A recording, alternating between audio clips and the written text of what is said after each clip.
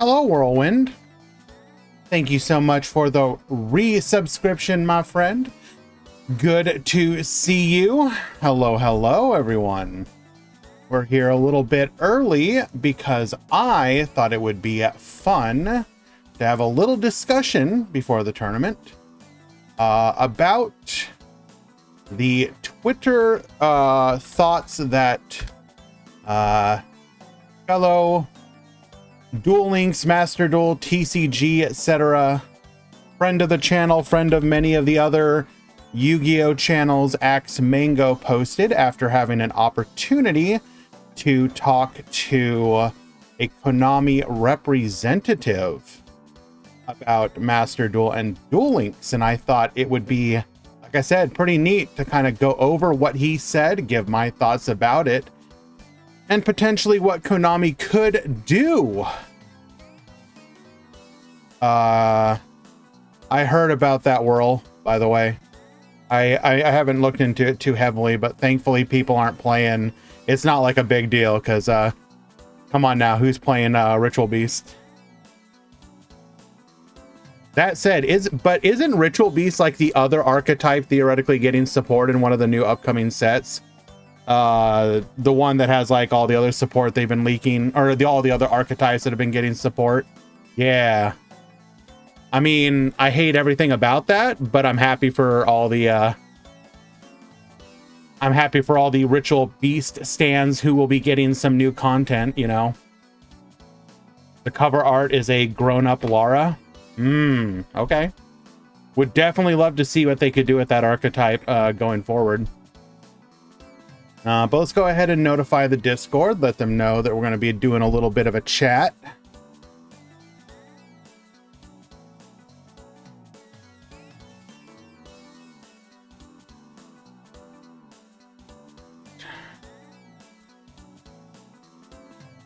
Good signups already today, by the way. Very happy about that.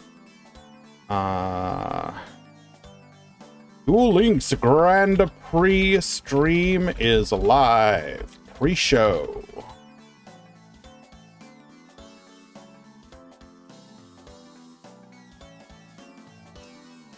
All right. Why don't we go ahead and give it just a few minutes for people to show up, and then we'll go ahead and begin.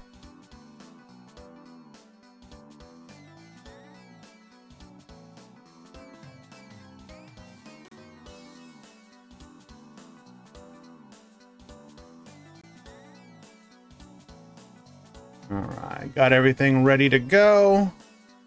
Okay, cool.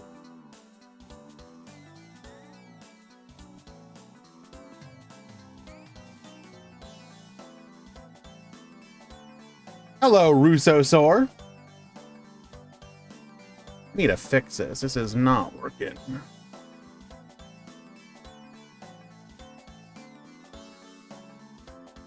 There we go. That's a little better. Okay, so go ahead and share the original link where Mango has the thread. He talked about having a community outreach fella from Konami that he had an opportunity to speak to, and then listened to him, quote unquote, ramble for about 30 minutes. About what they would want changed for both games. He did ask, besides banning Maxi, which is obviously kind of funny. So I asked Mango right here, hey man, what did you say? I was definitely very interested at what you know, if you have an opportunity to talk to, you know, John Konami, what are you telling him? And he went through and posted a metric ton. Well, okay, it's not showing up here. I think it'll show up here. A metric ton. Did we delete them? I have them saved, but anyway, no, I think it was on individual posts. But it was about 12 different little thoughts written down. And again, I thought it would be really neat for us to actually just go through and you know, read them ourselves and see what we think about this. You know what I'm saying? All right. Hello, Serena. Captain Grimm, it's about 27 minutes until the tournament begins. A little less than 30 minutes until the tournament begins. Submit your deck list or you will be dropped. Okay. So, point number 1. No collaboration with the Duel Links community and the figureheads who are specifically maintaining interest in the competitive community, whether it be content creators, tournament organizers, etc.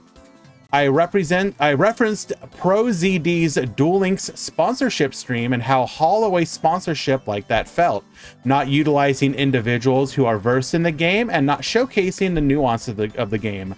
I highlighted that we are aware these type of sponsorships are geared towards casual players, but even that can be expanded by community Duel Links members more than someone who has never played the game before. On top of that, most official sponsorships with the Yu-Gi-Oh! Community players are those outside of Duel Links and typically outside of Master Duel as well, who are more TCG, OCG focused but casually play Master Duel.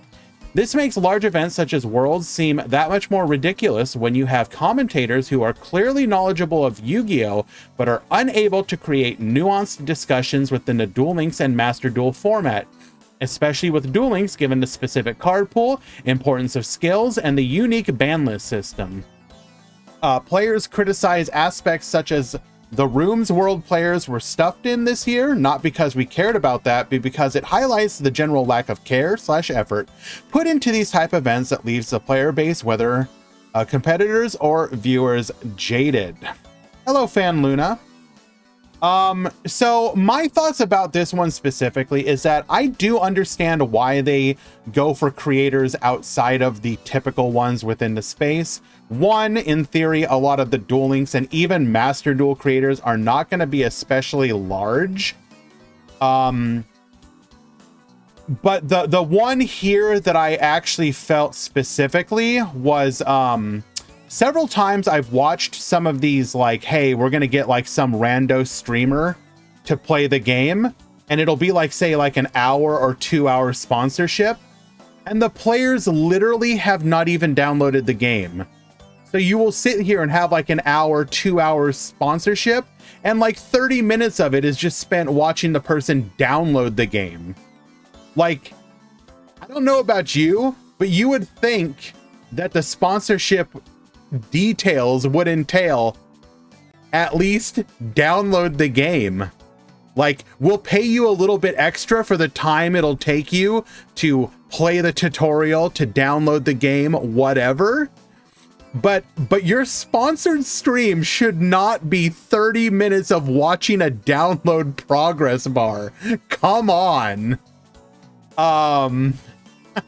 Yeah.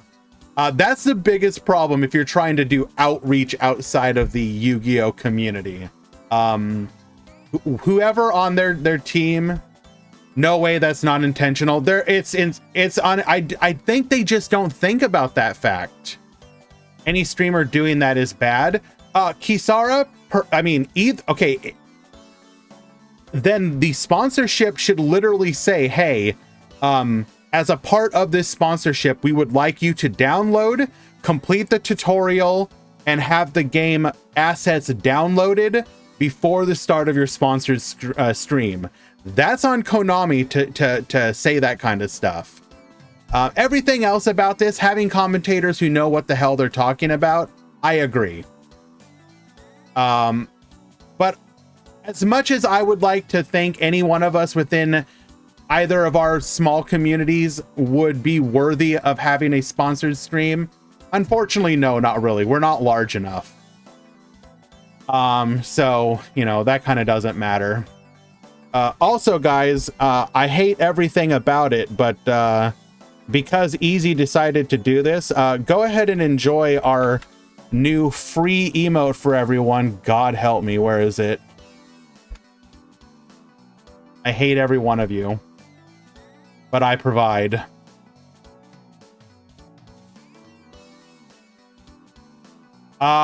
Point number 2. Specifically with community tournament collaboration, I highlighted the community is aware of Konami's stance towards prizing and their disagreement towards money prizes provided in community tournaments. I highlighted that Konami needs to work with community members to find a way to make it worth everyone's time and effort if they want us to follow through with the values they want to promote regarding prizing. And the fact they don't reach out showcases a perception that they don't care about the competitive scene. I referenced how Decade was supposedly in talks with Konami many years ago to offer official Duel Links tournaments that had alternative prizing, such as merch packs, consoles, etc. And because nothing came of that, community members were forced to take the community tournament scene into their own hands.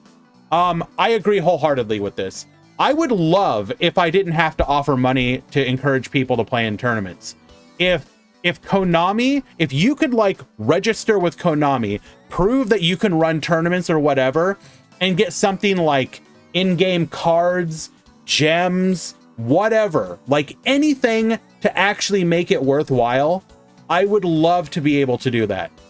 I mean, not only would it be easier on me of not having to offer cash prizes, but if the prizing was good enough, again, imagine if you winning if Konami had a system where they're like, you can hold one tournament a week and we will offer 5,000 gems in rewards. Imagine if you playing in a tournament could like earn you gem rewards or something. I'm not saying that's what it needs to be, but there are many ways that you could have some kind of tournament organization system. The only problem with Konami-sponsored tourney is that they'll restrict players to region. Well, I mean, that's also a non-starter. This is a worldwide game. Screw that. I think many players would also be happy, even if like the prizes were like, I don't know, unique variants of cards or playmats or in-game playmats or in-game like skins for characters. Like, I don't know what it is. There are so many different ways that you could offer rewards that people would actually be excited to win.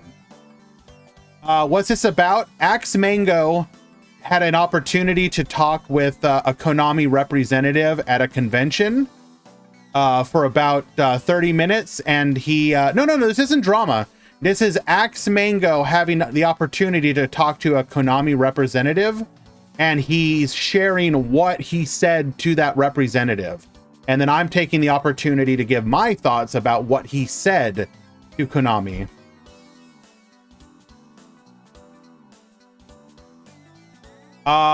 Beyond official tournaments, I mentioned the features within both games, Duel Links and Master Duel, are lacking for anyone who wants to do anything beyond standard ladder. Duel rooms have minimal features. To be fair, the Duel Links duel rooms do have some additional features, like being able to host Legacy Duel or Turbo Duel. Konami, when can we do when are you gonna let me do something like action duels? But anyways, I partially agree. They're doing kind of okay with duel rooms. Casual is typically not worthwhile, absolutely true.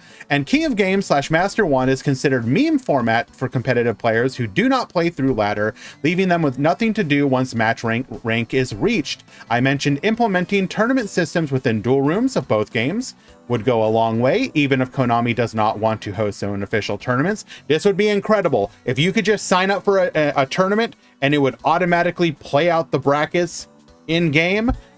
People would enter these tournaments all the goddamn time. So like if literally we could set up all the tournament stuff in game and it fired off automatically at a certain time, like a duel room, that would be incredible. I mean, you would need the ability to have verification. You'd have to, like the mod, like the person who started the duel room would have to have like mod abilities to override. Does Master Duel have that? No. None of the games do. They could even interface with Neuron to track records for competitive players. But yeah, so I think having the ability to grind an elo at King of Games or Master 1 would be cool. Imagine if once you hit the max rank, you could then like basically grind for the max rank within the max rank. And then at the end of the month, the people who had the highest rank, you know, the top 100 or whatever, would be featured on a leaderboard or anything. It doesn't even matter. If you just give people something to shoot for, once they hit max rank, people would do it. Like, even if it's like literally just a top 100 people get a mat for that season or whatever, people would do it. Obviously you should do more than that, but whatever. Regarding tournaments, I mentioned how much of an emphasis there is on past formats in the TCG community, and Konami even acknowledges that with Time Wizard format. And this is something that can easily be translated into Master Duel, but isn't utilized at all. This, yeah, you could do the same thing with Duel Links as well. It'd be a little bit more difficult. I mentioned players have no reason to invest in old archetypes with expensive ultra rares in Master Duel outside of content creators playing old formats because they're generating content for viewers. By allowing for customization with an in-app tournament mode that includes custom ban lists, it would incentivize more players to make the deck they love while also having a platform to utilize it. I agree wholeheartedly with this. I built, for example, Harpies in Master Duel just because it's one of my favorite decks, like, ever. But there's no reason for me to ever play that deck anywhere. And it's also, like, hell of expensive for, like, absolutely no reason. If you told me that I could go back and play, like, formats where these decks would have a place, that would be a lot of fun. I would love to play, like, officially, like, in-game supported, like, Edison format. I think Edison format's a lot of fun. Unfortunately, Konami has not done that. Now, when it comes specifically to Duel Links, they would have to do something where they allowed you to play with old skills. With different effects.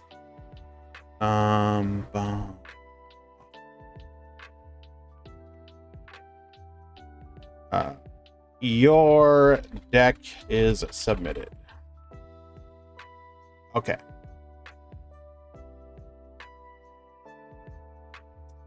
Go ahead and go back to that. KC Cup / DC Cup style events in both games are frowned upon by the community because of the time investment required encourages unhealthy habits. True. Community suggestions include a cap to the amount of games that can be played per day of Stage 2, or certain hours per day within each region over which Stage 2 duels are open to promote quality of games over quantity. God, yes. Unfortunately, I don't think Konami will ever change this. Excalibur, it is me talking about Axe Mango's, who is a Twitch streamer who had the opportunity to talk to Konami representatives about what they would do to change Duel Link, or what improvements they would make to Duel Link / Master Duel. So we're kind of reviewing what he told them and then giving our thoughts about them. Regarding Stage 2, the ELO-based matchmaking system utilized in Stage 2 of both games is what players have requested for standard rank ladders. I mentioned whenever you tune into either game on a streaming site to see streamers climbing the ladder, you typically see COG number 5 in the stream title by day 7 of the format because of the current system for both games incentivizing multiple accounts over committing to one main account. Very true. I mentioned most players don't like the current ladder format in Duel Links, especially the 5-win streak requirement to achieve COG in a best-of-1 format, with a lot of uncontrollable variation, and in Master Duel, many players feel they are wasting their time climbing ladder because they can spend 20 minutes on a game they win, only to lose the next game within 1 minute due to a coin loss / bad matchup that can't be accounted for in a best-of-1 format. Also true. Resulting in a player ending up back where they started 25 minutes ago with no progression. I mentioned many have suggested changing to an ELO-based system to promote more games based on skill over luck and higher ranks. I did acknowledge that won't necessarily fix problems of going against a losing deck specifically in Master Duel. I referenced Numeron OTK scenarios and the old days of Nurse FTK requiring players to play 13-card extra decks. as you can easily lose to low elo players in that type of format, resulting in the same issue, but mentioned this highlights more of the issue of balancing of the Master Duel ban list and how it needs to accommodate more to its best of one format. All true. One of the best features of Duel Links is its unique card pool that allows for constantly shifting metas, not just with set releases, but character releases, skill releases, and event rewards. Metas can shift within days because of constant new additions, and because sometimes it takes a long time for a strategy to be discovered / optimized. True, this is honestly one of Duel Links' biggest strengths. Master Duel, on the contrary, is following in the steps of now dated TCG / OCG formats, and most of the Master Duel meta decks are figured out before each new set is even released. Even with certain cards being limited upon release, these limits don't tend to do enough to highlight what was learned in the TCG / OCG formats, resulting in Master Duel players going through many of the same motions TCG / OCG players did. I referenced tier format and how even with the initial and subsequent ban list, it centralized the latter format to an extreme extent, and players knew of the TCG / OCG limitations that ran parallel to Master Duels at that point, / how effective tier were even in their more restricted state within those formats compared to Master Duel, which further highlighted Master Duel as a game that is lagging behind rather than being its own game / unique format. Even with the recent release of Full Power Kashtira, the limits upon release seem insignificant. I would argue Kashtira does seem a little bit more toned down. So this one here, I kind of agree. Master Duel should either just be a OCG / TCG simulator, offer both formats and have it be up to date, or it should truly become its own thing. A good example of this would have been when they released the Ishizu cards before they released the tier limit cards, which was different and did actually create, albeit only for a single month, its own unique format. Konami should be more willing to do stuff like that. Like, what if instead of releasing tier and Kashtira, they had skipped ahead and gone straight to, like, you know, sets further down the line, then came back and added some of the older sets. Like, truly try and mix things up. If you don't want to do that, then at least, like, catch up and just be the modern, like the game, just be OCG and TCG. Adding to the Master Duel ban list discussion, as divisive as the discussion regarding Max C is, a format's ban list should not be held together by one hand trap. Decks such as Spirals and Endymion are clearly oppressive if not unchecked, but with Max C being the biggest contributor to their low representation, the ban list should stray further than it has from OCG to account for the unique format and go beyond, will this deck lose to Max C as a way to check oppressive strategies? I actually kind of disagree with this a little bit. A lot of these decks aren't necessarily not played because Max C keeps them in check. Most people don't like doing like 50 card combos in a row every single game. After you've done, you know, full spiral combo like 20 times, you're just like, dog, I'm just gonna go play like Kashtira or Labyrinth and like have my turn take like 2 minutes. Like, people do not want to sit there and just do the same combos over and over and over again. It honestly gets old. Now, obviously, some decks you're always going to have to do certain combos, but it really comes down to how long does a combo take to do. Going back to the discussion of ELO and dueling / Master Duel and how COG / Master 1 is considered meme, I mentioned there's no incentive to play the max rank of either game. He just kind of goes on to say why people should, what they can do to make the format or that stuff better. My opinion is incentivize people to get to those ranks by earning like a dream. If every month you could get like a dream ticket or something, I think it would really incentivize people to make it. And then have some kind of rewards for being like in the top 100 / top 1000 of each format in the highest rank at the end of the season, even if it's just like a playmat or an icon or whatever. There are ways to encourage people to play, and Konami just needs to do them. Regarding Duel Links, the game doesn't do enough to incentivize new players looking to become more dedicated to the game.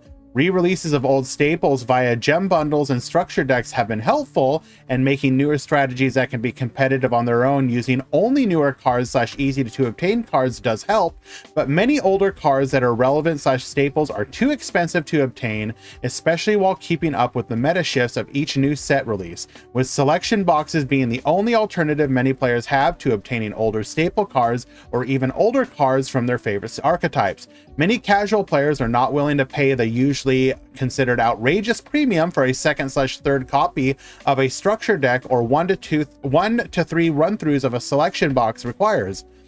But then when a new player makes a very basic low power deck made up of the old level 2 to 4 vanilla monsters the game provides for free, or a deck made up of 10% of an archetype they were able to pull with the 20 to 40 starting packs they received, and then play a few games with these decks that have no inherent synergy / strategy, these players end up either playing against NPCs and getting bored by the general lack of intrigue these decks provide, or play ranked ladder and get discouraged because their decks can't keep up. Yeah, Konami needs to make the new player experience much better. You can find it on Mango's Twitter.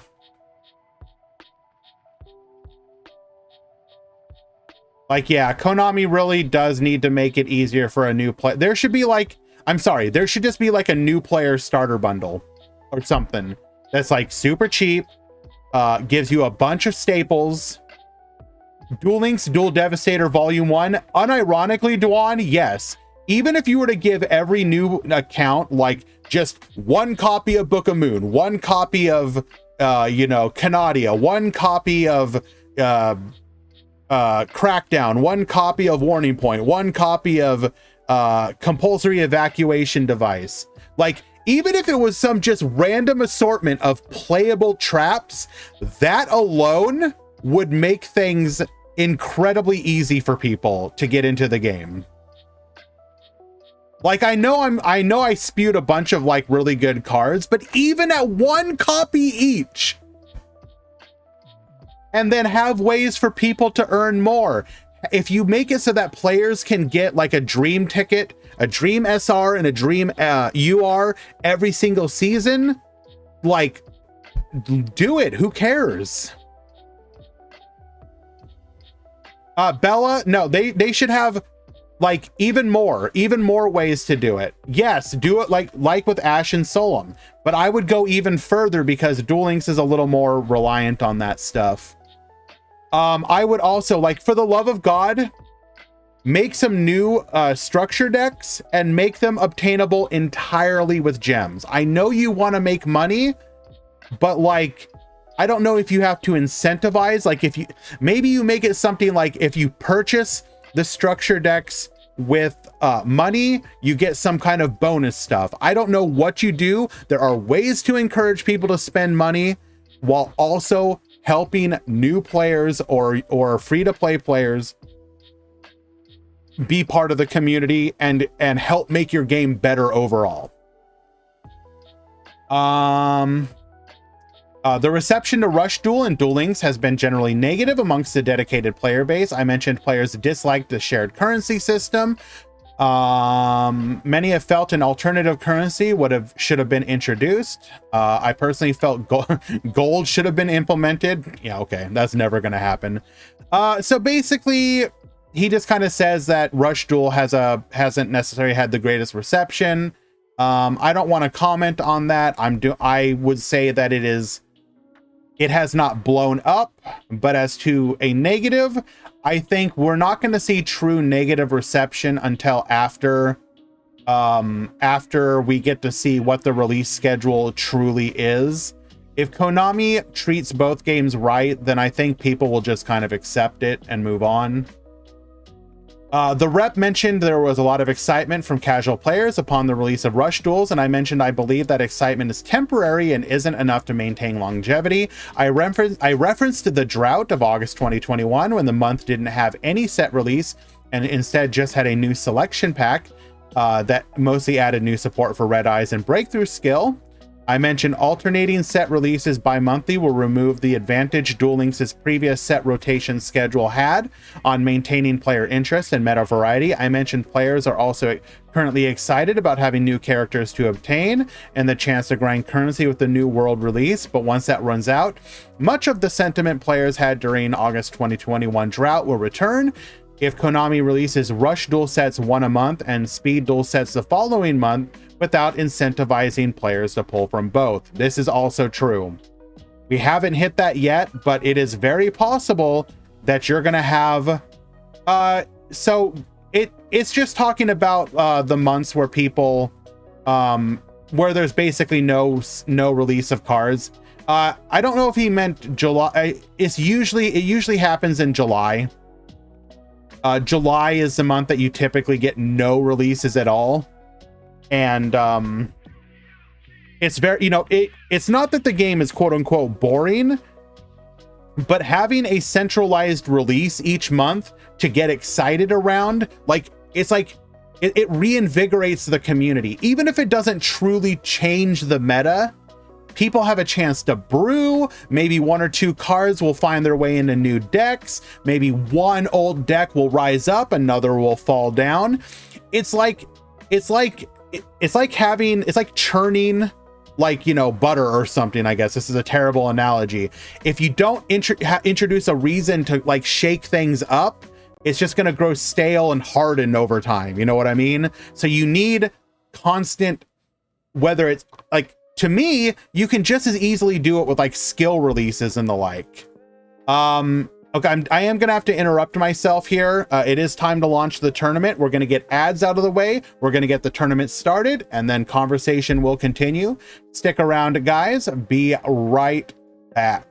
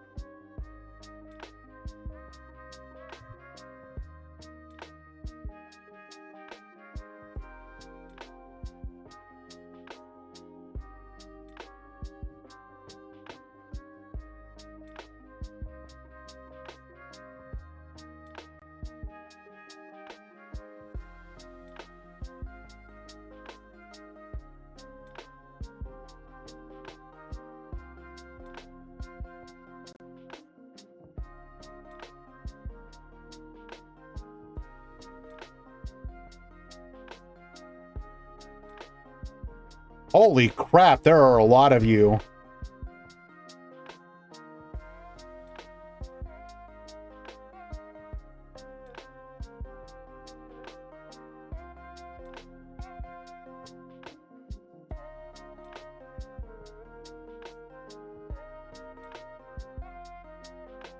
There is very strong turnout today.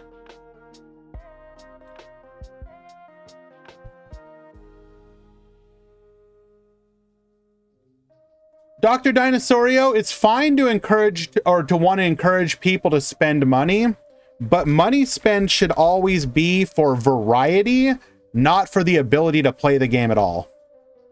There is no side deck today. Because we had a good result for last week, I'm giving you guys another opportunity. No side deck. If your opponent plays something that you think is a side deck card, do a mod call.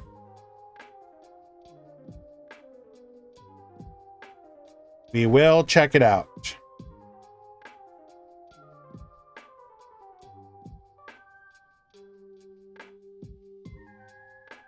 I think there were like 9 drops, so I think it's like 140 after drops. How do you do a mod call? At the bottom of start.gg chat. So when you click on your match and you check in and you go to the chat, there will be a option at the bottom of it to call for a moderator.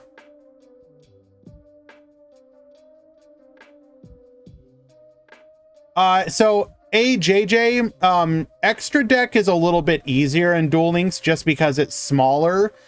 In a lot of situations, you can kind of skip certain extra deck monsters, at least for the time being, and use replacements.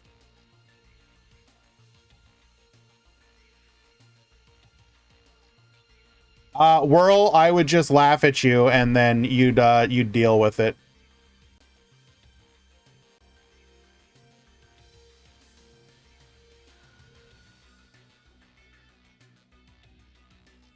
Your extra deck is important for some decks, but there are a lot of decks that are that kind of don't matter. Like, there was a period of time, for example. Excuse me a second.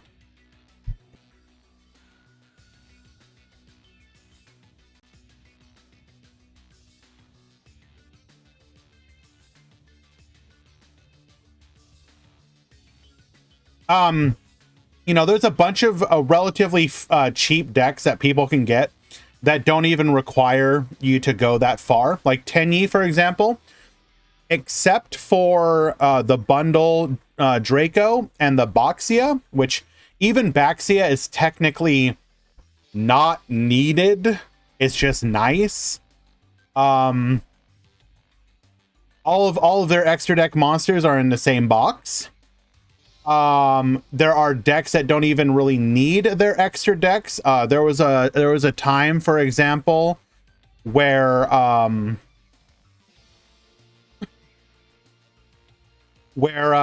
you know, I would recommend new players go for Sulfachord, and you don't even need your extra deck for that one. Just play whatever. You know, obviously some extra deck cards were good for it, but you didn't need any one specific extra deck card.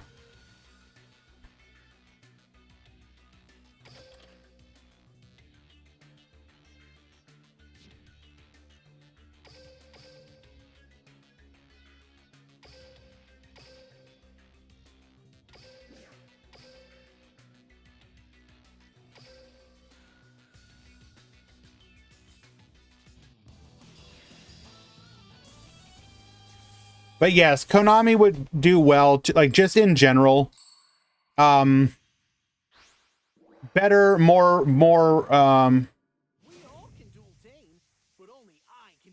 Mr. Clapper, 1 second. Let me, where are you at? Dark Rebellion and I will fight you together. No matter who I face, I'll keep dueling my duel. Duel! It's my turn. Everything is ready to go.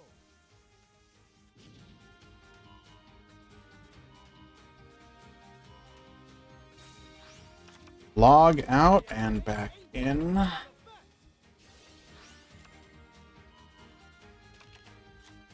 Phantom Knights of Ancient Cloak. The Phantom Knights of Silent Boots. Cloaked in shadows and relentless in its objective. I exceed summon. Okay. Sorry, just handling a couple things on the back end, guys. So, Rise up! Rank 4 Dark Rebellion Exceeds Dragon! the problem isn't necessarily rogue decks. I activate Silent Boots' effect! The problem is that certain decks just get punished. Like, there are rogue decks that you can play. You can build them very easily. You can, like, how to put it? A deck like Raid Raptors should not be as expensive as it is, for example. But it is, because the only way to make it work requires you to go all over the place. But there are other rogue decks for which that isn't the case. You know, one could, I mean, I guess technically one could argue that it's better that meta decks are like cheaper. So the fact that, well, outside of the fact that you can no longer get the archive box, but BLS was an incredibly cheap deck. Tenyi, a relatively cheap deck, etc. But yes, for those of you that don't know, during the Duel Links Meta Weekly number 300, we had relatively good results from the Phantom Knight decks. Now, it remains to be seen if that's going to be because of new hype, people weren't ready for it, or is there actually something to it? Let's see. Valk, you would still pay all the money in the world to get your Registriders. Don't even lie.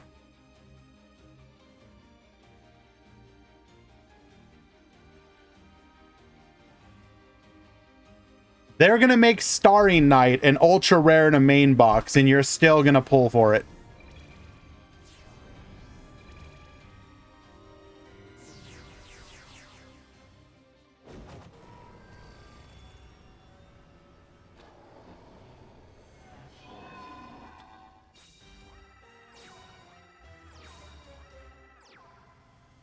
Alrighty, we do have access to a rank 6 play here. So the question is going to become, do we go for Beatrice, get negated? Or, but if we do that, do we have another level 4 in hand to make like Queen de Jin? Oh, wait a second. No, we have 2 negates available to us though. Because we didn't, wait, no, did we use the effect or is it just 1 negate? Okay, it's only 1 negate. So we could get hard punished here. So Beatrice has been taken out of. Show us a level 4. Normal summon, a level 4.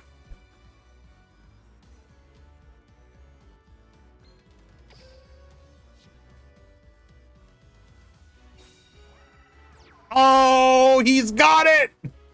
Yeah. Oh, but our back row was a warning point. Oh, we are just we're dead. We are literally dead, bro.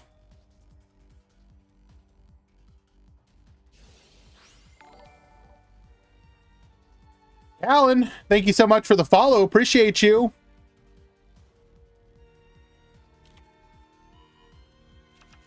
Everything we're doing right now literally doesn't matter.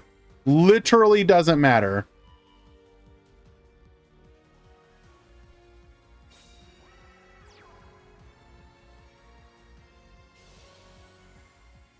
Activate Requiem's effect. Get Radusin. Get Babustin.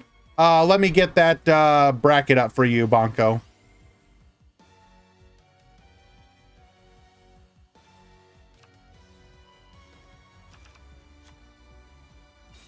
There are no free chickens. I'm sorry. Setting an additional back row. We go to battle. Wait. What? Did we misclick?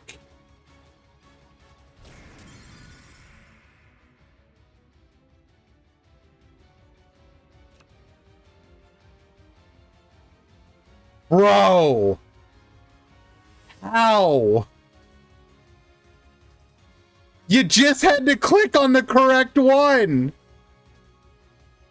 No.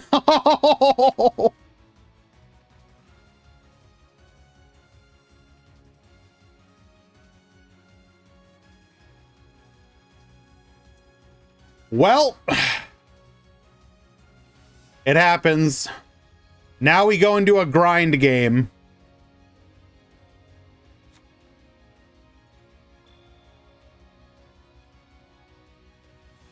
But there's ways even through mobile. You don't have to drag. You literally do not have to drag.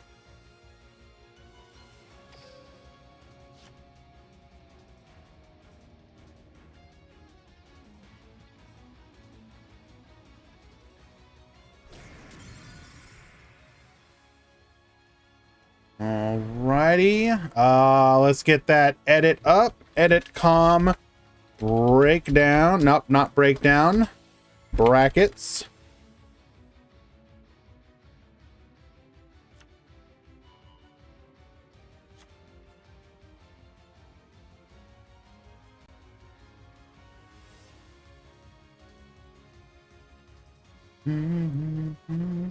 Yeah, this game should have been over. Real unfortunate for Deborah. That misclick was devastating.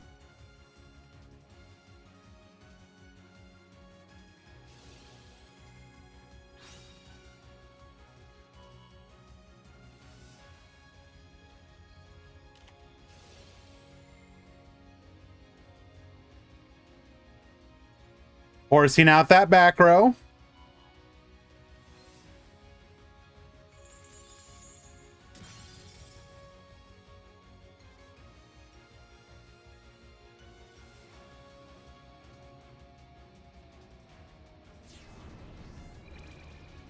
Pendulum summon, bring forth.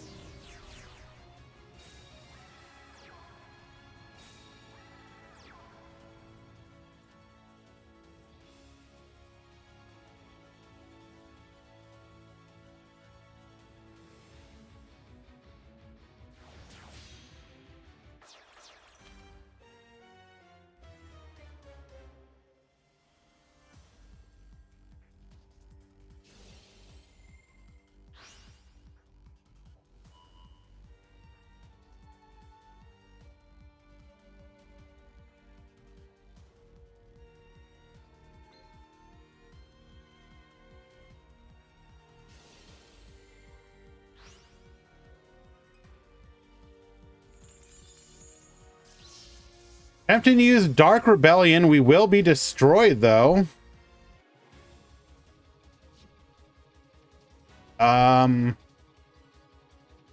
We were probably better off just like continuing to wall up until we could make a play. Okay, well, Deborah will be able to successfully come back from that and get that win that they actually deserved.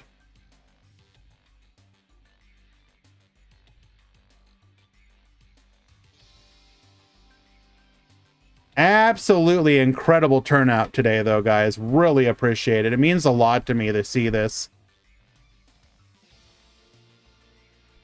My goal with these tournaments has always been to create that weekly big tournament local experience in the vein of the Duel Links Meta Weekly that Decade originally envisioned, and I would like to think that we are achieving that. Each and every week, we get to come together, have a lot of fun, have some good conversation. Where is the cat? Not here right now. She'll be here, though. Don't worry. Give it time.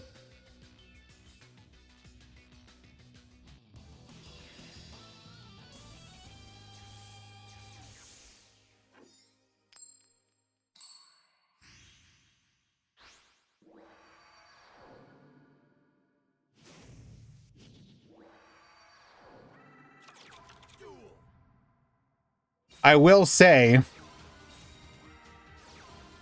I have started to sleeve my TG deck. I have all the proxies in, not proxies, but slots where the proxies will go once I get them. Soon.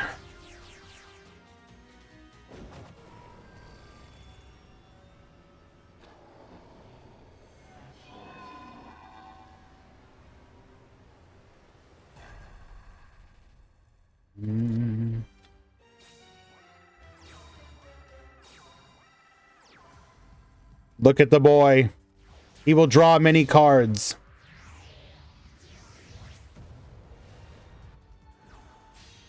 Deborah won, yes.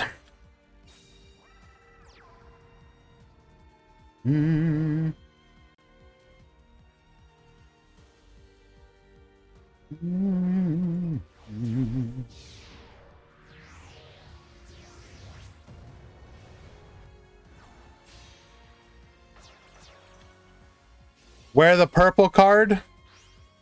The purple cards are waiting to arrive.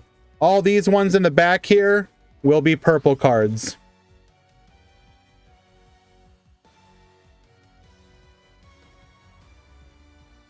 Hello, Elsune. No, it's like the new TG trap plus my extra copies of Imperms.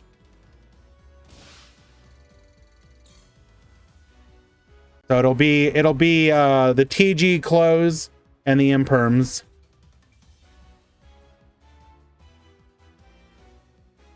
Alrighty, we got the Abyss Dweller, we got the Beatrice. This is going to be pretty rough for PK to play through.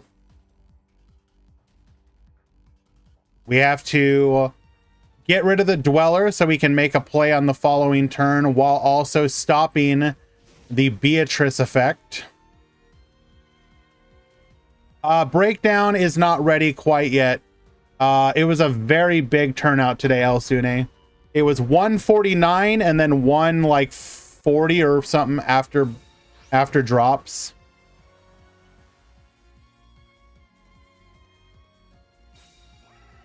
I will share it momentarily though.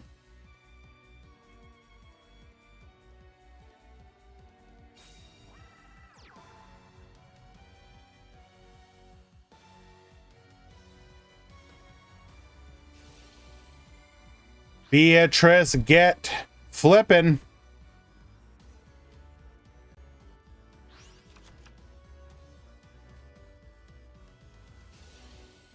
Tackle Crusader effect. Force our opponent face down.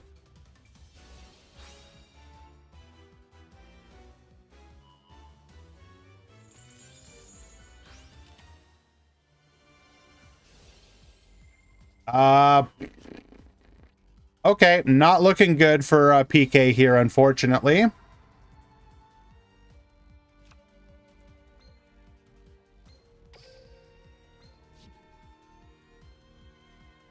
I do not believe there is any way we survive this. Have I seen the new set coming up? The anniversary set makes staple prices drop a lot. I would doubt that.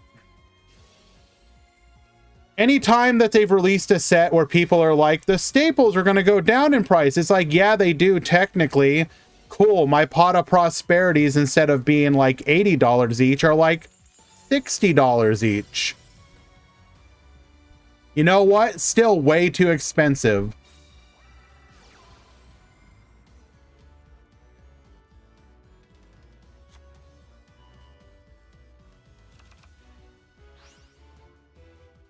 So Captain Grimm, they are anywhere between, I would say on average, max is 50 minutes, but it's usually between 35 and 45-ish.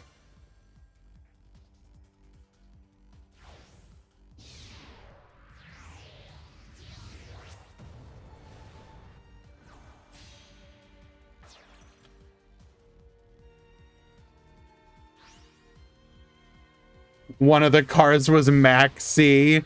Bro. You know what? Just release it in the US set anyways, even though it's still banned. Just do it. Imagine, like, that. Wouldn't that be like the ultimate troll? So, you know, some players start cracking open the set and they're like, what the hell is Maxi doing in here? Oh god, they're gonna unban Maxi, aren't they? And then Konami, with like literally no intention of banning Maxi, is just like,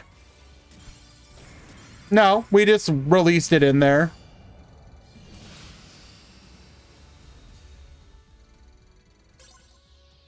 Alrighty, Anticristo making short work of Deborah in game number 2. Well done.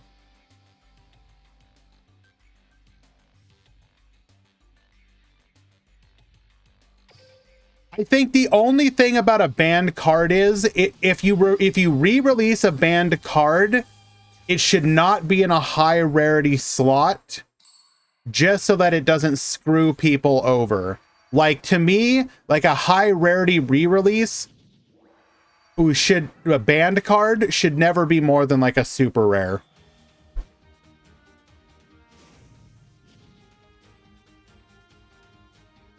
I mean, if you release a set of nothing but banned cards strictly for older formats, and everybody going into that set knew what they were getting into, then sure, have a Starlight Maxi, go for it.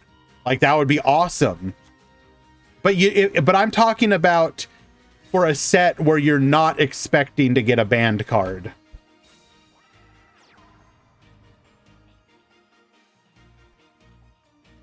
Alrighty, Deborah going first once again.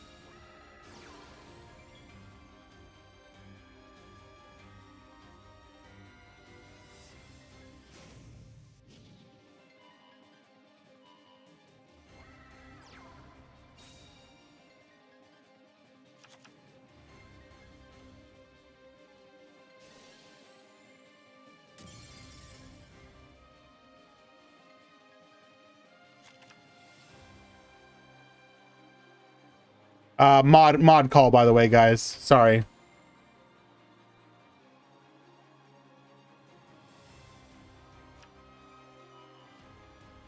That's usually the plan, Pilot. I do love setting you up, bro.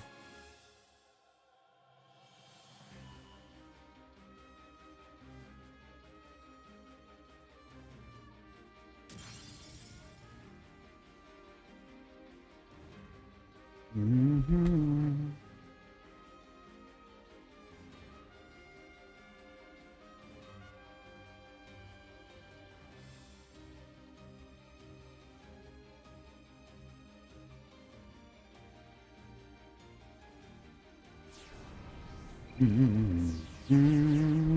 Pendulum for 3 here.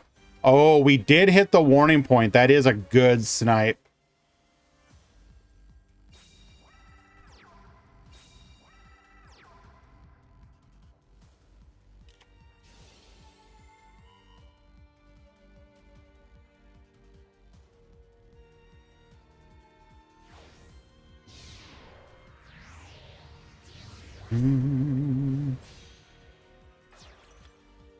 Alrighty, going for the Rebellion Dragon here.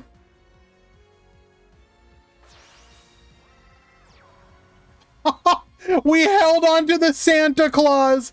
Bro, no way!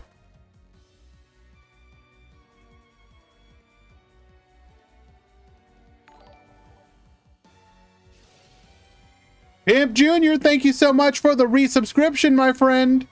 No, this is beyond rude. This is absolutely beyond rude.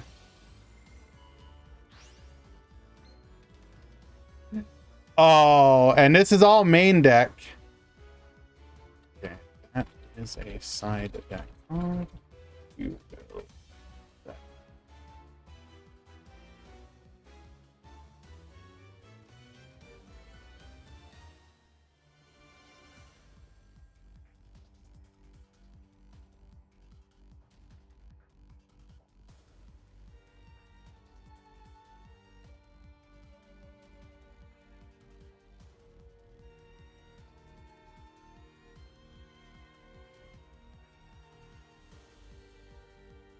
Okay. Lovely. Love how people can't read. No side deck. Proceeds to send a side deck anyways.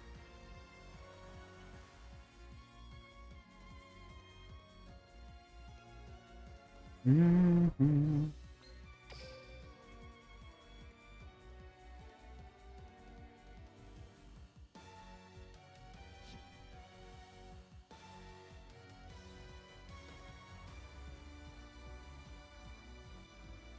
Alrighty, what are we gonna do?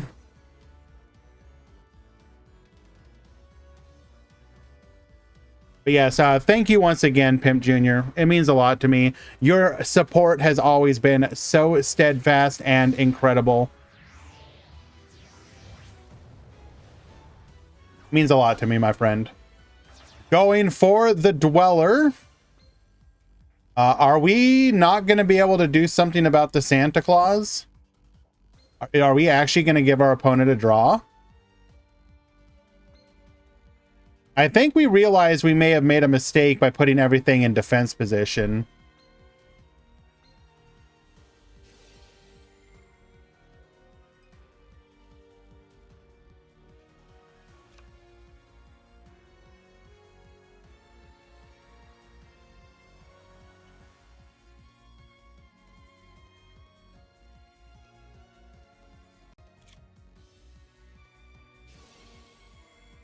We are going to activate the Dweller here. We can chain the Phantom Knight Wing in response.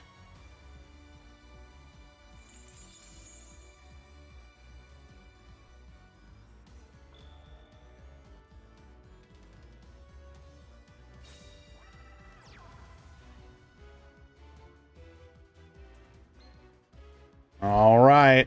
We can go for a rank 3 here. The problem is we do not want to use the effect as we are shut off from using the graveyard. So all we can really do is go to battle.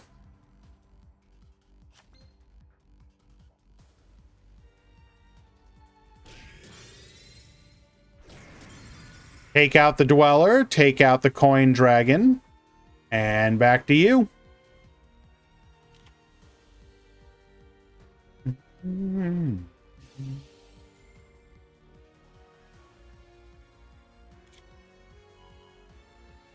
Hello.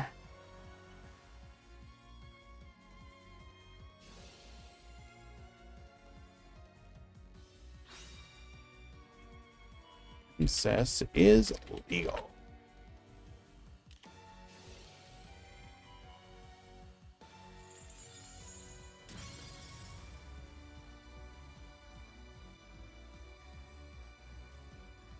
Probably should have popped a scale. He wouldn't have gotten the graveyard effect, though. And I think they want to keep their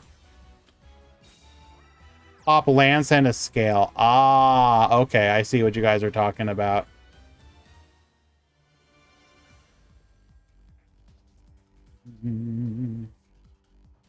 This is a Trish 0, though.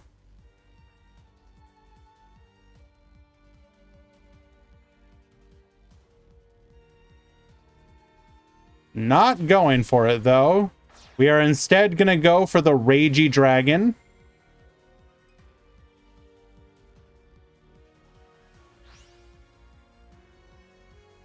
Perhaps not the correct play here.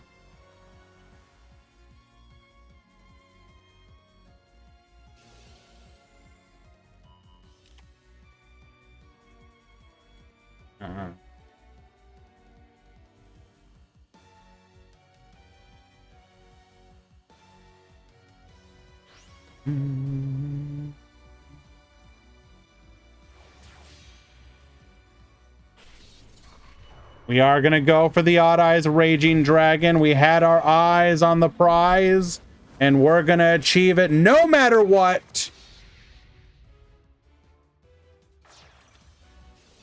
Activate Raging Dragon's effect. Oh, Breaksword's effect will activate here.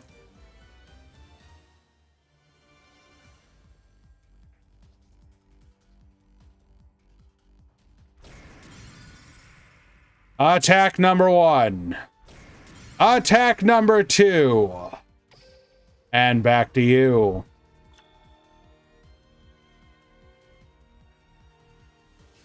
Any draw of a Phantom Knight does get us back into the game, in theory.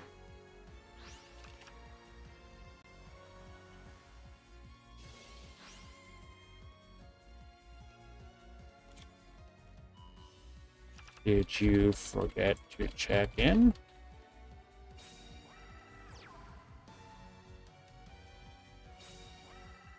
He has more of that.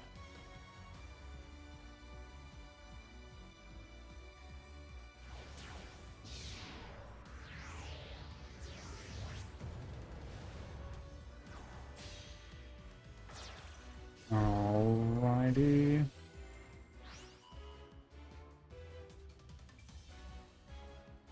You need to check in.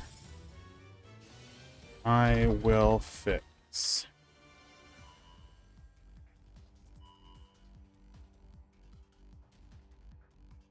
Sorry guys, another mod call here.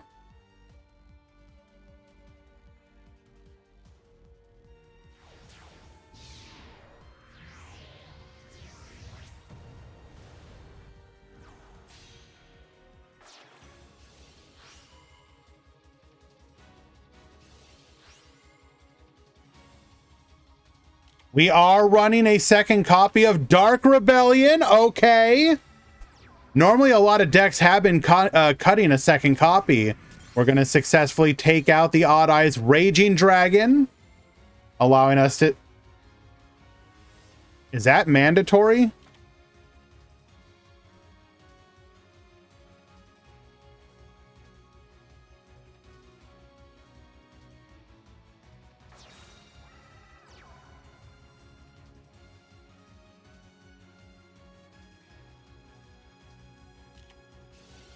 It is Swiss.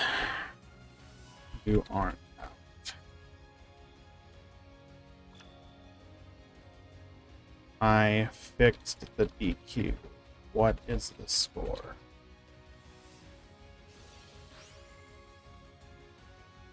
We do seem to have a lot of new players today, so we have a couple people needing help. There was a DQ from not checking in.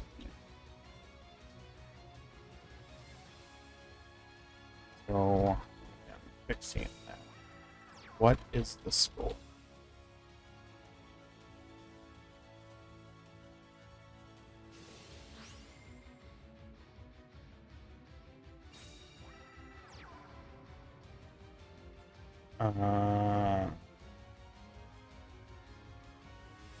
Is illegal.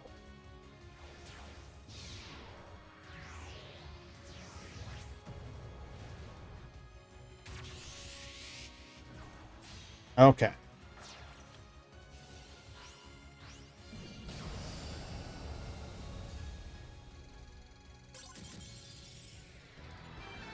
All right, Deborah taking game number 3. May have been a little rough, but we got there one way or the other.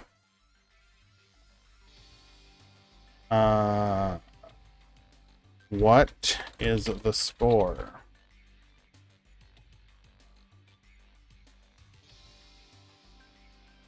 Okay, can somebody please answer? What is the score?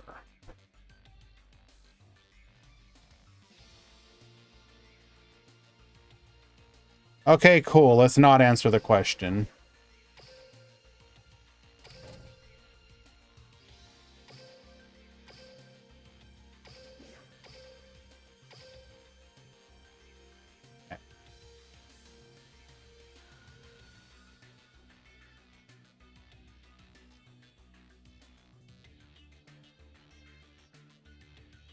Why are we disputing the score?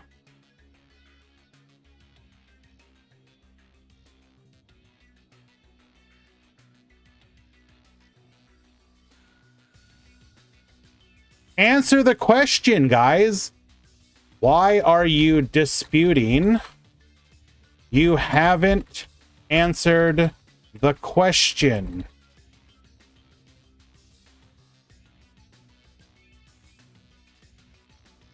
Holy crap. I'm looking at your game right here. 2-1. Why would you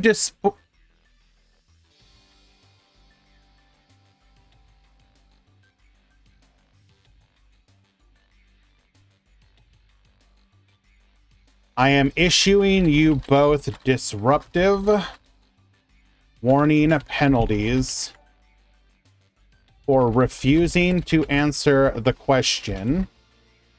If this happens again, I will DQ you both from the event.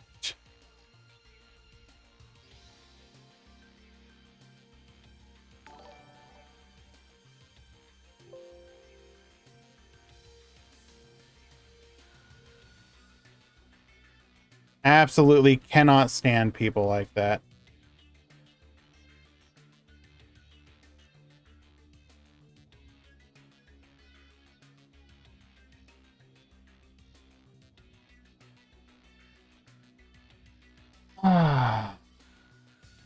Okay, who cares? 2-0 or 2-1 literally doesn't matter.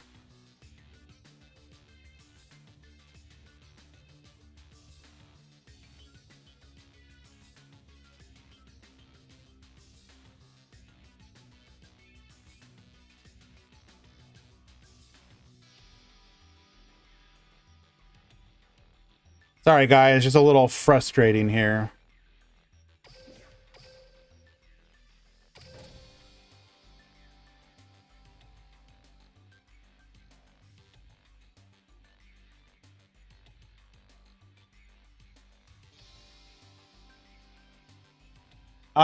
The 2-0 or 2-1 literally does not matter. It makes no difference.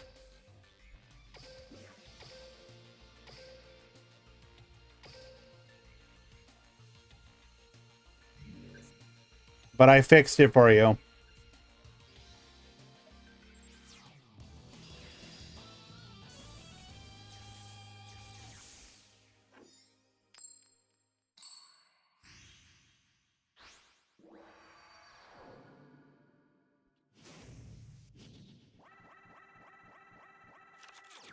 Your duel room literally says 2-1 for your opponent. How is that unfair?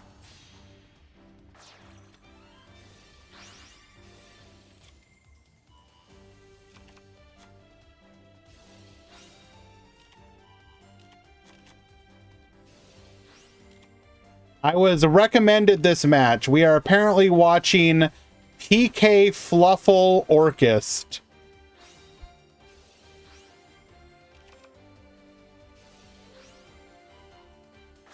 Hold on. Hold.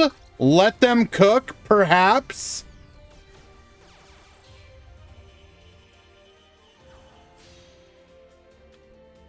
That's injustice.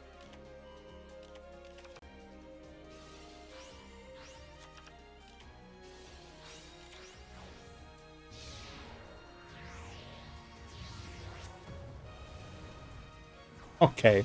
Anyways, we're going to ignore that for now. Being Girasu, we're going to go ahead and attach. We're going to dump the Phantom Knight Sword. Okay, going for the Chaos form here during our draw phase. We're going to go for the Ritual Effect Graveyard, bring out the Blackluster Soldier. And the Blackluster Soldier Envoy, Get Bonishin, Chaos form into the Legend. How do we survive this exactly? Bro, how do we survive? Bro? Are we good here? Phantom Knight Wings. And we still attack with the Legendary Swordsman. I guess it didn't matter. Kagemucha Knight, haven't seen that in a hot minute. We're going to go for the Nightmare Phoenix. Discarding, it is a bottomless trap hole, but we have gotten rid of it. Cloak, adding a copy of Silent Boots here. We will then be able to use Wings to bring back the Cloak. Special summon the Boots.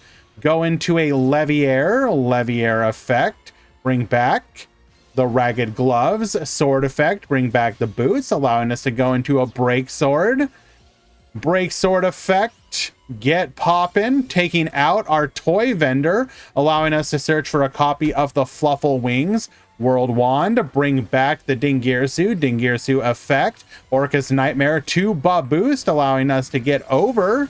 And then we will dome for 26 and 18. Lethal.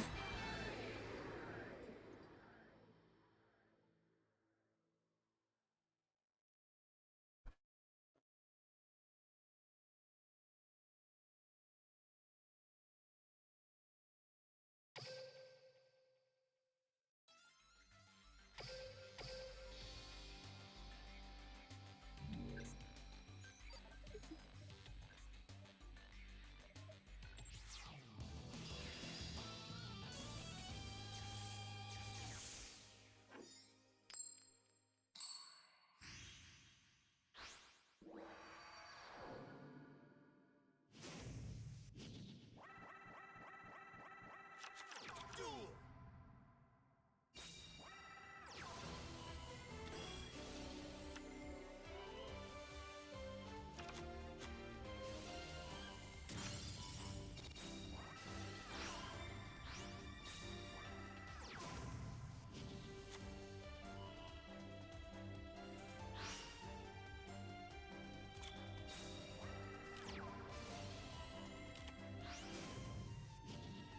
All right. Yatogami. Turn to start.gg. If your opponent used a side deck in game 2, it counts as a loss.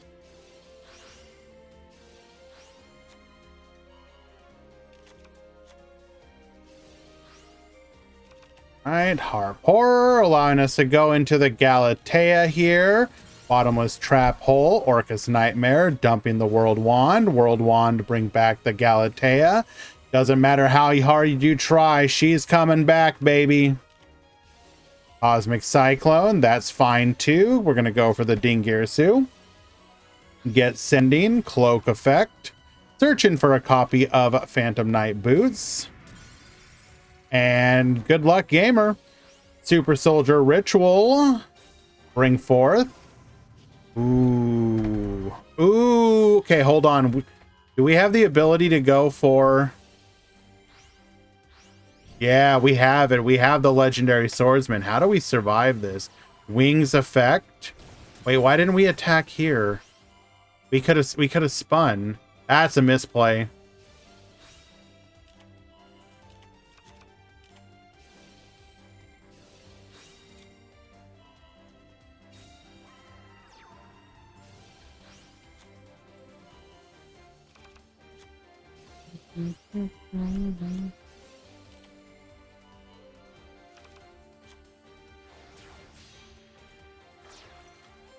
All right, Leviair,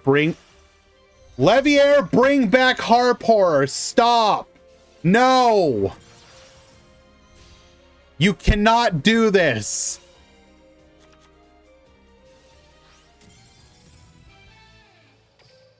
Okay.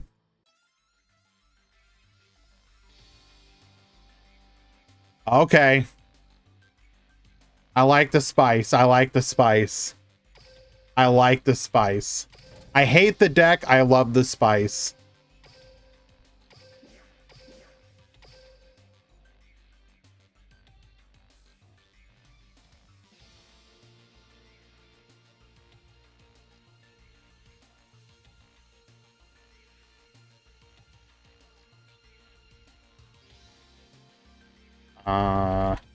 Where is the duel?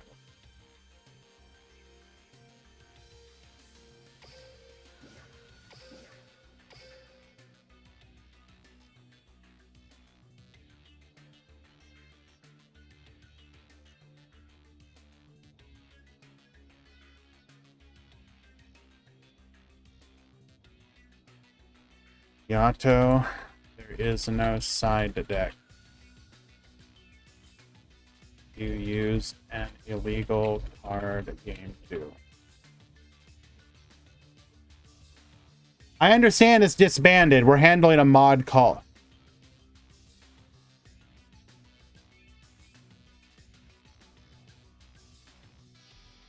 Your opponent. Who cares what your opponent? Okay. Play game 3. Game 2. Do not use a side deck.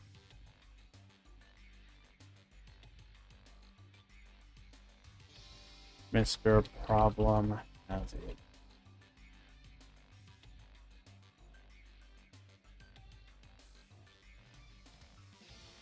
Come on, guys. You need to play game 3 now. This is such an unbelievable waste of time.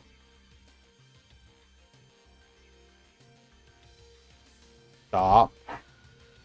Stop. Play game 3 now.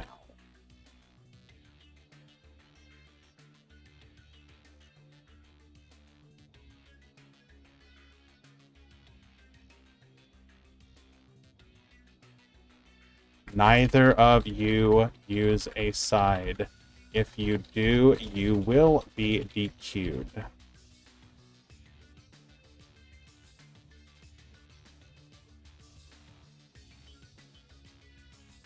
I really don't understand. Read the goddamn rules. No side deck. The channel name is literally no side. How do you do this? It blows my mind.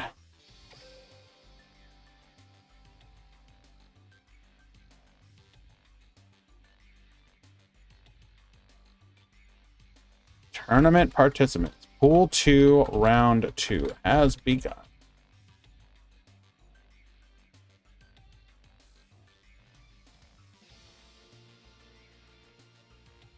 Is only one person in the room.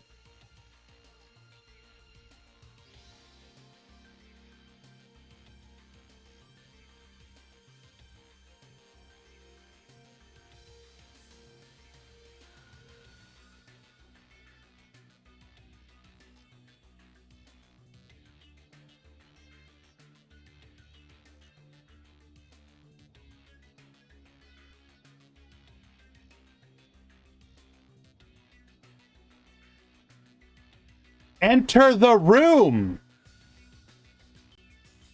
If you aren't in the room in exactly 30 seconds, it's a game loss.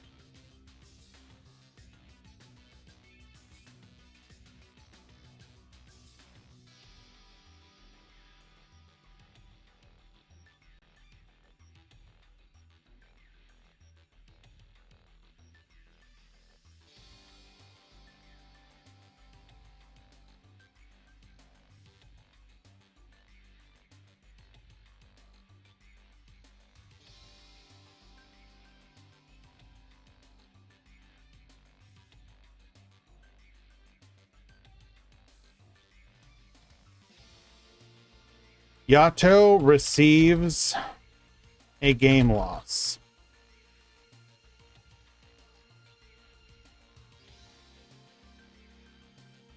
2-1 for Mr. Problem.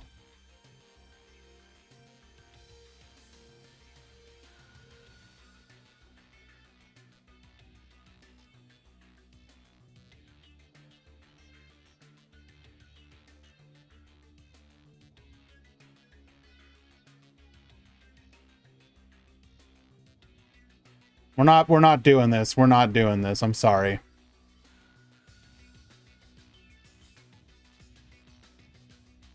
You had 50 goddamn minutes to do this properly.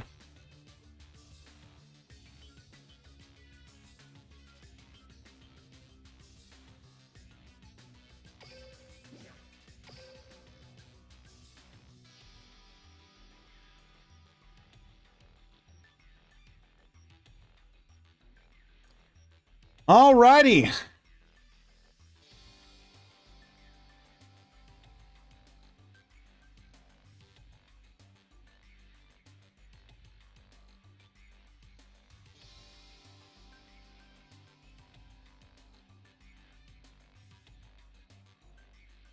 This is a no side event.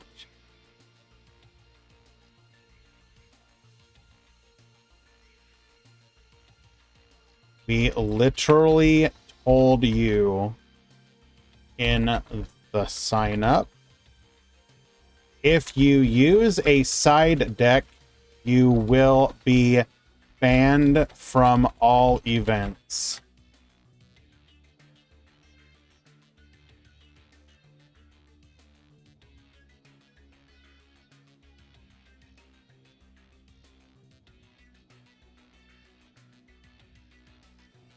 Absolutely incredible.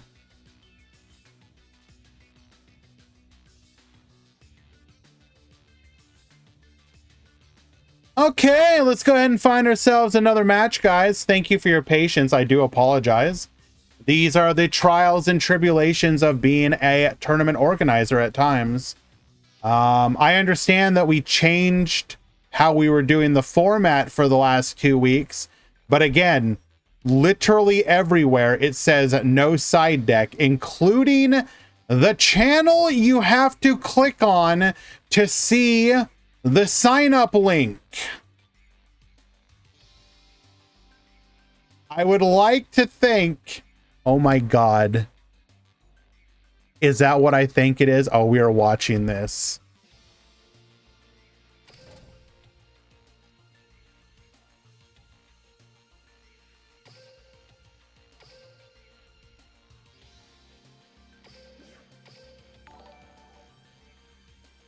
Also, I think I missed some. Let's see.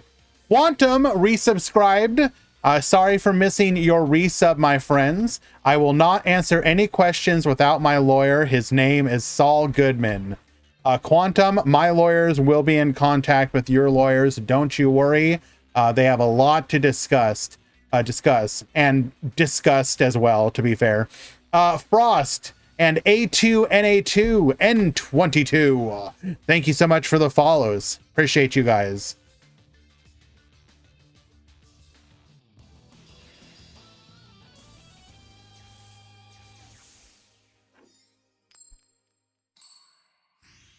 Duel.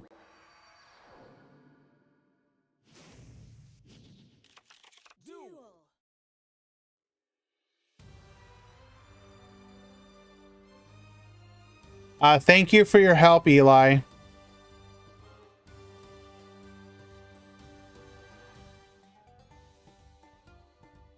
I do appreciate you, my friend.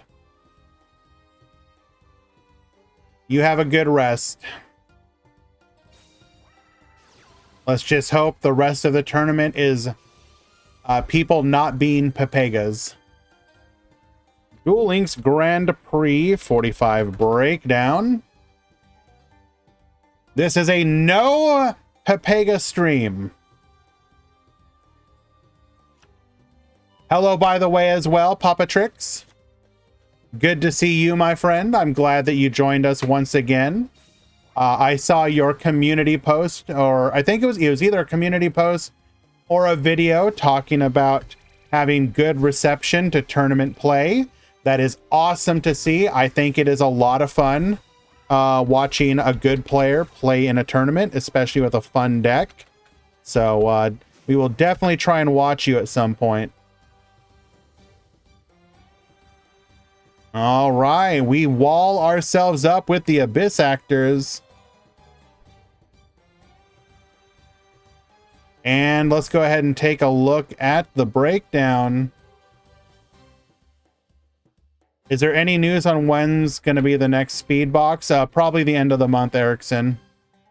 We already know a fair bit about it just based on speculation. We got Galloping Gaia. That's right. We got ourselves a certified gamer right here. Haven't seen this deck in a hot minute. Activating terraforming. That's okay. We've already got the Galloping Gaia, but why not have another one just in case?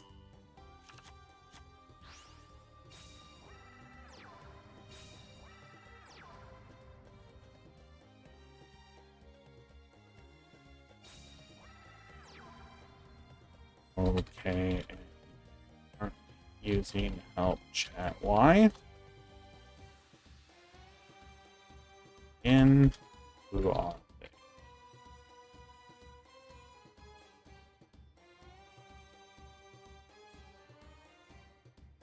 We have the breakdown. Here we go. There's a lot of decks in today's tournament.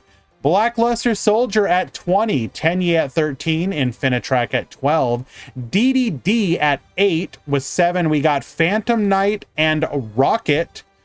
Sarctic climbing up the ranks there. Mech Knight at 5 alongside Odd Eyes, Salamangreat, Trickstar, Gandorkist, and Medolce at 4. Abyss Actors, Toon, Utopia at 3, Destiny Heroes and Goki alongside Heroes, Lunalight, Phoenix Gearfried, PK Fire, and Starry Night for 2.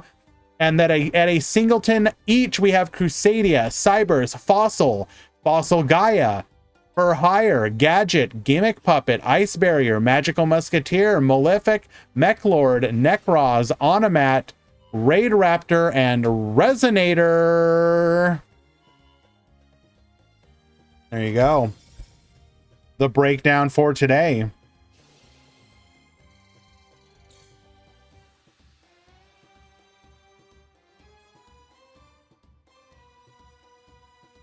Mm-hmm. 38 different deck types. Nice. Thank you once again for your help, Eli.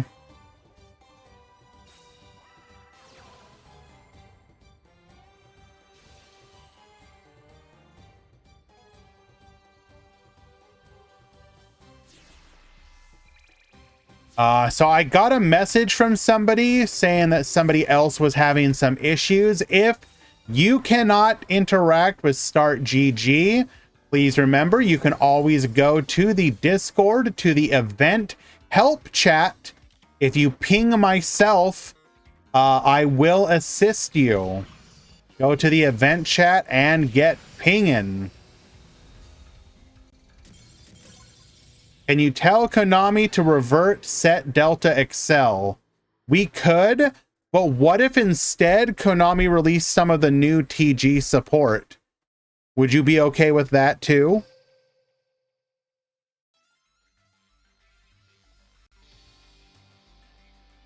Alrighty. That was game number 1.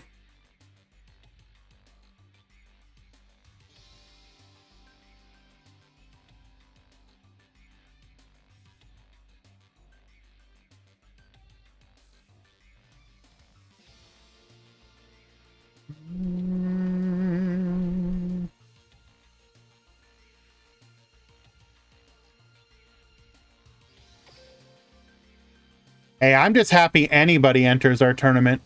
Whether or not you do well, as long as you have fun and you get to engage as part of the community, that's all that matters. And yeah, definitely nobody ever, I would appreciate it, as you know, as the organizer, as a streamer, just never make fun of people. You know, people are gonna bring what they have, and hopefully they can improve over time. If you know, learn to make. Here's the thing. We've seen weird combinations of decks work in the past, right? We literally just watched Fluffle PK friggin' Orchest work.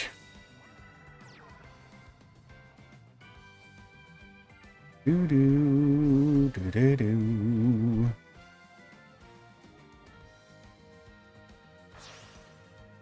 Well, I would definitely make fun of you, Sean, because aren't they bugged right now?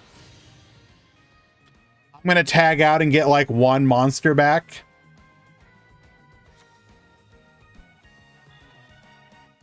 I'm not making fun of it. I'm saying it's a weird combination that most people go like, what? Alrighty. We got our Gaia, the Magical Knight of Dragons.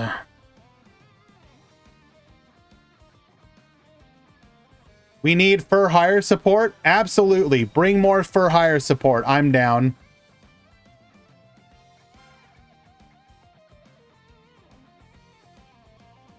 MST is going to go ahead and take out the field spell here. We already got a use out of it, so it's fine. It's fine.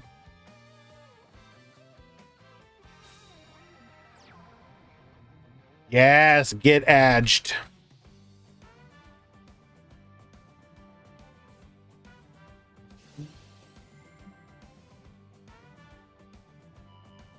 No, that went out. It's a system.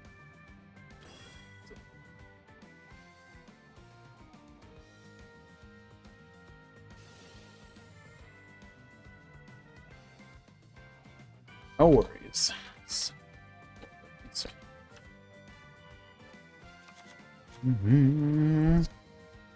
Alrighty, Endymion, we're going to go for the card cycle draw here. Our opponent is going to be sitting on a Gaia Pop that we can use at any point.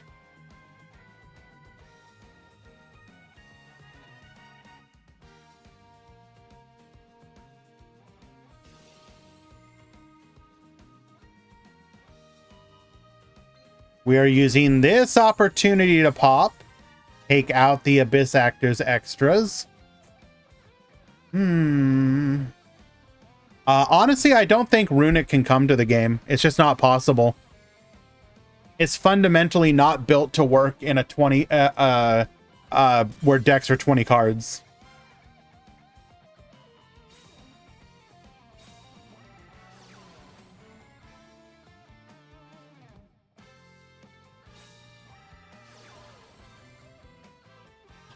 Like, imagine you activate the one that pops a back row and you mill 1/5 of your opponent's deck. Like, excuse me? No?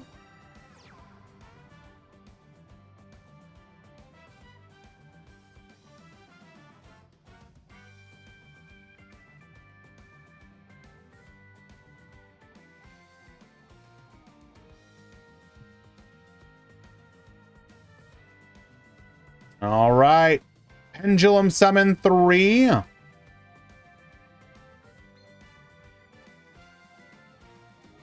Can't quite lethal here, though. Even with the comic relief.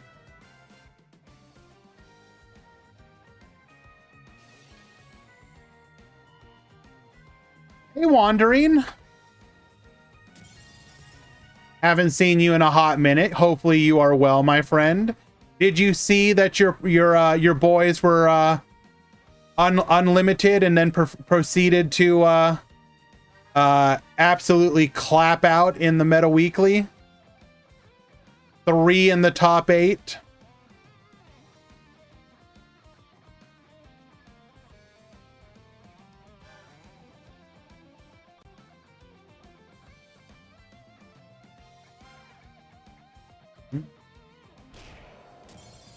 Yeah, it's a combination of the deck still being incredibly good, the reversion to the skill being very good, and the fact that the overall meta has been depowered just enough to make it compete. I think a lot of people, the other thing that a lot of people aren't realizing is just how strong the OTK potential of Requiem is. It's not just a negate.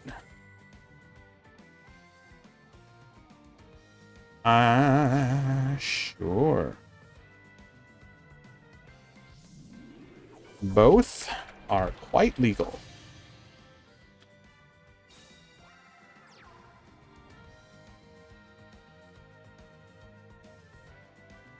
We are potentially looking at a rather interesting box coming up as well.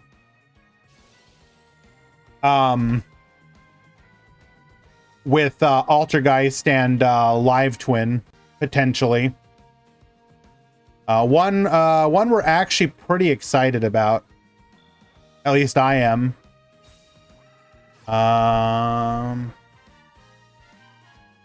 Screenshot the duel room.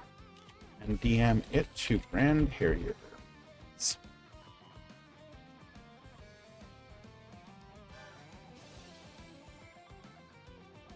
The other thing that will potentially make it how to put this, For anyone who maybe fell out of the game, they can consider the possibility of, because Duel Links has entered this potential every other a month box set release for the for either Rush Duel or Speed Duel. If you're free to play, you can focus on the one format and have 2 months to build up gems for each new box that you want to invest in. That, I mean, that's not great, but it is like a weirdly beneficial. It gives you more time to basically catch up with the meta, I guess. Yes, Whirlwind. If you are wondering how we suspect that, there is a bundle leak for the Evil Twin, Kill, and Leela, the 4400 attack normal monster.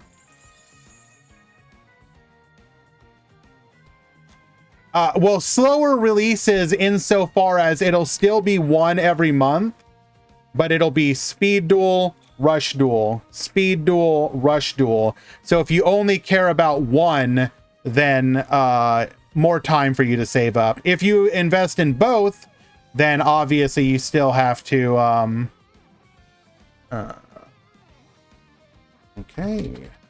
Match goes to you.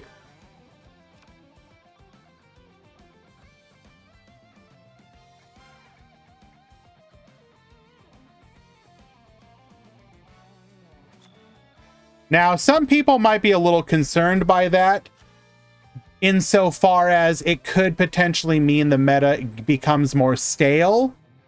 So we don't know that specifically, Wandering. So with Rush Duel, they released a new size of box at 140. So if you remember, mains were 180, minis were 100. We don't know if the 140 is going to be Rush Duel specific, or if we're going to get like all boxes just be 140 going forward. Yes, that's what I'm suspecting. That 140 might be the norm going forward.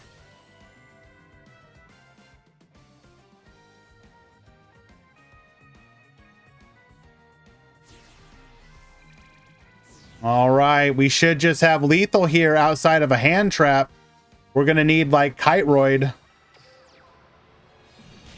And unfortunately, we do not have it. We did force the game to turn 10, but we do not have the ability to.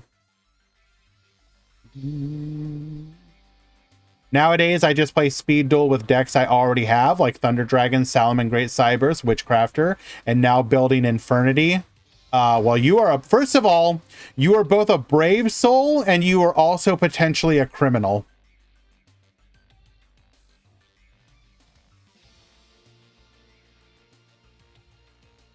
But yes, the fact that a lot of, okay, hello.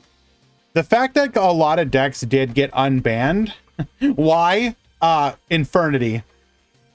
When people play Infernity, nobody has fun. Well, people get to have fun 50% of the time.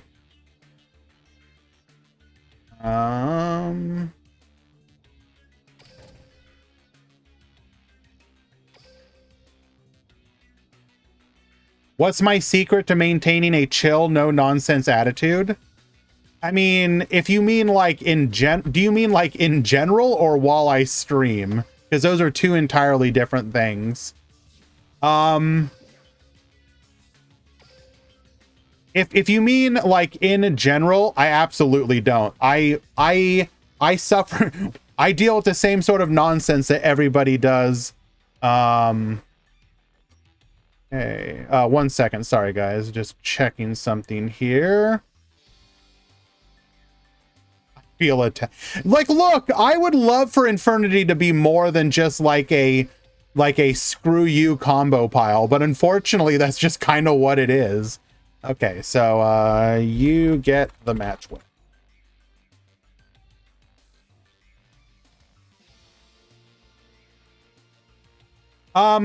So like in real life, or, you know, outside of streaming, I absolutely deal with the same sort of nonsense. I work a job that I'm not particularly, like, I don't enjoy. It pays the bills, but it's not like something that I'm like thrilled to do. It's not awful either. It's just kind of there. Streaming events, doing these events has just sort of become like, you know, my opportunity to just be chill, you know, just enjoy myself. Hello. Zeko 1. Okay. So I don't know. Like, I just when I boot up a tournament, when I boot up a stream, I just know that what we're going for on that particular day is just to have fun. Like, I know this is kind of like a lame answer, but a lot of what's involved with any sort of mindset is literally like what you make of it. Like, you have so much ability to decide whether or not you're going to be happy or mad. Like, yes, you will sometimes run into things that can affect that and can steer you one way or the other. But like, when I sit down for a stream, I'm telling, like, for this particular stream, I'm excited for two things in particular. One, I've said this before, but anytime that I do our big weekly tournament, I've always felt like it's our opportunity to create like yet another piece of history. And what do I mean by that? Well, you know, one of the coolest things about what the Meta Weekly has done, and now that we're doing, is there's literally like this footprint of history that we have created together over the course of multiple years that has been like consistent. You can go back and see week 1, week 2, week 3, week 4, and being able to continue to create that history is something that I just thoroughly enjoy. Because again, you know, 5 years from now, 10 years from now, even once this game is dead and in the ground, you know, it has end of service and whatnot, I love the idea of knowing that we created like basically a history of the game from the very beginning, almost to the very beginning, and hopefully to the end. So like, the fact that I get to do that, like, it's hard to be mad about any of that. The second thing is just that we've been pretty lucky that most of the people that hang out for these streams are absolutely chill and engaging. Like, I will say, if I went into these and like people just didn't talk and you were looking at like, you know, a completely dead chat, just like, that is the wrong button. Like, just a dead chat, and it's just like, yeah, Gaga sister. Like, that would suck. But we've been pretty lucky in that there's a pretty active back and forth going on. So like, a lot of times I'll get to the end of a stream and not even realize like, oh, damn, it's been that long already. Damn, though. And also, we are in round 2. Sorry about that. But I don't know. That was just kind of me rambling a little bit. But TLDR, it's all in the mind. You have a lot of the ability to decide how you're going to feel. And then, you know, just go in with good intentions. Alrighty, activating Order of Chaos here. We're going to get our limited rank up of Barians Force going for the Utopia Ray. Now, this should be noted. What we just saw happen here, by the way, the Beatrice, this is explicitly because of the skill change. You could not do this before. The skill limited you. So the skill change allowing you to go into Beatrice. And what I wasn't paying attention. What did we dump with Beatrice? Beatrice dumped gloves. Okay.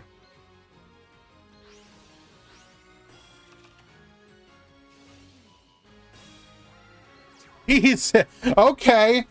So we have Pegasus Twin Saber, which will make it so that 1,000 attack, and we get a monster negate. And can't be targeted. Okay, good luck, gamer.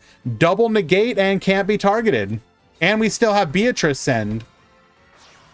Squeak Knight plus the red layer, going for the Phoenix here. Get discarding. We're going to go for the negate. Should have seen that one coming. Going to the end phase. Okay.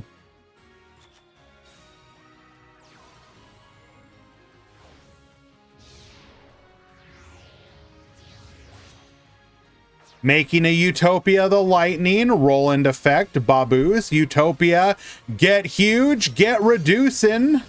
Oh, we didn't even, wait.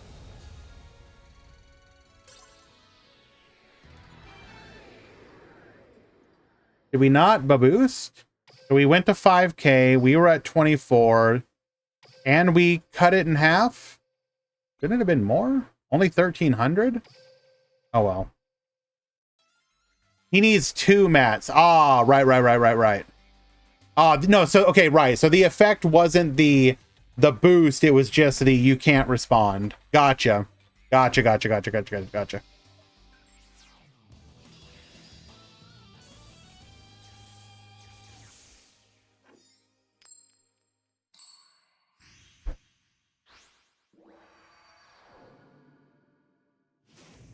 Alrighty, game number 2.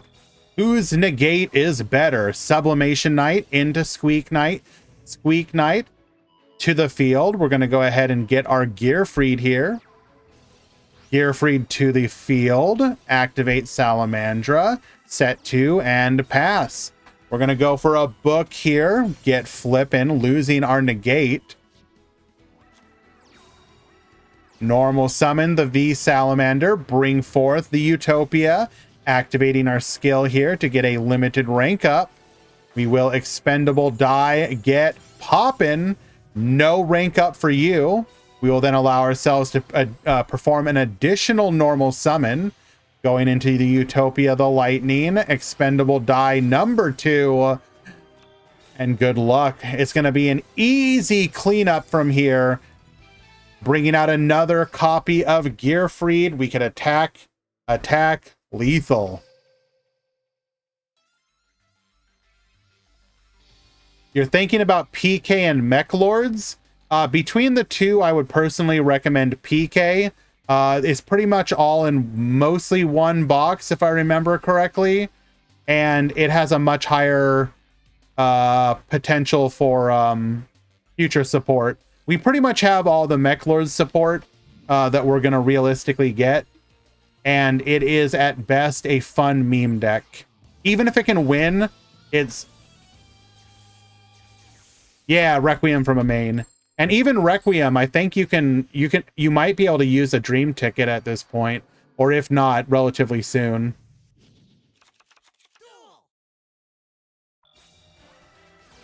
Oh, you can. Well, there you go. Perfect. You could start working on PK in theory, and then with the January anniversary ultra rare, get yourself Requiem if you haven't gotten it already. That said, you could also just save your gems for a little bit. Maybe the next box ends up being a really good one with like Altergeist and Live Twins, and you want that one. Something to consider. Like, just build up your gem reserves for a while. Don't spend anything.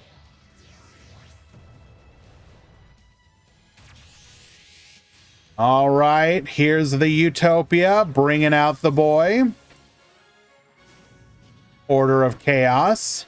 Rank up into the Leo.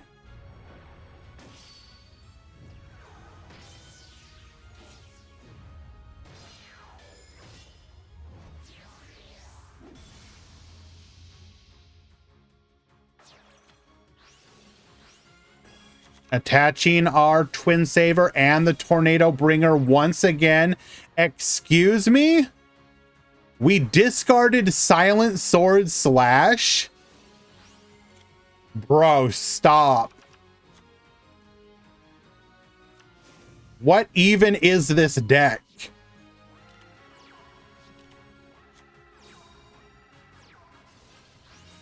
Gearfried to the field. Utopia get reducing. Salamandra. And a Roland. this is a rough one. Bro hates spell cards. True. Order of Chaos. We're going to be able to get the rank up once again.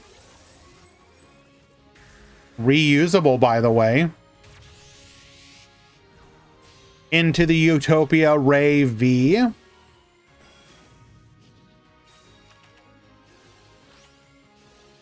Expendable die, get poppin', take out the Tornado Bringer.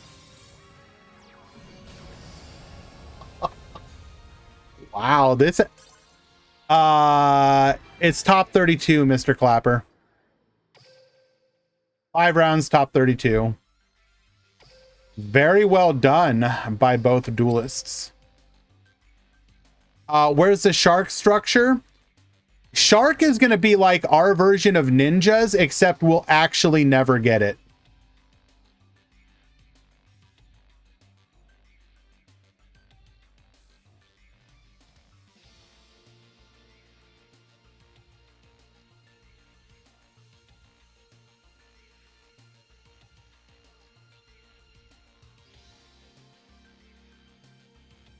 All right, I'm a little greedy. I think I want to watch Shu once again. I want to see that combo pile.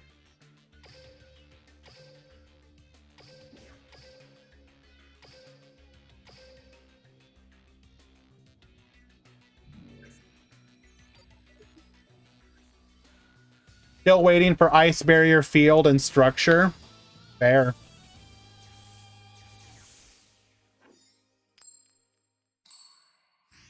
Bro loves the falafel. True.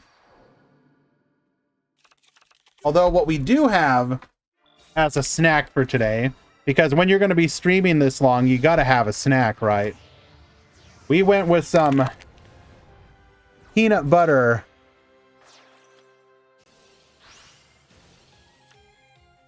quadratini. Hashtag ad. No, I just like these things. They're really good.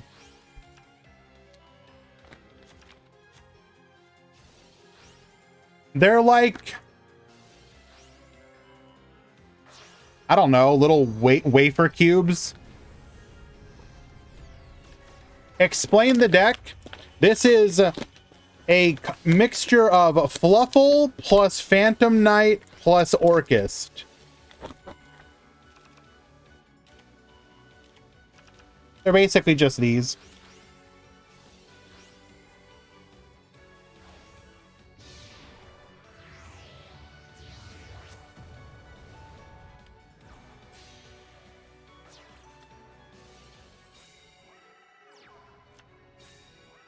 All right.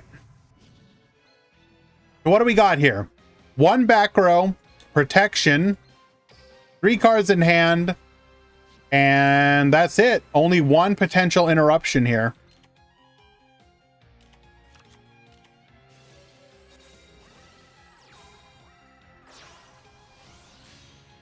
Going for the Void Ogre. Quick launch into another Rocket Tracer. Rocket Tracer get poppin'. Allowing us to go into the Malevolent Sin. We can now negate that back row. We are going to get domed for 24. Bringing back the Dingirsu. Nightmare Phoenix allowing us to work on that back row. We will then go for the Fluffle Wings. Get drawing. Keep drawing. Stained Greaves into the gloves, into the Nightmare Unicorn. Get Sendin. It is a bottomless trap hole. We will protect, but we will negate the protect. All interactions have now been dealt with. And, but we're not done because our graveyard is just so stacked. We're going to revive into a special summon, allowing us to go for a copy of the Break Sword. 2 cards left in deck, by the way. Get poppin'. Symbol Skeleton. Bring back the Dingirsu. Get sending. Phantom Knight Sword. Bring back. Orcus Nightmare. Get Baboostin. Yo. What blood cooking, though? What he cooking though?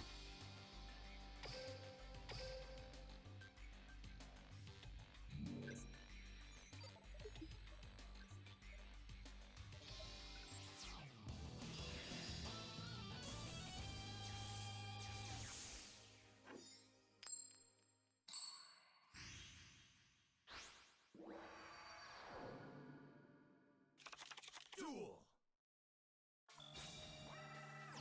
The fluffle part is just a mill? Seems so. It's a mill slash draw engine.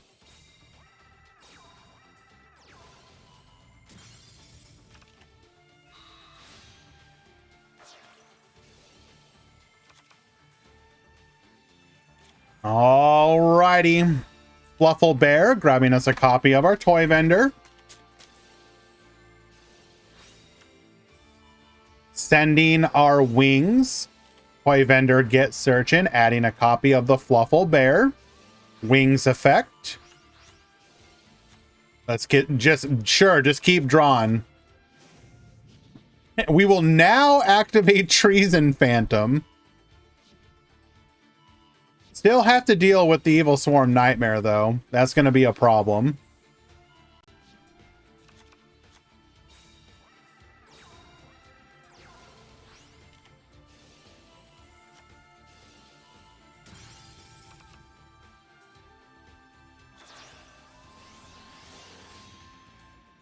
All right, we do pop it, but that's okay because we have the Draco Berserker, and with nothing on the field, our 2,000 and 2,100 will be enough for a full clear. Probably just a bunch of normal summons.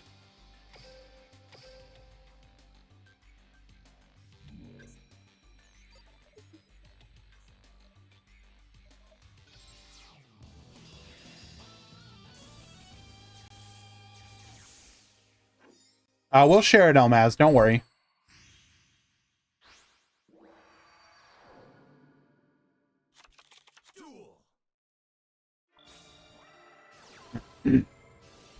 Alrighty. I also love how here, send Harp Horror, draw and send Orcus Nightmare. Like, oh no, I had to discard my Orcus cards. Oh no. What a downside. Oh no.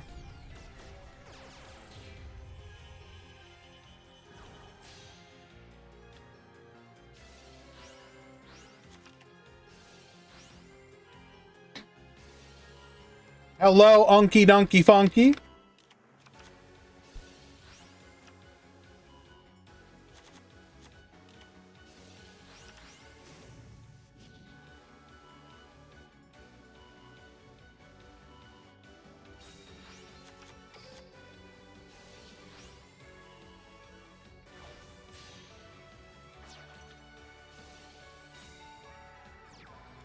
All right, back to you once again.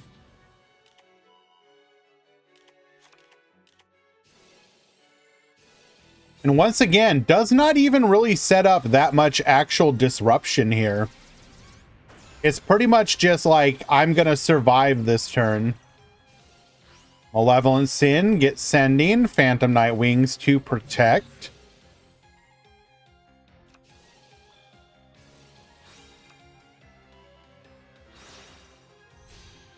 We're going to start working on this back row. Phoenix on the bottomless trap hole. We will then chain link to the Phantom Knight Cloak, allowing us to potentially, I mean, I don't, Kagemucha Knight is our third summon here, or rather the last card in our hand. Leviair, bring back the boots, going for a copy of the Break Sword here. We're going to Terrors of the Overroot. That is a pretty devastating interaction there. We will not get the effect to send, and we disrupt the Break Sword. IDP will allow us to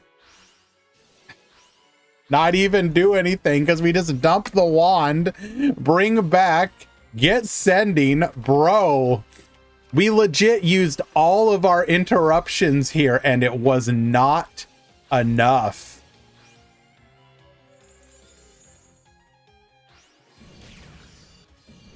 absolutely incredible.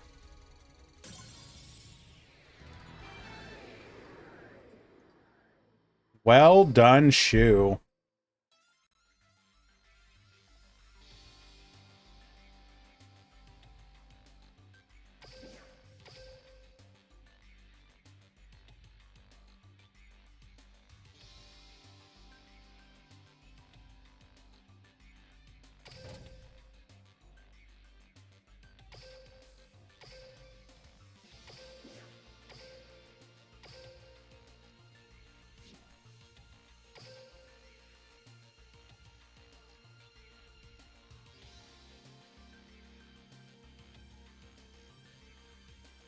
All right, looks like we have reached the end of round number 2 for both pools, just pushing the last matches through.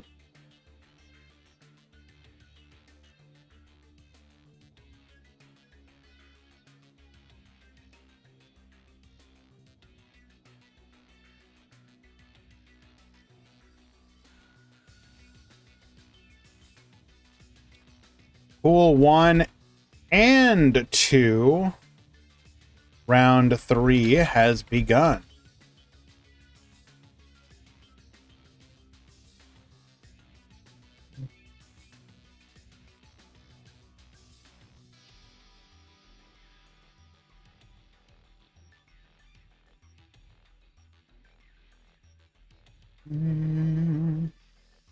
Yo, what up, Wila bro? How you doing? Welcome, welcome. So we are starting round number 3. We're gonna give people an opportunity to get to their matches. I'm gonna go use the restroom, so I will be right back. Stick around, guys. As soon as I return, we will have our first match.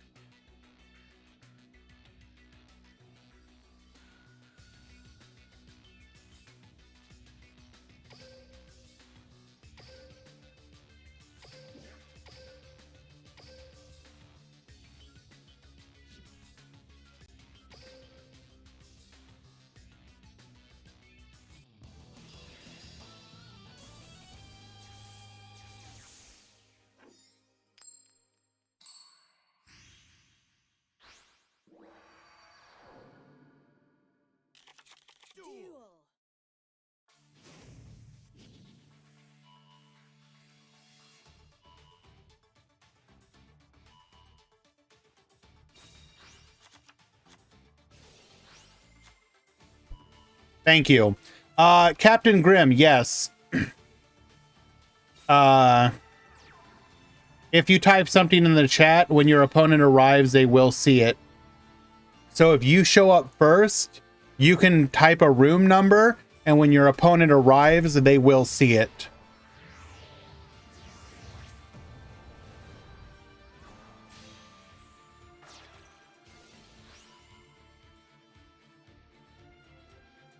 Hopefully that answers your question.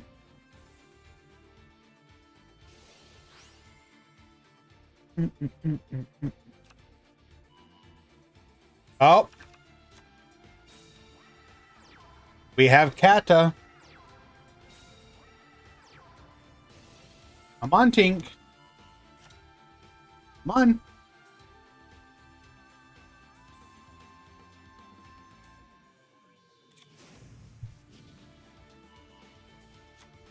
All right, we have Starry Night versus Phantom Knights. Oh, wow. That is just rude. My cat literally just pushed my deck off of my desk.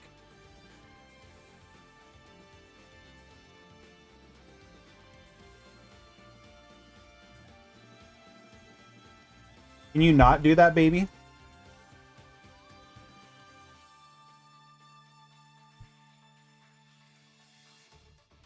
Yep, lay down. All right, so can the archetype that hates dark monsters successfully defeat the dark attribute deck? Let us find out.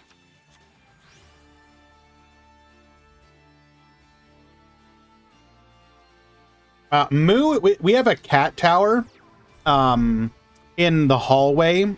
She is currently laying on that right now.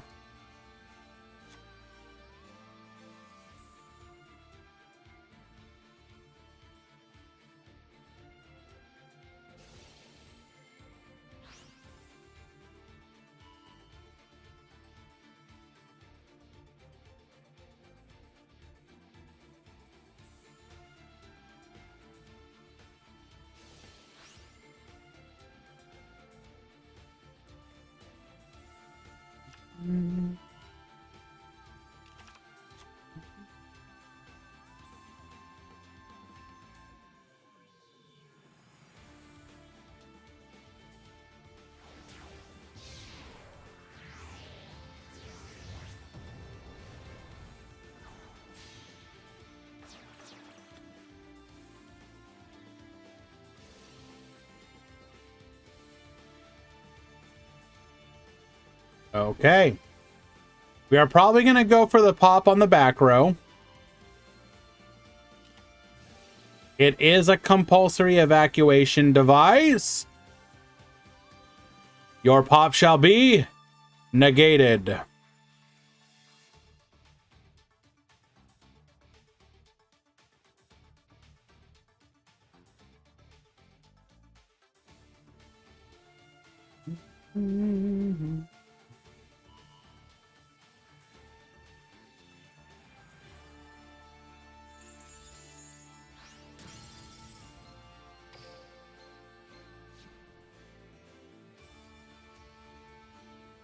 What is the play? The Phantom Knights of Ragged Gloves. The Phantom Knights of Silent Boots. This will allow us to make another such play if we so desire. Can you not? Pink, thank you.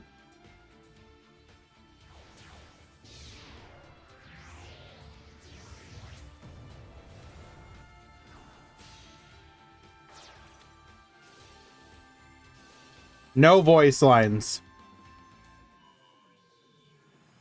Get poppin'.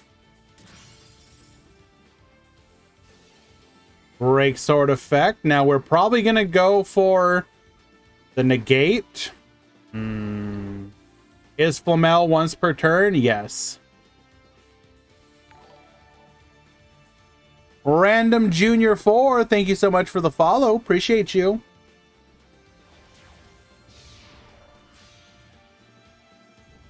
Dark Rebellion to the field.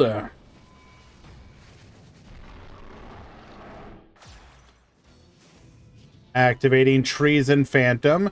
Now, do we have a back row that we can get rid of to use for our quick effect is the question.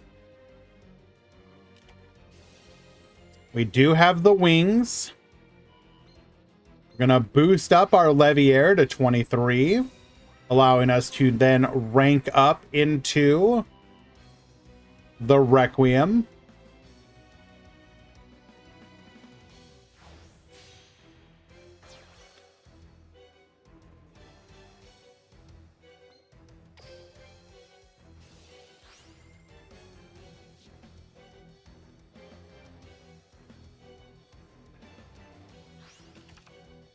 Dumping a copy of the sword. That's another way to summon out a body.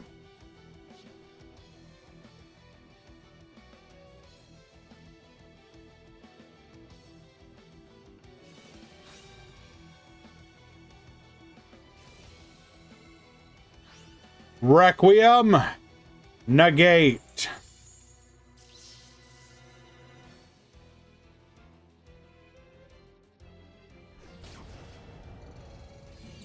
This is lethal. Cole don't care about your Starry Night one bit. Taking game number 1.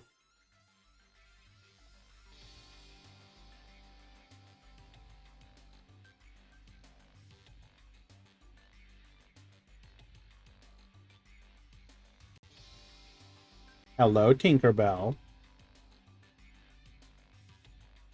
I see the biscuit factory is open for business.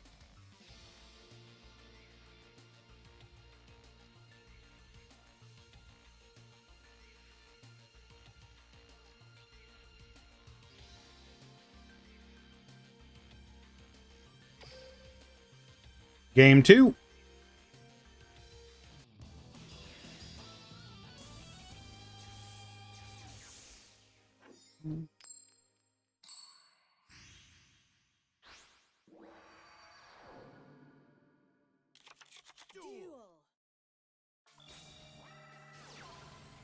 All right, Balefire, get searching.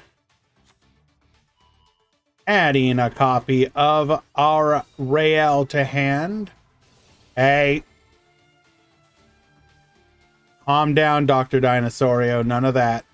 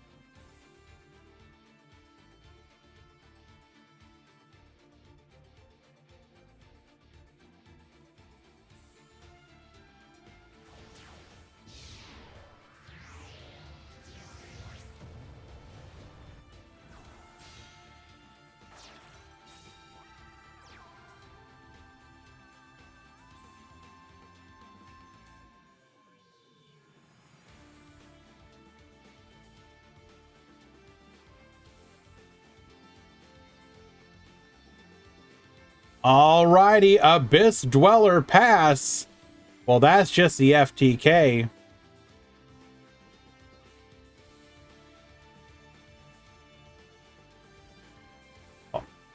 I wanted to capture the way she was looking.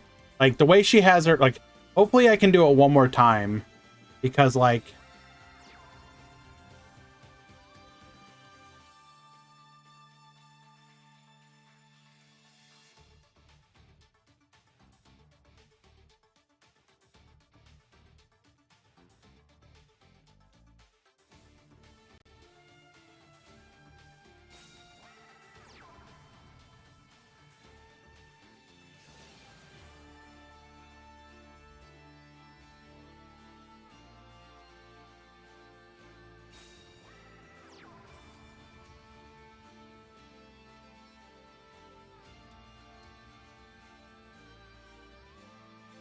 For those of you who don't know the story of Tinkerbell, she was actually a rescue.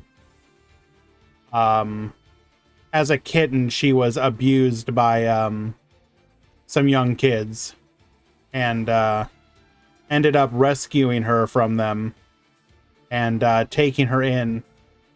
And the kids tried to come over and like ask for they were like, give us our cat back. And I was like, no, you can send your parents over here and I'll have a talk with them. And they never did it. You know, the kids came by a couple more times, like two or three more, or one more time, sorry. So 2 times total, one more time. And again, I was like, you can send your parents. I will talk to your parents. But they never showed up. So I kept her. And I regret nothing of that.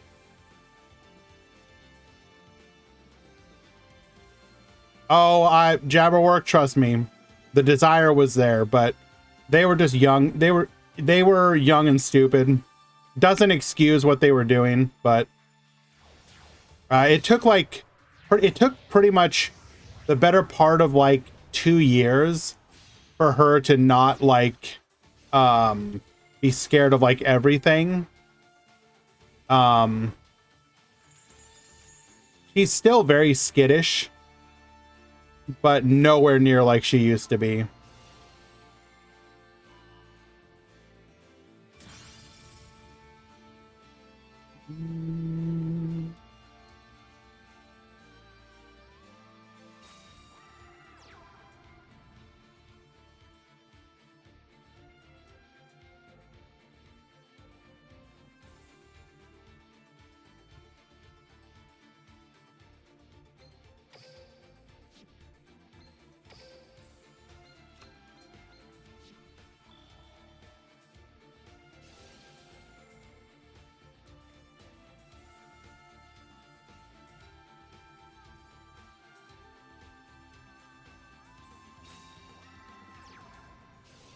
Special summon out the Starry Night. Get poppin'.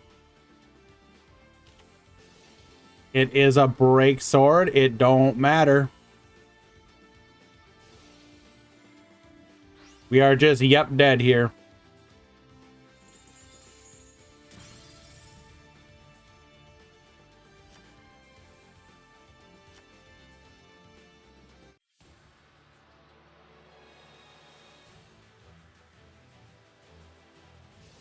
Attack in. Banish. 25. 25. Lethal. Oh, I'm sorry. Is there something wrong with me saying lethal?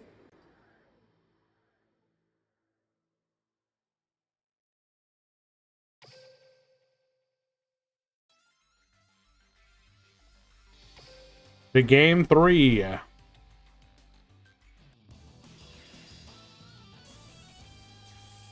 Both of these players are undefeated, by the way, if you were curious. This is no butter or gutter viewing. These are 2 undefeated players.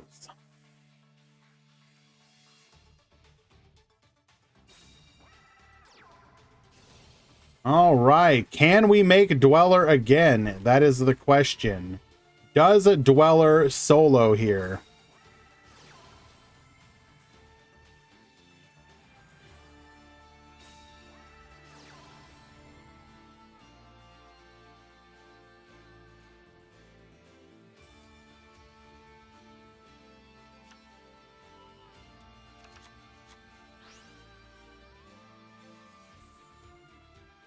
As a copy of Flamel, do we already have an Orbital, or are we not even playing Orbital?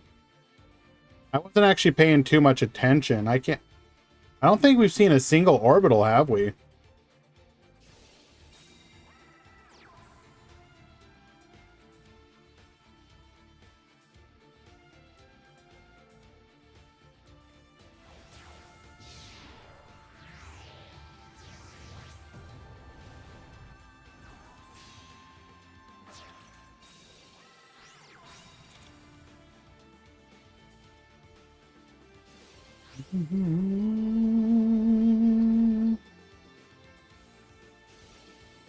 Need to satisfy my own curiosity here.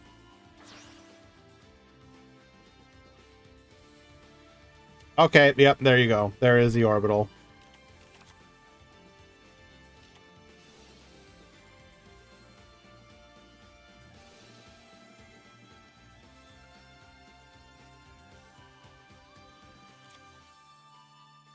So wait, we're going just for the back row and we're giving up the potential for... Really? Hold up. Do we main deck Lancia? There's no... Okay. We are main decking Lancia.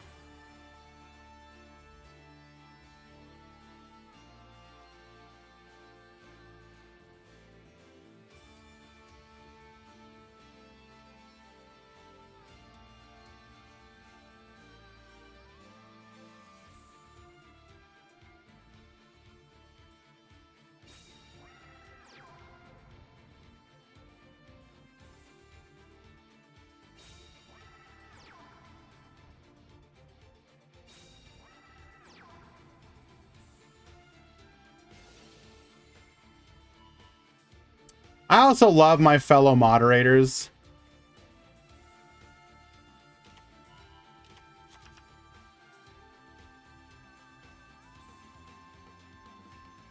Here we are. I'm in the middle of a tournament. We're streaming. We're having a good time. What does one of my mods do? But randomly ping me with this.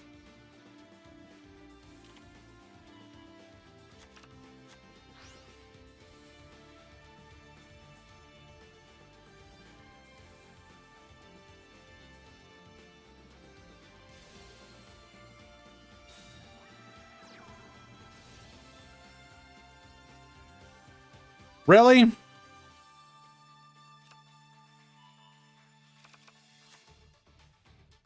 How do you think I feel, Aesir?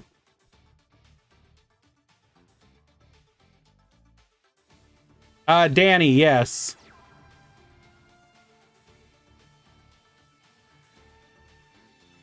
Or at least I'm like 95% sure. Let me double check. Top Cut Simulator. 140 with 5 rounds. Top 32. Yeah. All X1 and 5 X2 should top. Oh, I'm sorry. You wanted to focus on something there, Hans? Is there something we should... What's going on there? You said which one? The right corner? Oh, you're a big fan of Infernoid? Hans, you a big fan of Infernoid? Right corner, right? There shouldn't be any delay between games.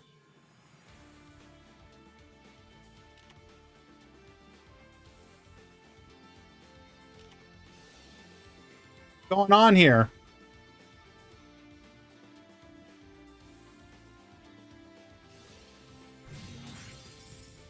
Sorry for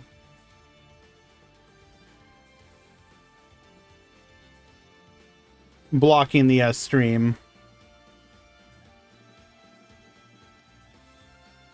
Okay, move Tink.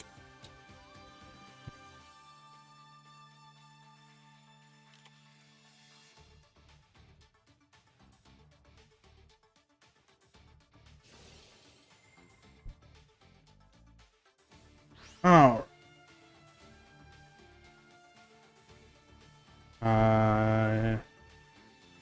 2-1 for Yusuke.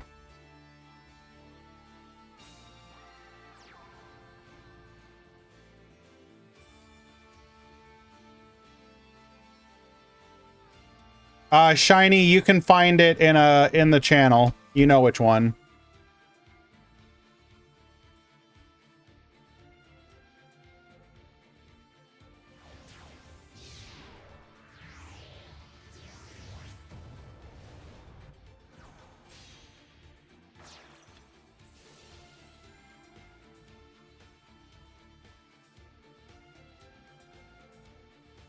I am being linked with, what is that? Is that a deck?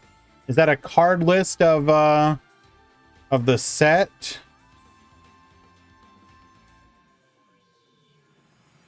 What's going on here?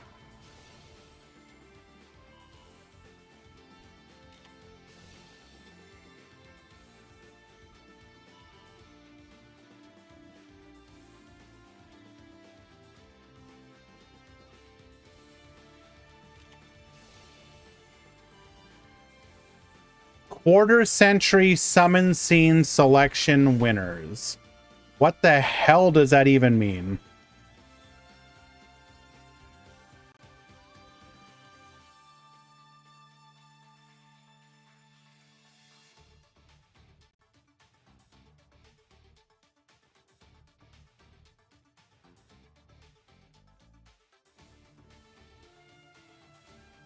Best summoning scene from the animes. All right, let's see. Let's go ahead and see if they got it correct.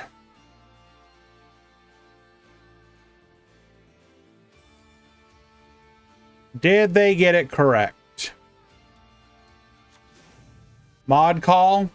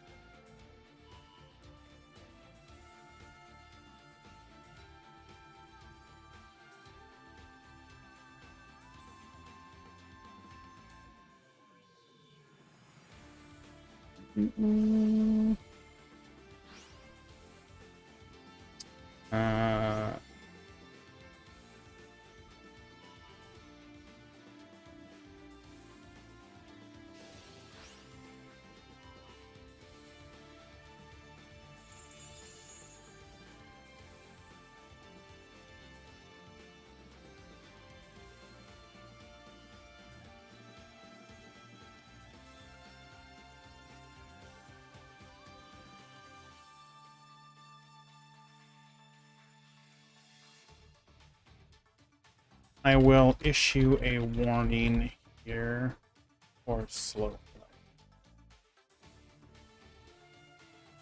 play.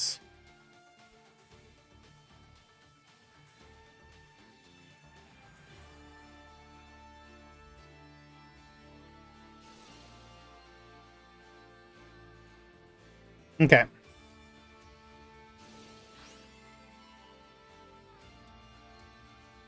So we have the scene selection. So this is summoning animation. I assume just from the anime itself. Some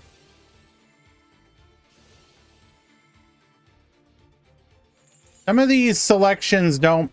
So like, wait, is this per antagonist or just in general? Is it every animation in the anime ever?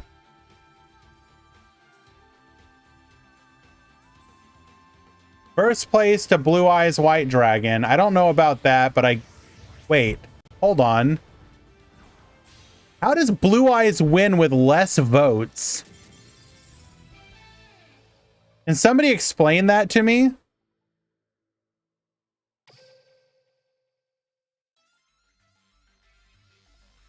How exactly do you have less votes and you win?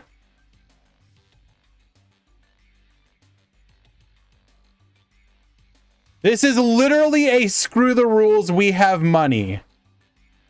Oh, wait, it's not. Okay, hold on. It's per series. Got it. It's per series. Okay, I was going to say, this makes absolutely no sense. Okay, so from the original anime, is Blue Eyes White Dragon the best summoning animation?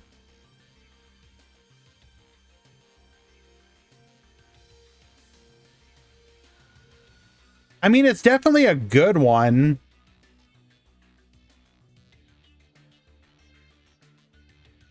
But, like, surely it goes to one of the god cards, right? Like, even if we ignore DSOD,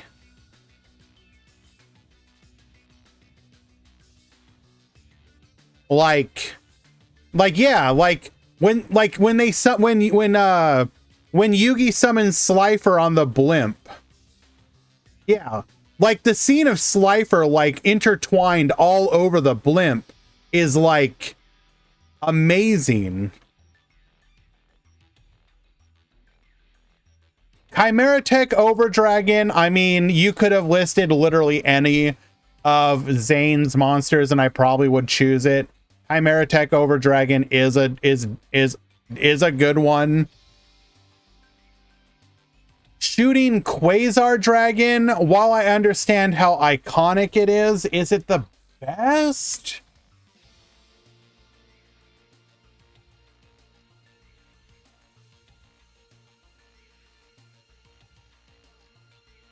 I have to think about that one. I'm not even sure if it's truly the best.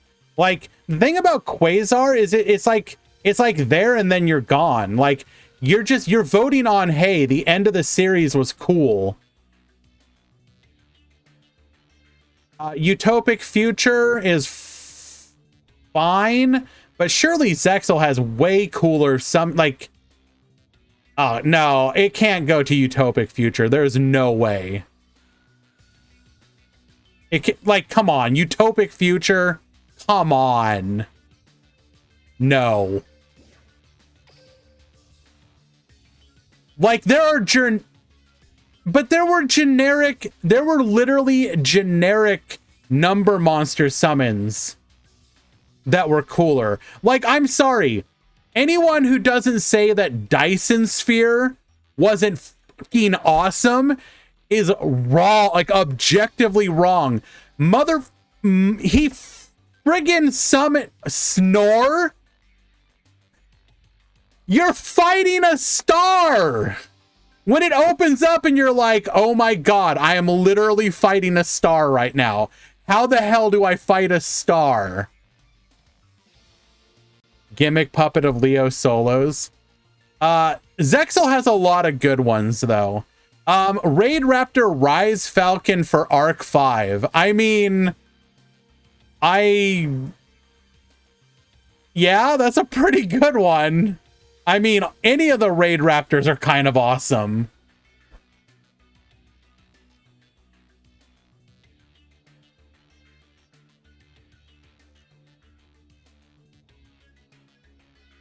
Like, I kind of feel with the Raid Raptor one, you are like, this is definitely like we got a lot of Shay simps in the votes here. Like, I'm on board for that.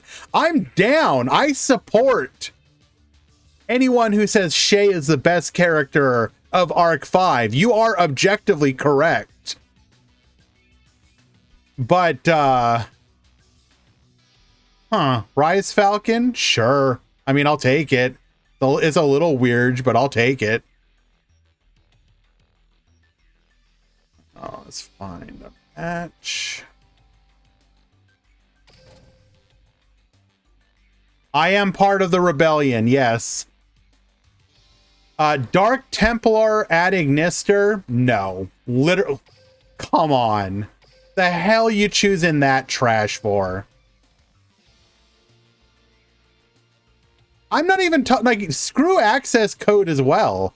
Like, anyone who votes for a monster that shows up like one time at the end of a series, no. You're literally voting for, I thought the last fight was cool. No, you're wrong. Hank, not go away, baby. What are you doing? Literally go anywhere else, baby.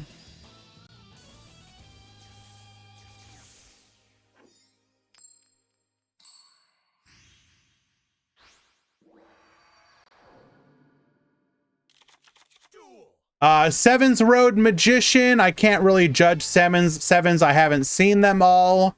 But sure, it's fine. And then Galactica Oblivion. I have no clue what that is, so can't judge it. We do not take those.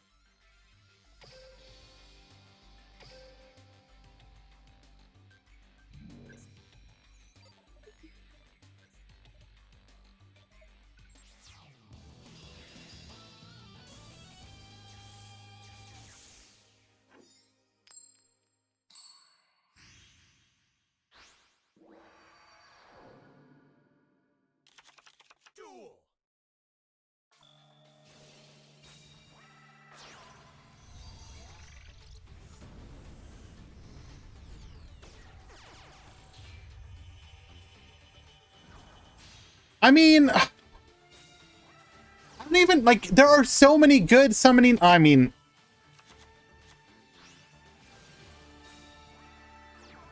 Okay, here's where I wanna do a counterpoint, though. Even if Quasar itself is a cool summon, I always liked TG with Bruno Antinomy. Like, he's got so many cool summons himself. And not only does he have cool summons, but he literally, like... I'm super biased. Shut your mouth. Like, literally, anytime he does his summoning chants, I'm like, yeah. Yeah.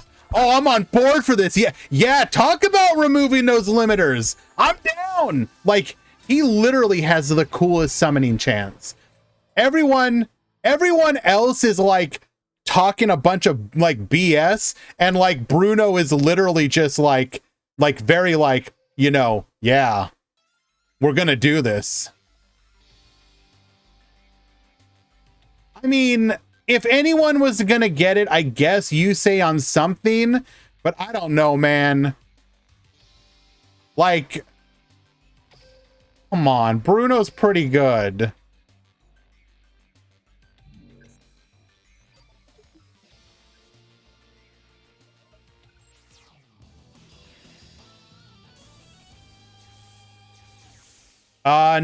It's just about, not quite.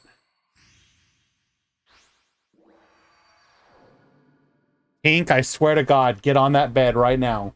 Go. Go.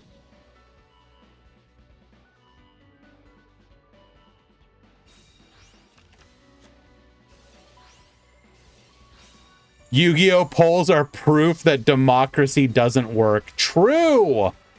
Actually true.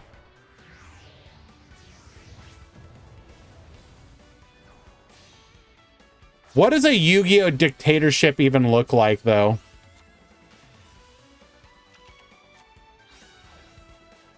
So, Pool 2, Round 4 has begun. I just tell you what the best animations are, and you have to accept it.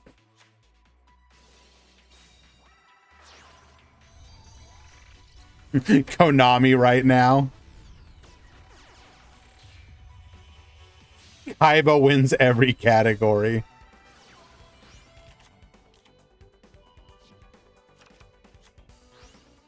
How do we win this? So we are watching PK Fire versus Tenyi. Ah, that's how. Ooh, but we have an interruption for the interruption. That's pretty good.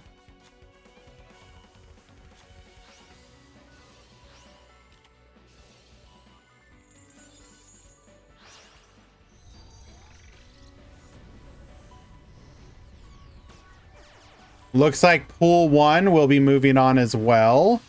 Actually very happy both the pools are pretty much in synchronicity. Pool 1, round 4 has begun.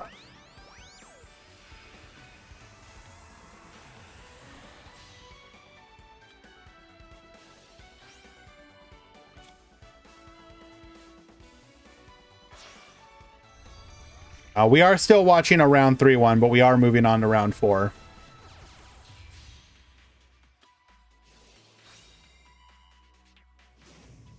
All right, go for the 3 effects. We're then gonna wall. Why did we ram? Just because. Tour guide from the underworld does not activate the Draco here. Interesting. We will activate it here, however. Seer into a Farfa. Going into another copy of the Break Sword here. Break Sword get poppin'. Chthana, bring it back. Into a copy of the Dark Rebellion.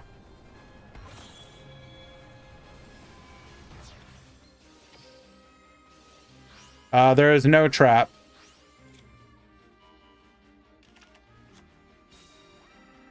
Oh my god. And we just have lethal. Dark Requiem lethal.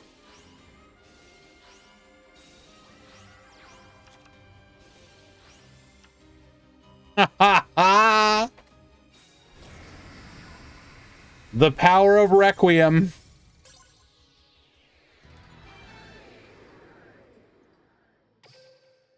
That is game number 2.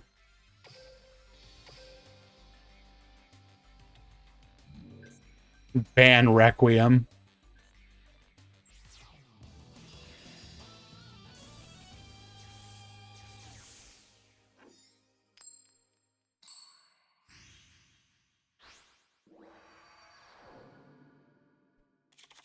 Duel.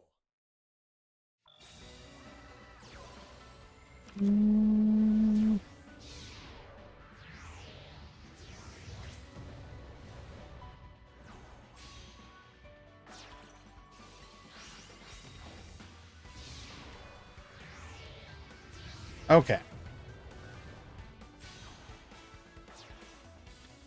Going for the Beatrice. Summon the Rubik and then pass. Shithana to the field into a perfection of the Tenyi Beatrice effect.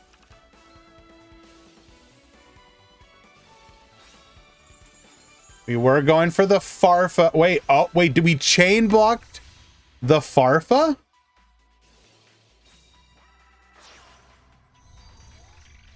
Wait. Then the Dante. Oh, Dante was at... Okay, never mind. Never mind. I was reading the wrong order.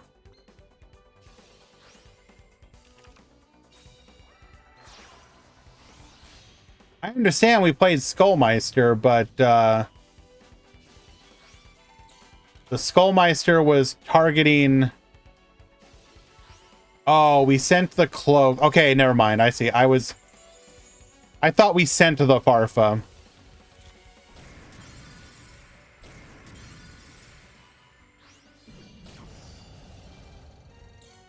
All right. How do we come back from this? Our opponent has the Flawless. We have a Draco Berserker.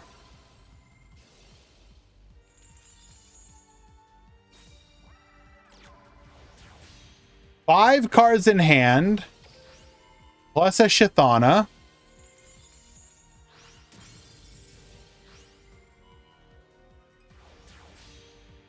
Going for another copy of the Break Sword. Oh, we're just gonna Requiem again. We're literally just gonna Requiem again. Bro, stop.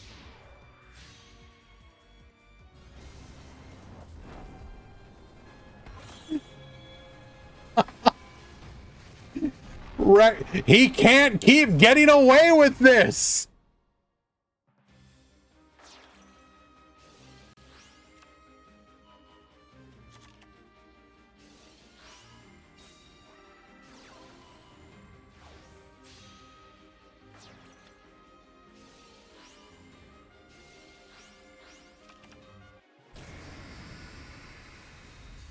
It should be noted that the life point reduction to 3 effects actually incredibly relevant here. Would not be lethal otherwise.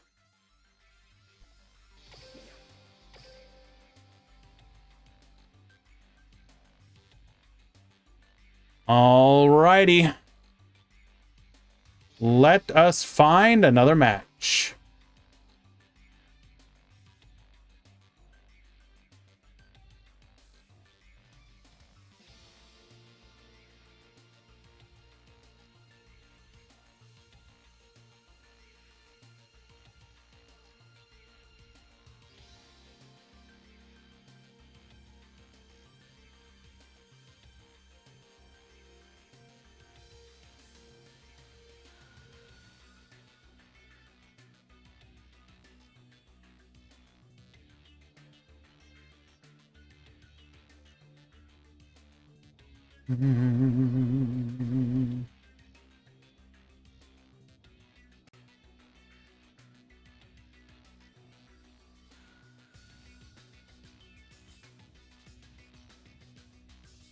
What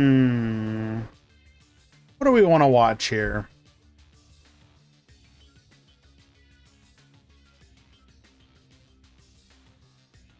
Any fun, spicy decks still in it? I mean, well, we're definitely seeing some, but mod call though.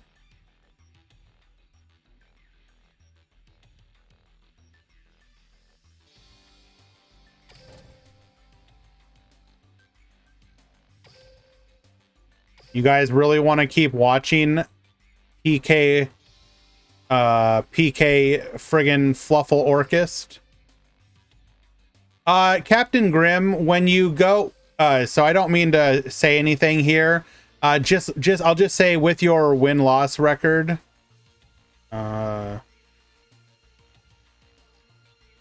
it's very common to get DQs wins.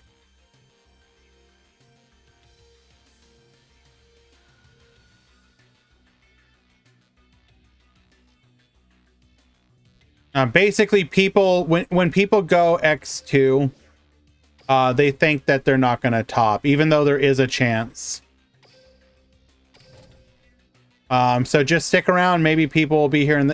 I will be honest with you. If you go X2, most of the time you're not going to get any matches after that.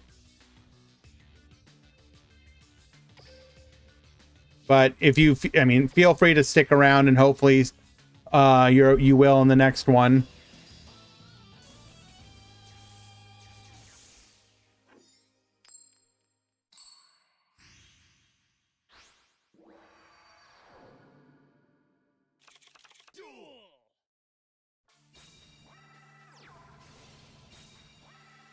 Well, it's not necessarily a shame, Captain Grimm. If you have, like, theoretically no chance to top, why play? Is how people approach it. Now, keep in mind, some X2s will top, but I'll be honest, if you're climbing from a deficit, the odds are stacked against you.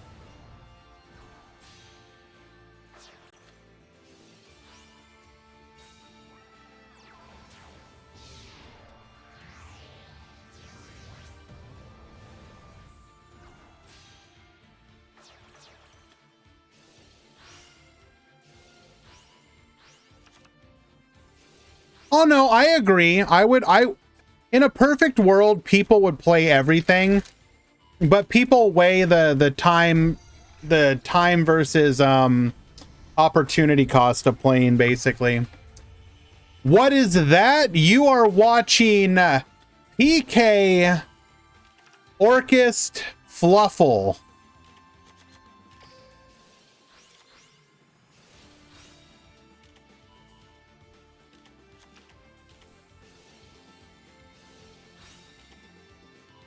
That's right. That's right.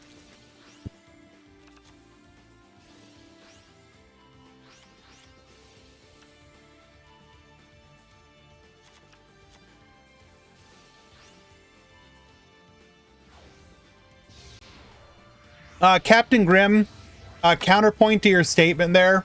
Most of the time, people play many tournaments throughout. So the Duel Links competitive community is not the largest, so you have a lot of overlap between different events. So people will they'll be like, I'll just go join a different tournament, right? Because there's basically a tournament at almost any day of the week. So if you don't win this one, or if you don't do well in this one, just join the next one.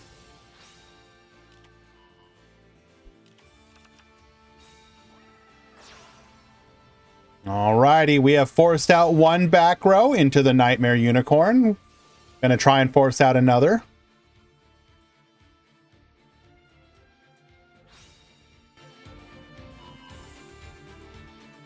Where's the loyalty?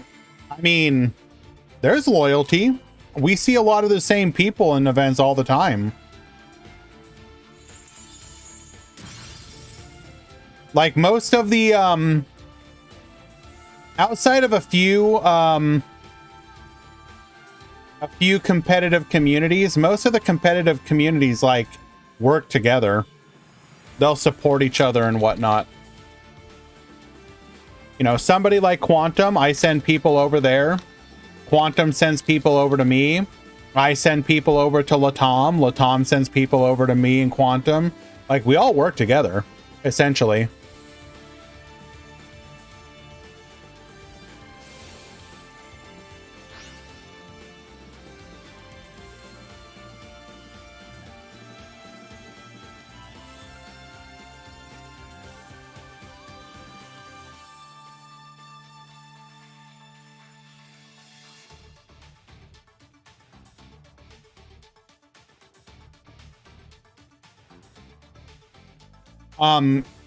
Though if you want to make it easier on yourself, Captain Grimm, think of a Swiss tournament like double elimination.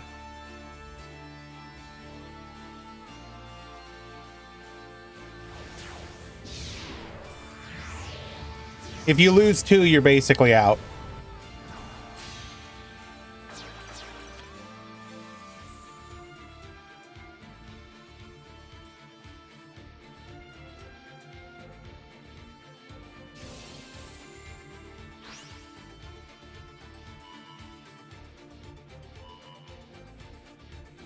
Alrighty, we are forcing out that final back row. It is an IDP. Get punished, nerd.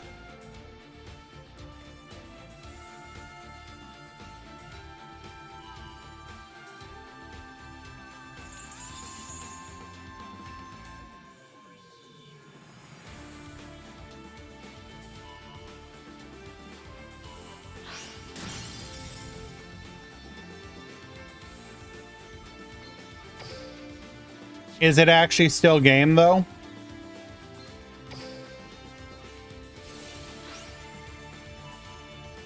Ah, yes, it is. As we will not destroy.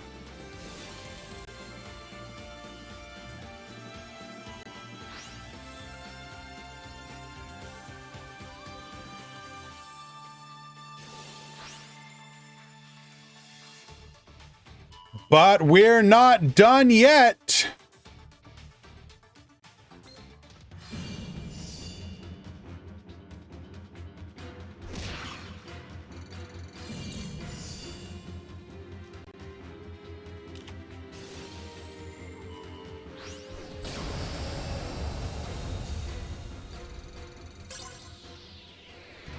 Who is gonna take it? In game number 1. Defeating the real Quantum Cubes.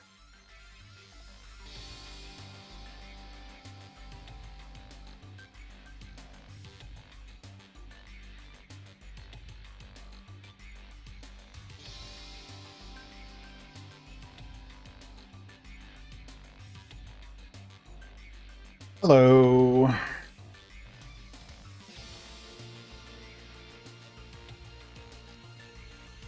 Okay, what's going on here?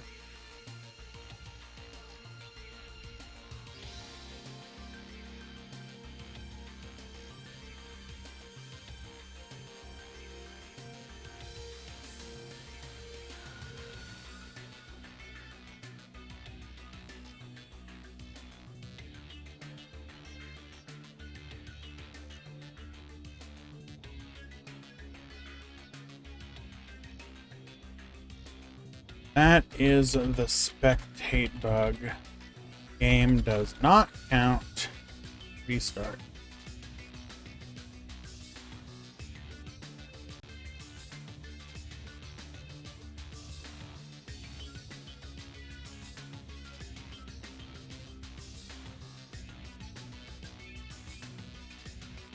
Alrighty, game 2.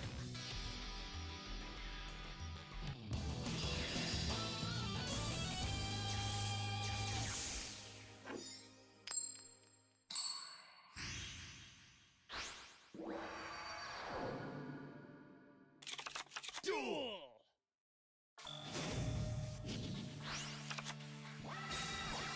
We have some gummies.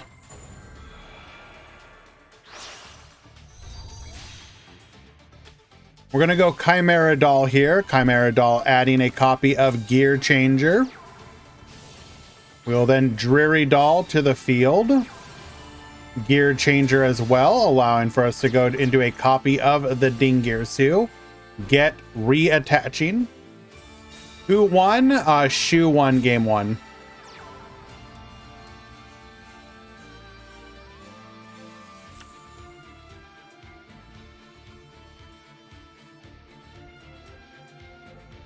I won. No, I won.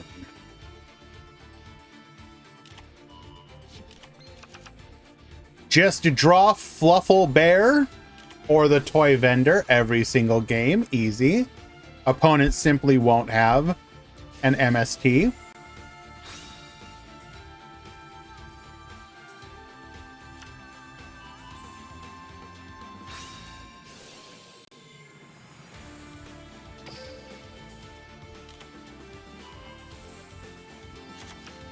Alrighty, we have a Fluffle Wings for the next turn.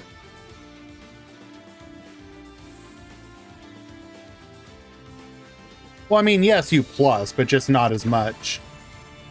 Reinforcements of the army.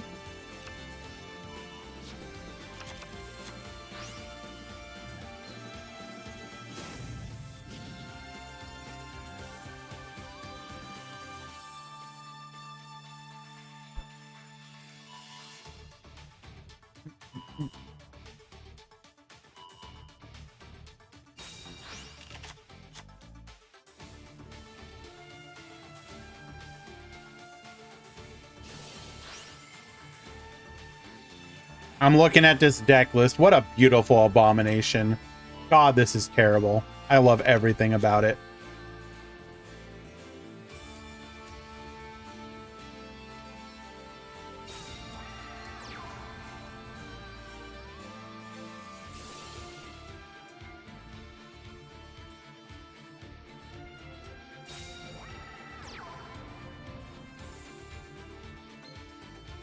Ancient Cloak into Kagemucha Knight.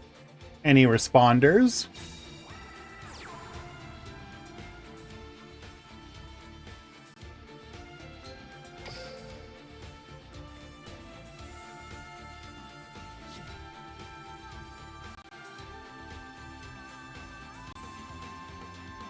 Shut up, Reseline. I do not. I appreciate the innovation. Both of these players are 2-1. 2-1.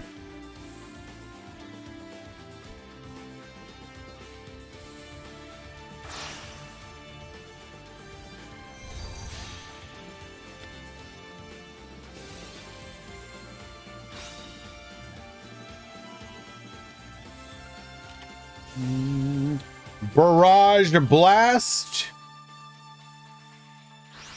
Get wiping. Everything has got to go.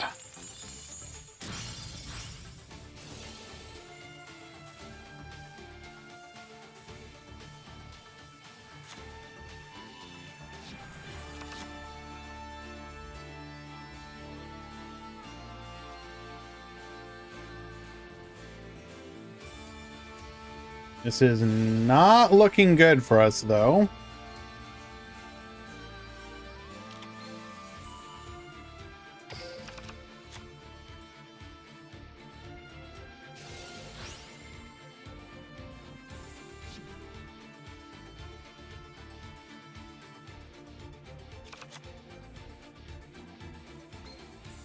Orcus Nightmare, which we can protect with our wings.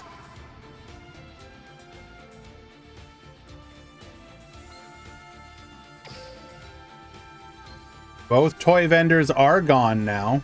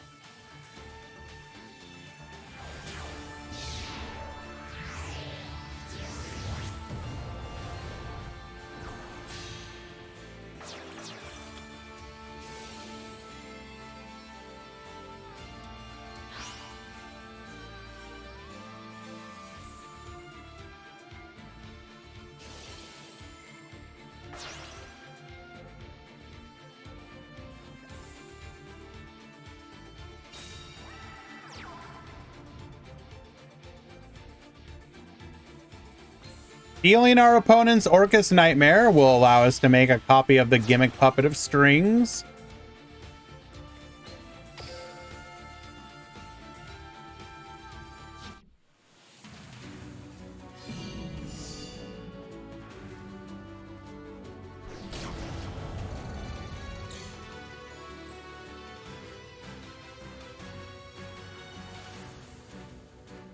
Wait, what?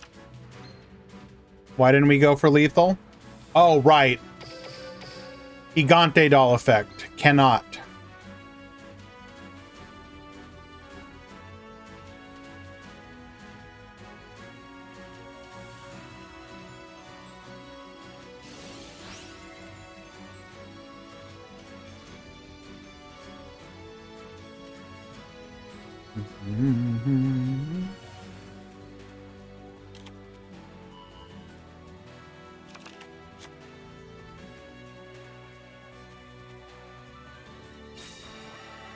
You have to deal with the Barrage Blast still and 2 more back row. I just do not see how we do this. We have to be careful about when we use Barrage Blast, though. There is that.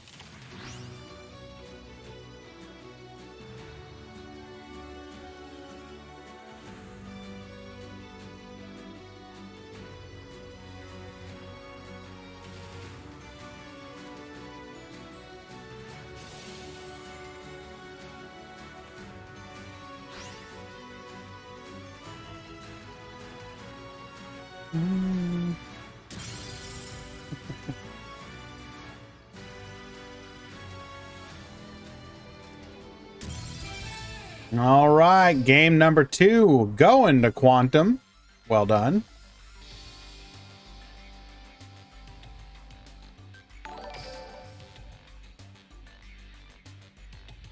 Yuma CL, thank you so much for the follow. Appreciate you greatly.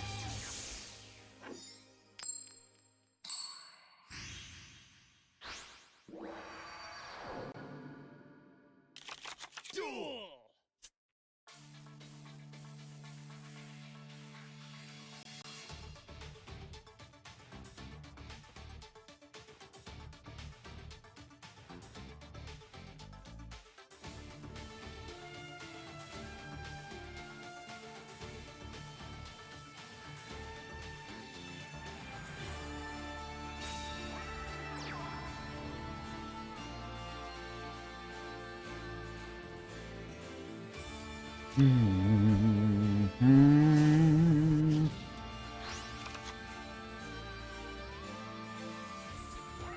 Oh, okay.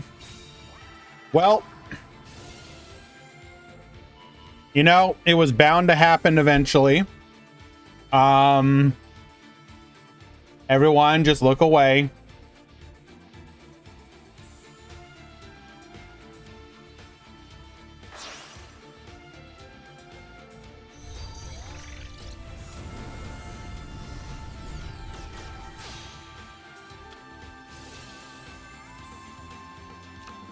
There's nothing left except the dying.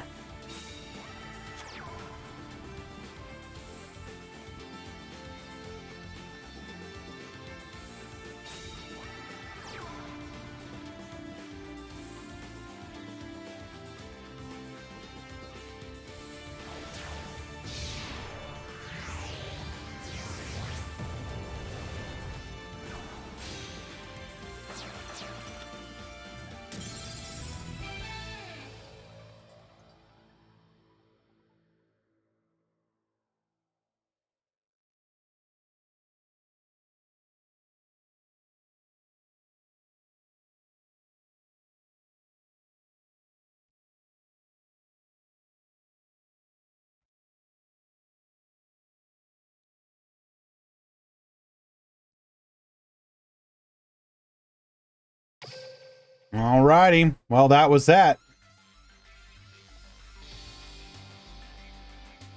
Let us find another match.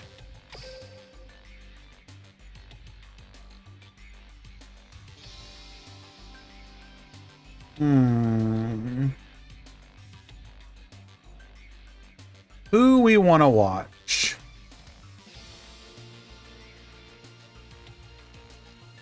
Here's another one where both players that we've watched before are battling for their very lives and souls.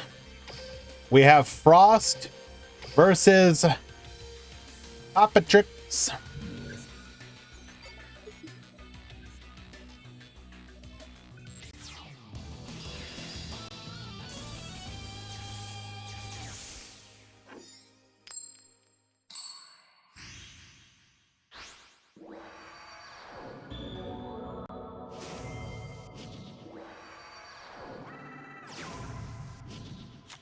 Duel.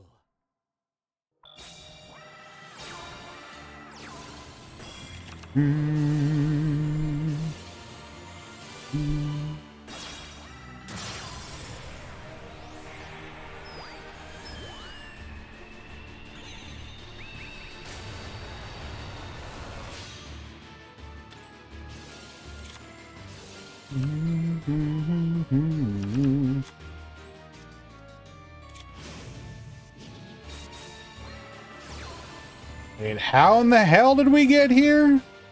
Special summon Red Layer. Normal summon Sublimation. Into the Squeak Knight. Squeak Knight special summon. 1 + 3 + 5 for 9. Roland for the search during the end phase. Yo, he be cooking though. He be cooking though.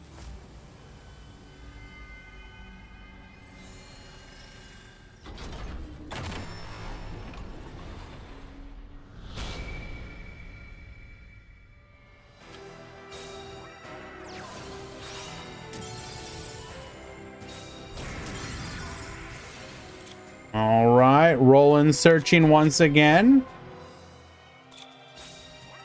Red Layer. Adding back the Red Layer. Into Sublimation. Into the Squeak. IDP, bring back, get Bonetian. We will go for a copy of the Nightmare Phoenix. Get discarding. Activate our skill here, allowing us to get the Salamandra.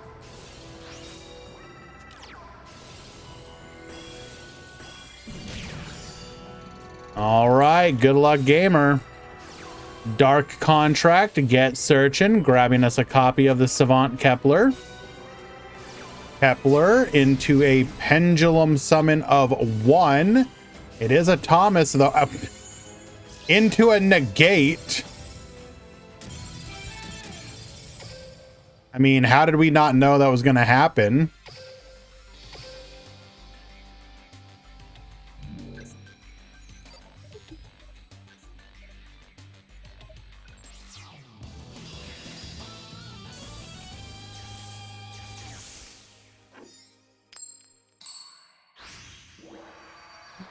Oh no!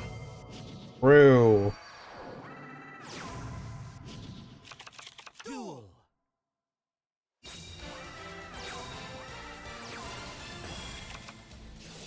Our boy do be cooking though. He do be cooking though. We're gonna go for the Croc once again.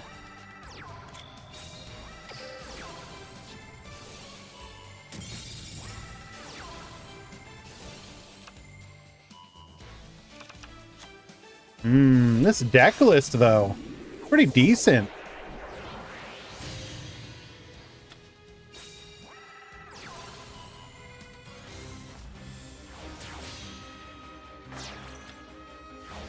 Gonna go for the Cypher. Cypher into full armor. Oh, okay then. Oh, okay then.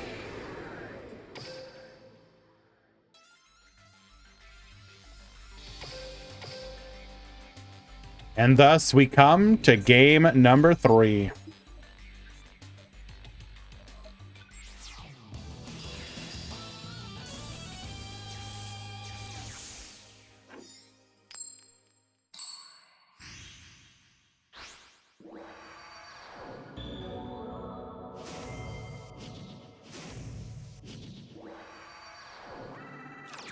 Duel.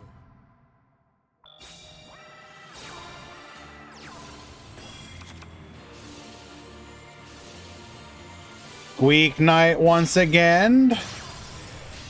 Into the Croc. Croc get drawn. We're going to set 1 and pass the turn. Heart of the Soul, searching for the DD Doge.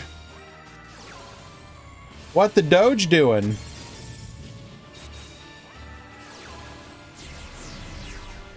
How do we not have lethal here? Because we literally just couldn't summon anymore. Wow.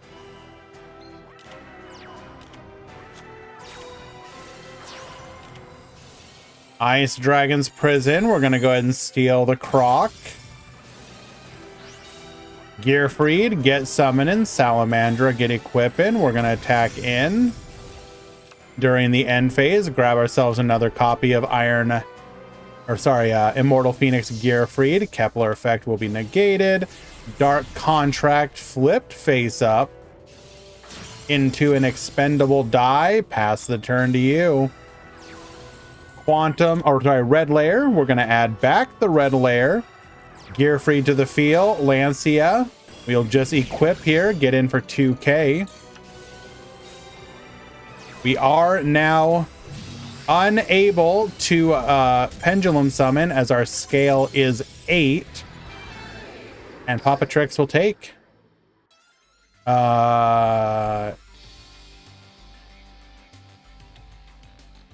Okay, I will do a translation.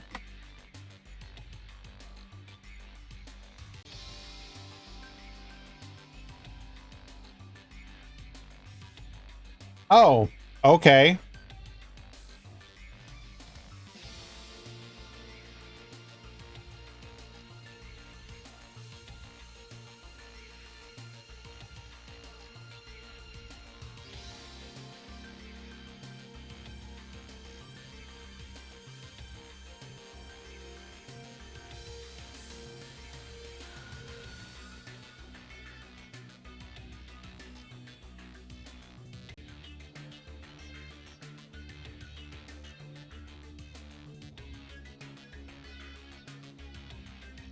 Okay, let us find another match.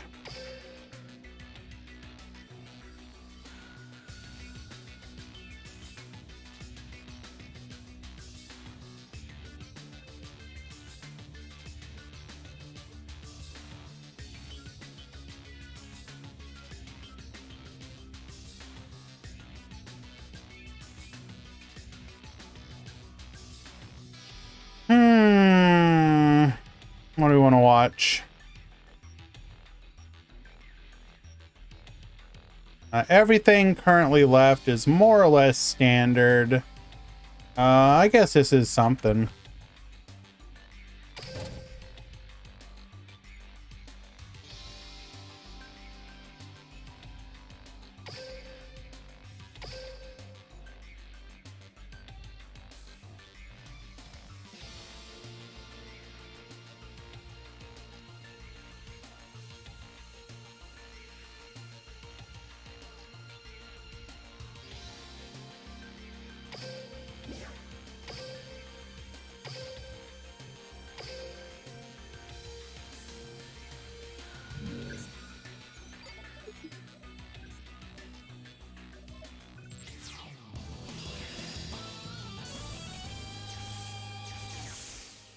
Okay.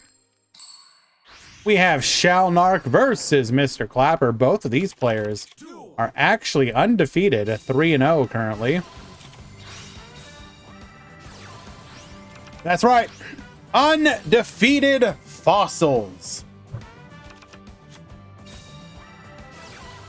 We're going to start things off with a Fossil Fusion into a Skullgar, set 2 and pass. Metal Rocket Dragon into a Bottomless Trap Hole. Quick Launch into a Rocket Tracer, allowing us to get our field spell here. We will use it to summon out 2 more, allowing us to go into a Void Ogre with a set 1.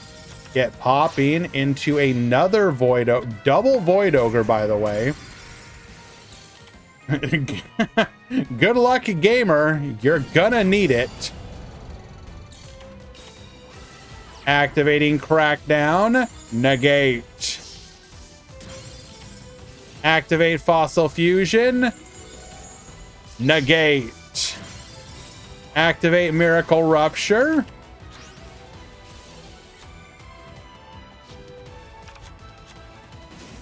We're gonna go for the Golem Hole, adding us another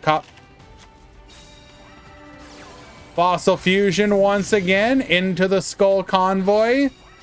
Oh, but we got the IDP. Get out of here. Good try, nerd.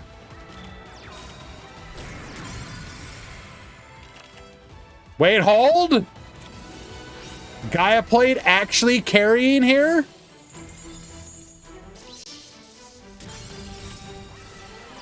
Until the Crackdown. Okay, then.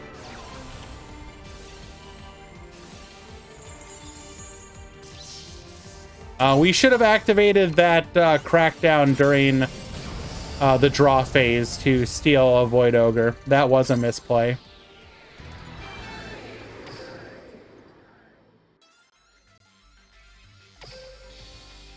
Technically a misplay.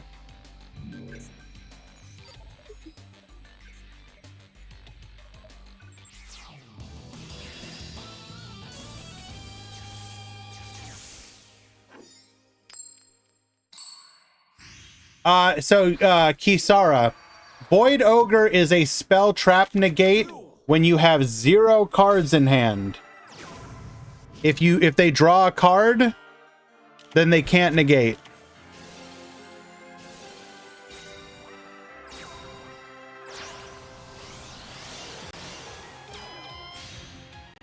So you'd be able to steal one of the Void Ogres.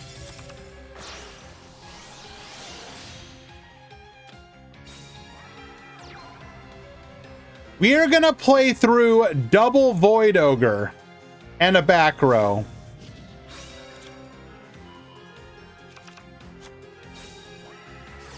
Activate Fossil Fusion. Negate. Why even activate it? Book of Moon, Rocket Tracer. Do not tell me there's a third copy. There is not a third copy of Void Ogre. Okay.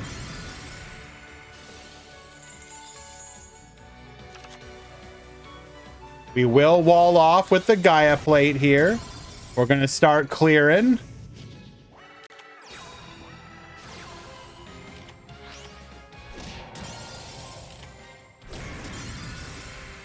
Weathering Soldier, gonna allow us to get another copy of Fossil Fusion. Doming for 3k. Miracle Rupture, we will negate here. Activate Fossil Fusion, you cannot negate. Into the Skullgios!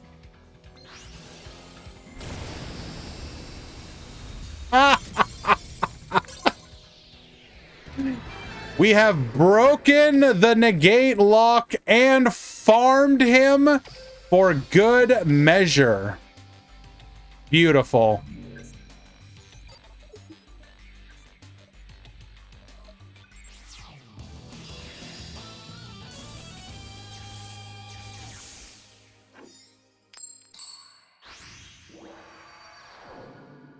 Is this a BLS Synchro? No, it's Rocket. But sure, yes. It does feel that way.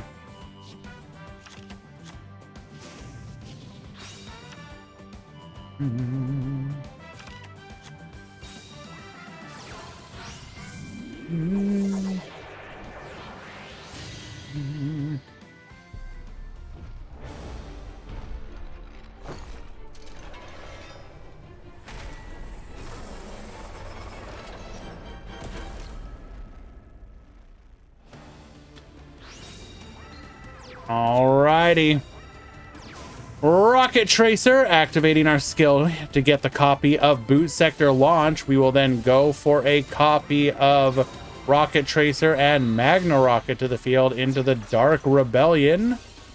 Dark Rebellion get reduced, and we're going to go ahead and revive here.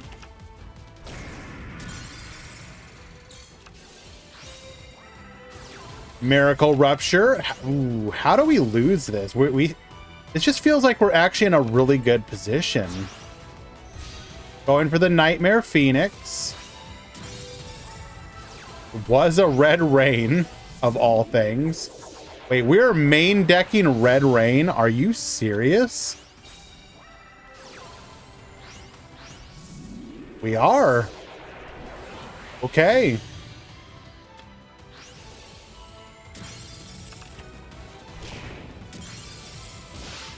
Cool. 1 and 2. Round 5 has begun. Final round. 5x2 will talk.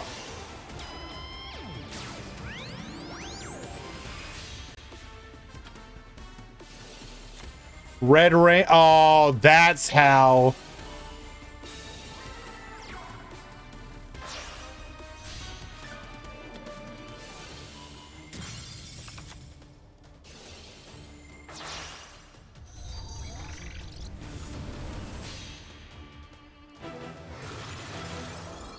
Okay, I think I'm beginning to understand how we came back from this one.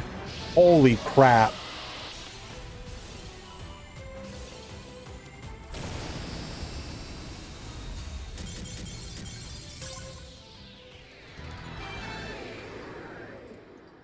I mean, that was a good that was a really good one. Well done.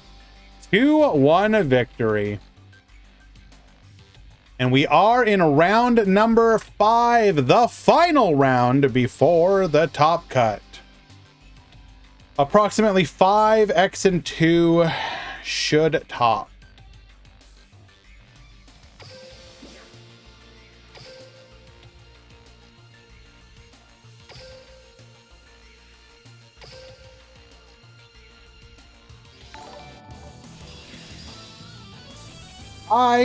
Hi, Watari, or Watar, excuse me. Thank you so much for the follow.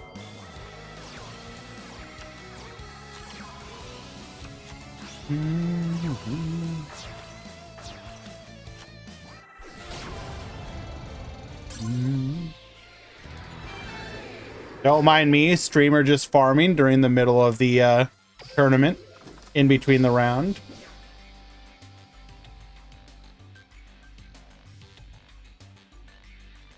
We are about to hit the edges, so I'm going to go ahead and push them through really quick. Be right back.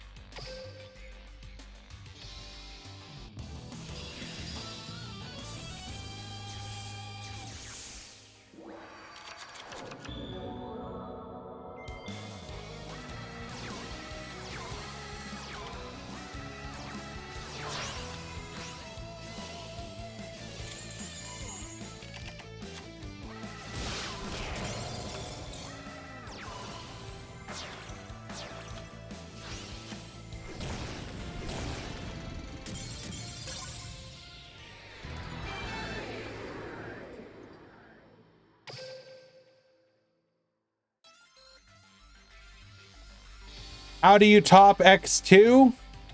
Have the best record as an X2 player.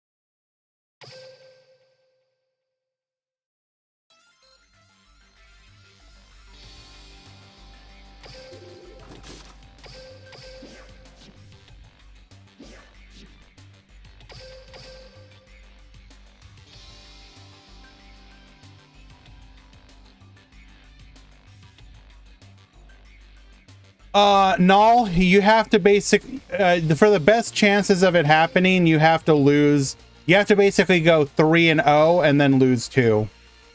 If you lose 2 and then go 3-2, then your odds of topping are basically non-existent. Because it looks at how good your opponents did. And if you're facing a 3-0, a 3-1, etc., then your tiebreaker goes up. We do not take those.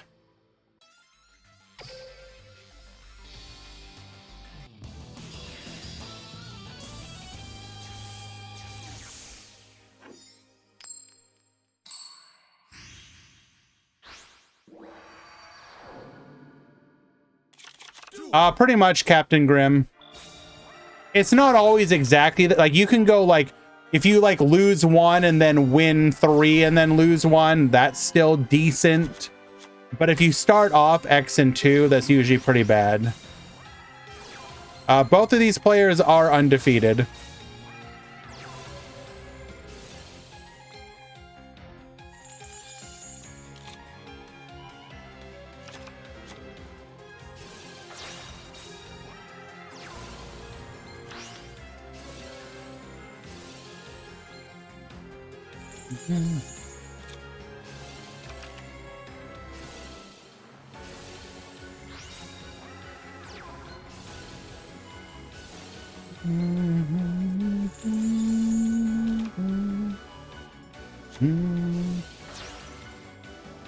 All right.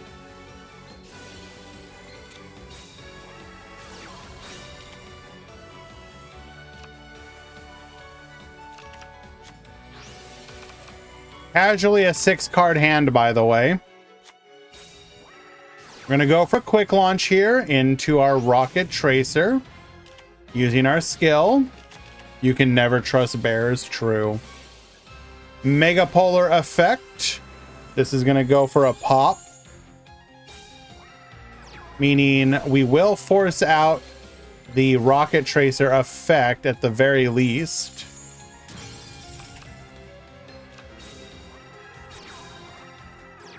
Ripple sets the back row. You hate to see that. But now we have to be careful because anything we go into instantly gets yoinked. Your chances are not awful, Null. They're not super great, but they're not awful either.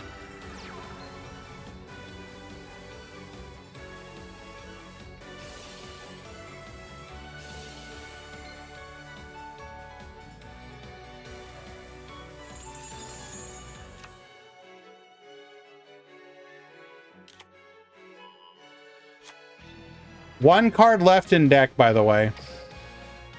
We may have drawn a little bit too much here.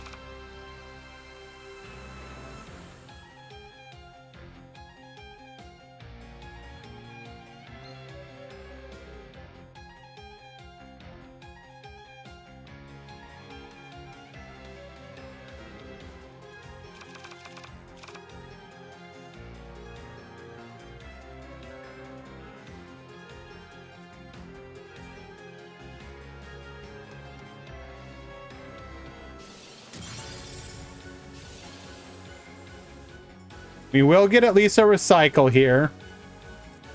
Last card's Harpy Feather Duster, right?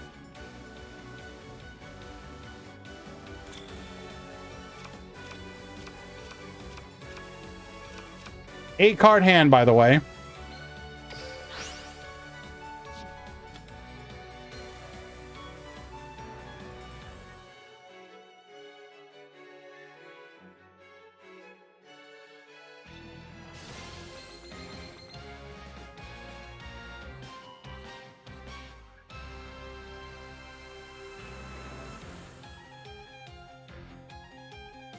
We are gonna yoink here.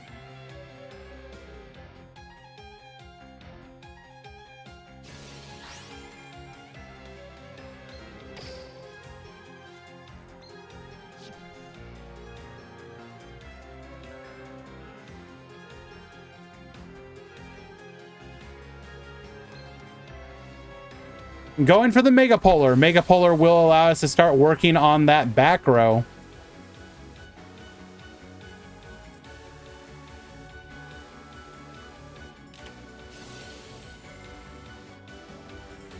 It is a Rocket Tracer into a Needle Ceiling.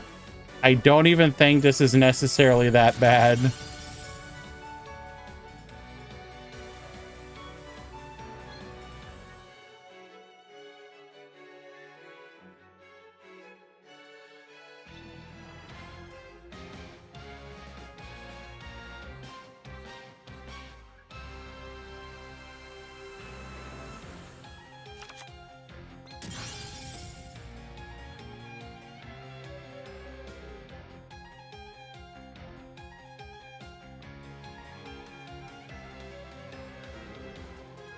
One card left to deal with.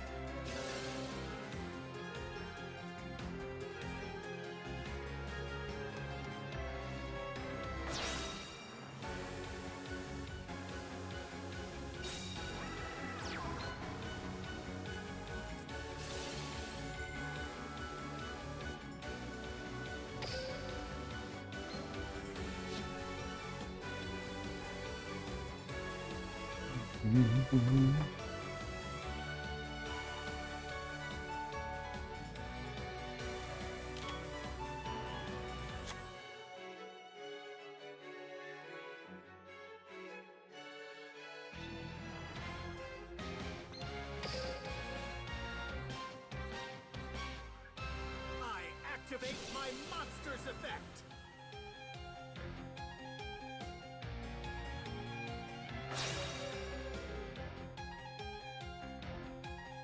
Join me. Join me. I special summon a monster. I activate my monster's effect.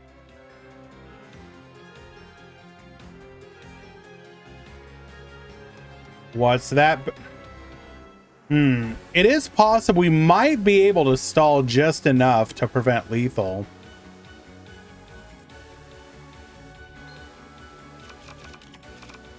We have no more draws.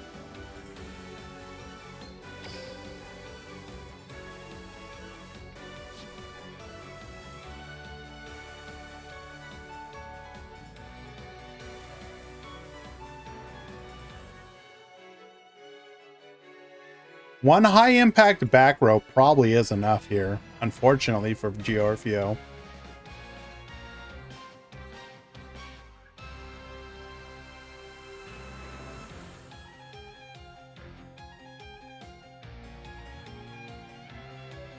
Come out.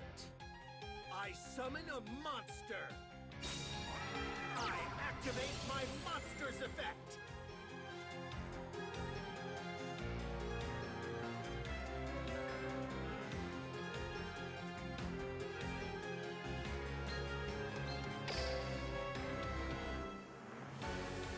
What do we even have left in deck? I'll play this. I'll use the card I set. I activate a trap. Second needle ceiling, bro. Activate a continuous spell. The dark. Wow. We needed to hit one of those needle ceilings. We needed to snipe one of the needle ceilings, basically, with the Mega Polar.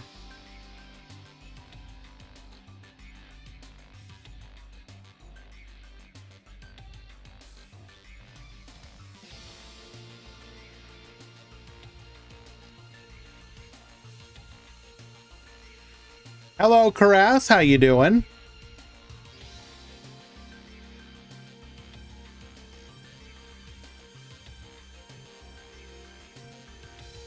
He would have chained. True.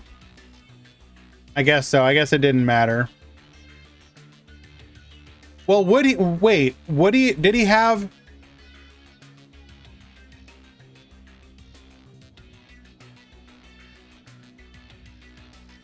Yeah. Well... Yeah. You're right.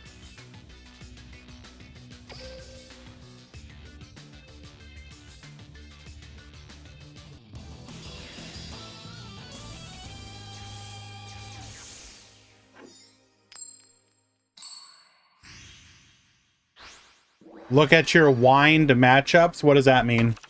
Let the party begin. When the strong devour the weak, power is everything. Duel. My turn. From my hand, I activate a continuous spell. I activate my monster's effect. Join me. I special summon a monster. I activate my monster's effect. I activate a continuous spell.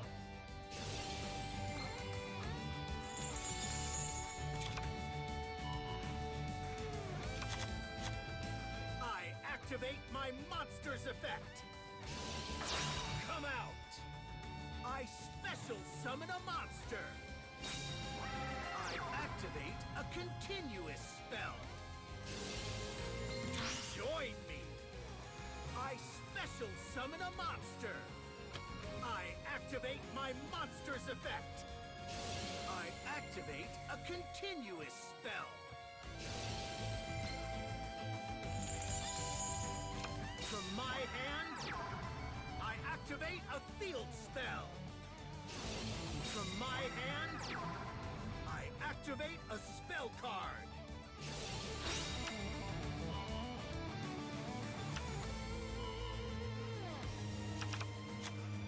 I activate my monster's effect. Come out. I special summon a monster. I activate my monster's effect. I activate a continuous spell.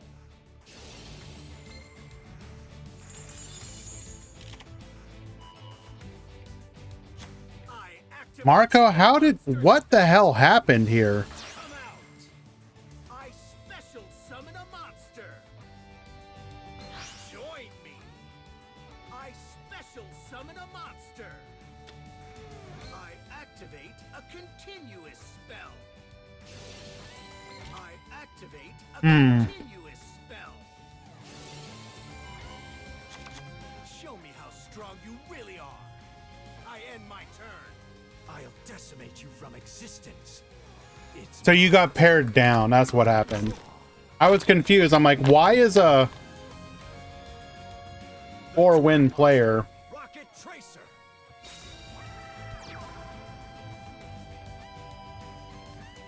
Witness a duel that transcends the limits of the mind. I set a card. I activate my field spell. Boot Sector Launch. You fool! I activate my monster's effect!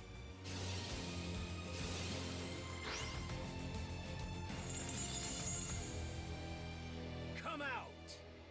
I special summon a monster! That won't work! I activate my monster's effect! Pointless! I activate a continuous spell! Rocket Tracer activates its effect.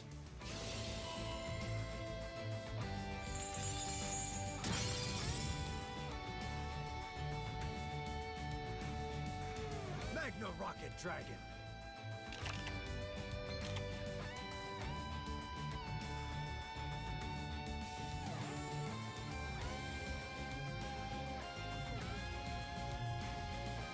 Yeah, sorry about that, guys. Just handling a few things real quick.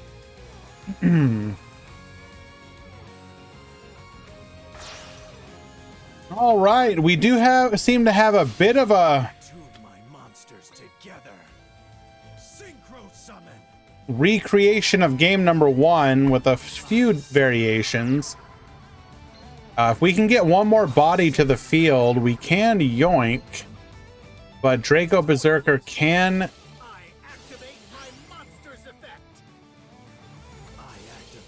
go for the banish here. You fool! I activate my monster's effect. Allow me to show you this. I special summon a monster.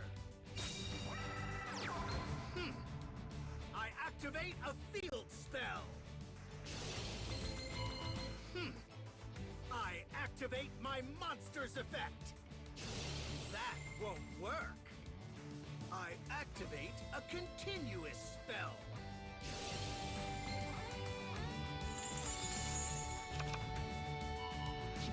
Alrighty, get yoinkin'.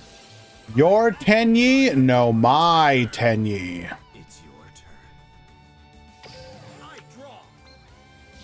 Only 2 back row to deal with this time.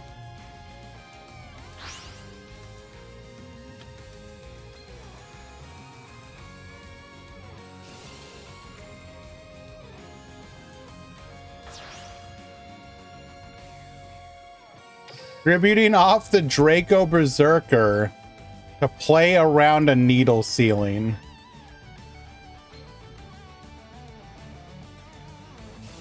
I've tried learning Yu-Gi-Oh! A few times before, but every time I give up because it's too much.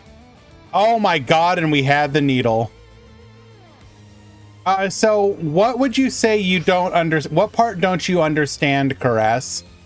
I mean, and it's okay to be honest here.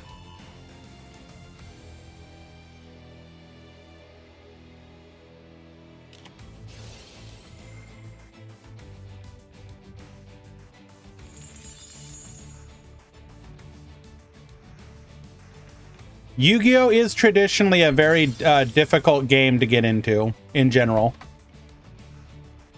There's actually been a lot of conversation within the community and from people trying to get in about the difficulty of learning how to play.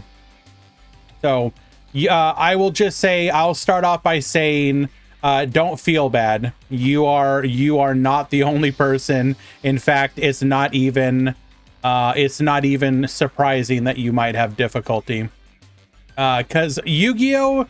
Is a game about foundational knowledge that you build up over time. A lot of people who've been playing Yu-Gi-Oh! Have been playing it for a very long time.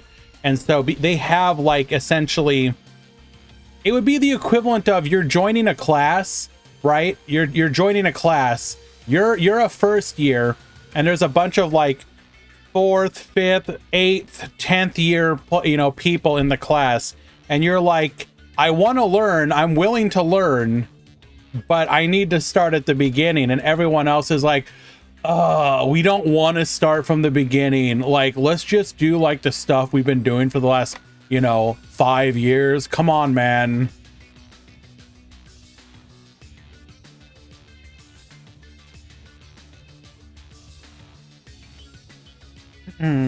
So like at the start of the match, for example, the guy took like 10 minutes. Why is that? So the best way to understand modern Yu-Gi-Oh! Another match, you don't want to see how this one finishes? Okay. I mean, okay.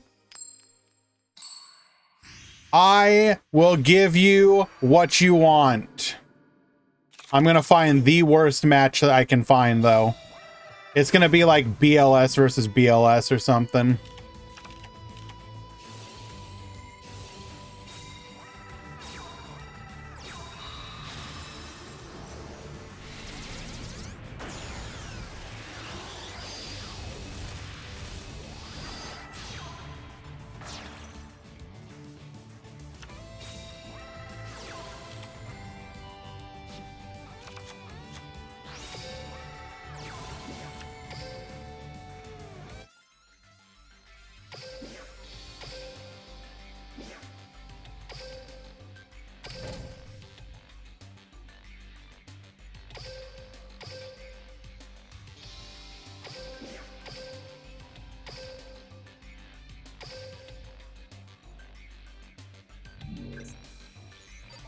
How many X2? Like 5. Okay, so let me go back to what I was talking about. So the thing about Yu-Gi-Oh! Is that it doesn't have traditional turns. So in any other card game, you would have turn 1, turn 2, turn 3, turn 4, etc. Yu-Gi-Oh! Doesn't really have that. Yu-Gi-Oh! Has, you know, you play multiple turns on the same turn, essentially. So your opponent who took 10 minutes to do their combo was basically playing, you're basically playing an entire match's worth of turns condensed down into just a couple turns. So that's the best way to think about it, is that you do not have even though there is a turn counter, turns are not the same like any other card game. You are playing turns 1, 2, and 3 on turn 1. So wrapping your head around that fact is probably the most important. The second most important thing you need to remember when it comes to, or to learn about Yu-Gi-Oh! Is that because there's not a true resource system, your resources is the number of card activations you have available to you. So instead of playing like a land, tapping that land, bringing out a creature, passing the turn, every action you take, you have to ask yourself, does it generate me more resources or gain me advantage on the board or in the hands? So for example, if you summon a monster whose effect is to search your deck and summon another monster, right? That right there is what we would call a +1. You have gained advantage both on the field and in the number of cards that you have available to you. So if you have the choice of playing, if you have the choice of playing a monster that has an effect like gain 500 attack, or the effect is, you know, dump a monster from your deck to the graveyard, and then the monster that you dump to the graveyard has an effect that you can activate that summons another monster from your deck to the field, you're gonna go, oh, the attack is nice, but the other one gains me resources in the form of more monsters, more cards, etc. That's how you need to learn to view cards, as opposed to however else you may have viewed them in different games.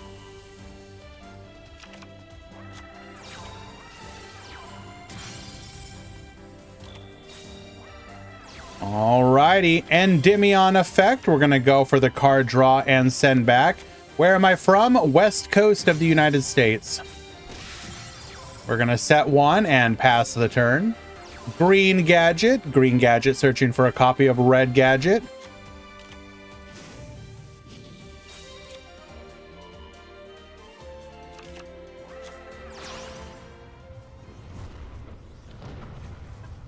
I'm from the synchro dimension.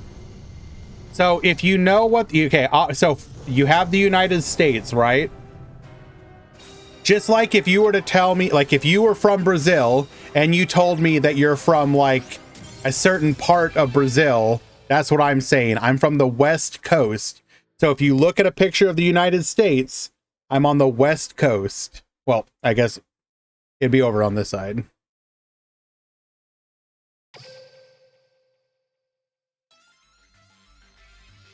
Alrighty, game 3.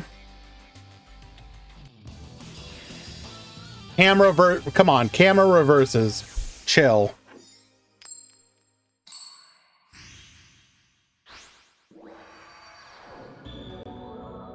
Well, so the thing, so right now, Karas, you're watching Duel Links. Duel Links traditionally tends to be a little bit faster than traditional Yu-Gi-Oh! Because it is a format called Speed Duel.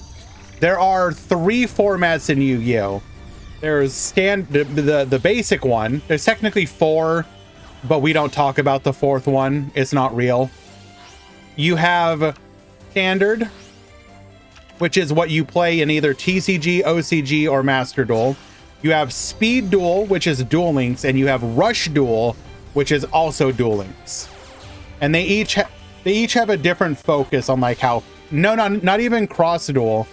I was talking about the format of Yu-Gi-Oh! Where what's it called? Not limited. Is it traditional? Not limit. What's the one where there's no banned card? Like every banned card is limit 1.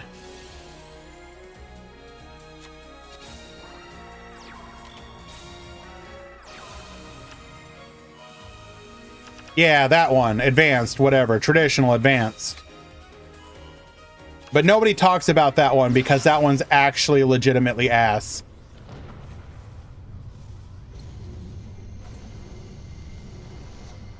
Advanced is normal Yu-Gi-Oh! Traditional, okay, right. Boomer. It's not even Boomer format. It's literally like... Because Boomer format would be like GOAT. We're talking about like... This is like beyond Boomer format.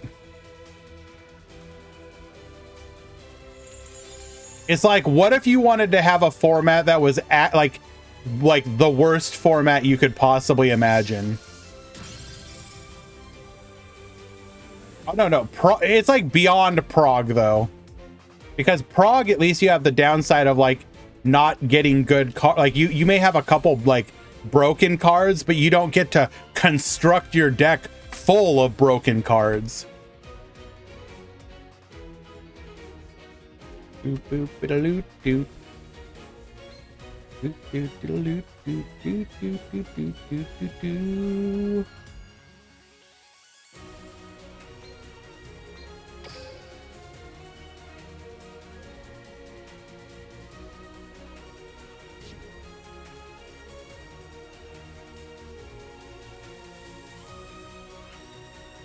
This isn't Gandora.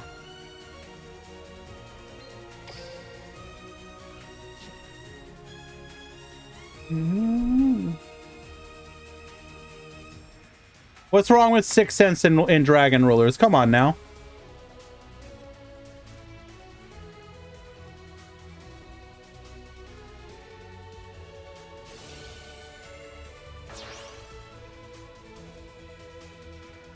We shall negate.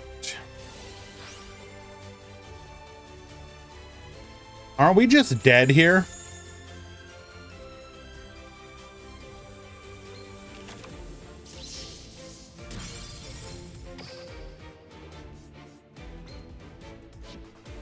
Wait, we didn't have a target? Oh, we didn't have a target. Do I have old cards like Jinzo First Edition? I got rid of a lot of my older cards. For some reason, the only like truly old card I still have is I have like a launch version of Solemn Judgment. But I lost a lot of my cards at some point and then had to like rebuy them.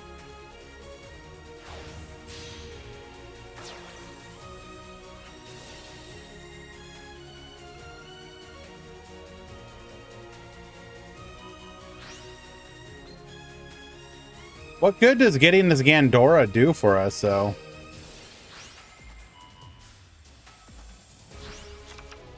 Oh. Okay, never mind. So is there a meta deck or strategy that players usually follow? So there are metas, just like in any other game, yes. And depending on the format, you will have, you know, so many different decks will be viable. Because Yu-Gi-Oh doesn't have a rotation format, you will sometimes see older strategies become good again. But usually they need some kind of new support. A Yu-Gi-Oh format traditionally has anywhere between 1 and like 10 decks viable at any one time, like on average.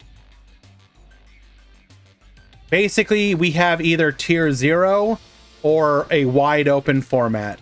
What is Yu-Gi-Oh? A very good question.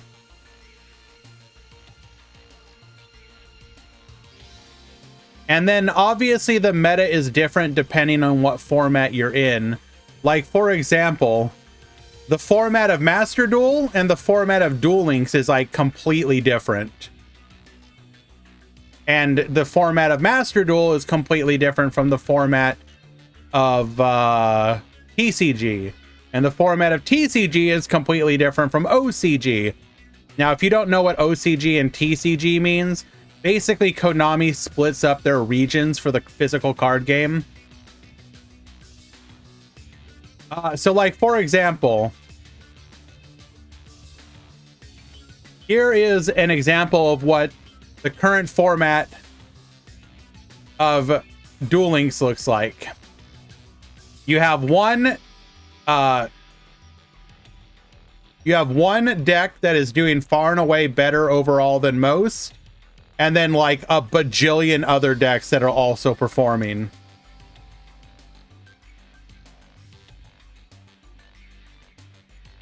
And then Master Duel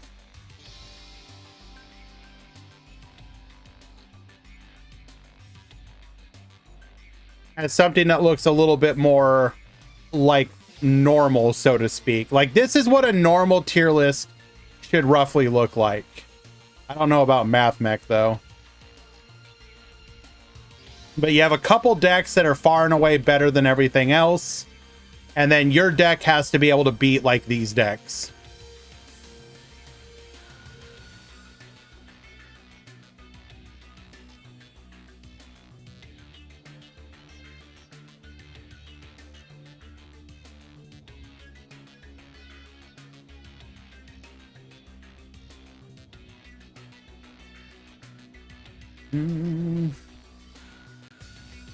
All right, mod call. What's this all about?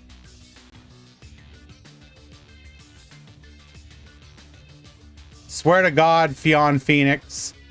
How many times do I have to tell people 2-0 or 2-1 literally doesn't matter? But if it makes your fees better, let me go ahead and fix that for you. 2-0. 2-1 is the same, but sure.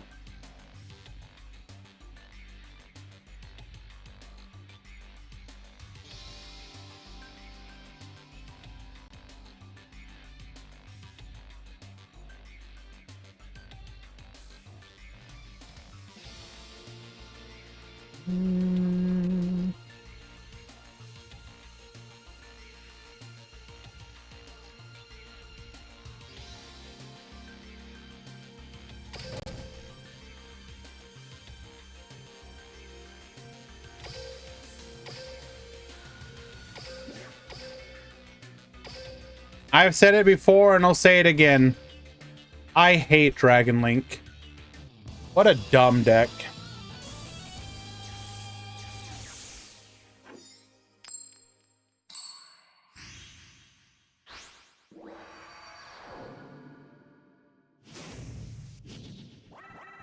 And I am the opposite, Bella. I hate pile decks. To me, once you start mixing like more than like 2 archetypes, I look at you sideways.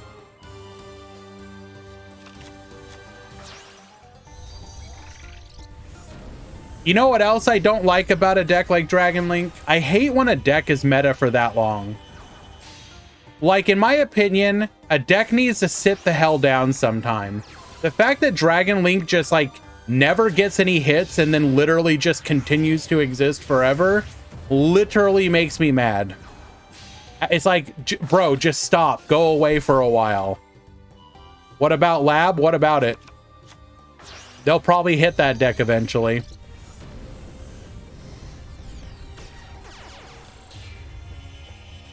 Well, yeah, Bella, but there's ways to hit it. Like, just... Isn't Dragon Link basically rockets? No. The problem with Dragon Link is that there's basically no rockets in it. Dragon Link basically is, what if you had a rocket deck with as few rockets as possible?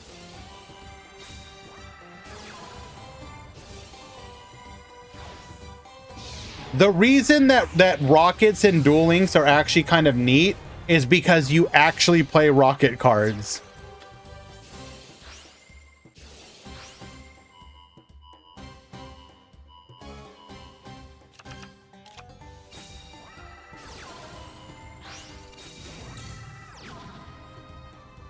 So Papa Tricks, if you're talking about tiebreakers, the most important tiebreaker first is how many wins do you have? Then it goes by what is the wins of your opponents you beat? What is the wins of the people who beat you? And so it basically looks at, like, it goes down the list. So if the people that you beat did well, you get ranked higher. If the people you lost to did well, you get ranked higher. So it is better to beat or lose against strong players.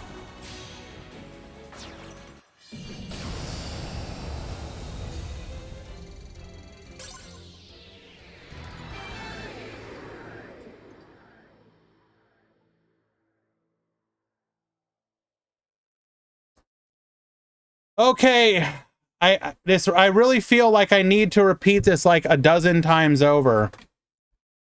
Wins of games do not matter. Match wins matter. 2-0 is the same as 2-1. There is no difference.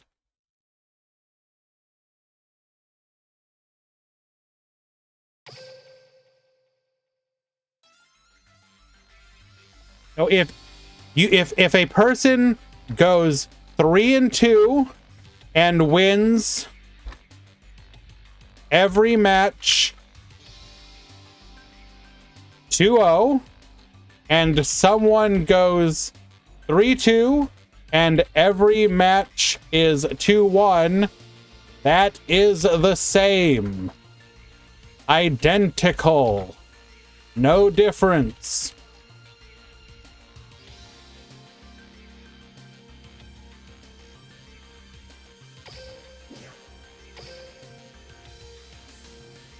What tiebreakers care about is, did you beat a bunch of 1-4 players, or did you beat 4-1 players? Did you lose to 3-2 or lose to 0, or I was gonna say 0-5, or lose to 1-4? Obviously you want to lose to the 3-2. That's called strength of record. You played stronger opponents.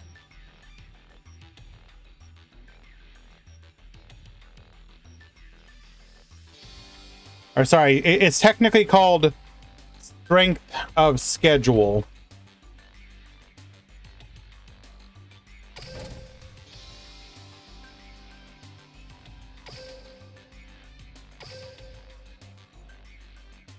I am talking about how the ranks have been determined.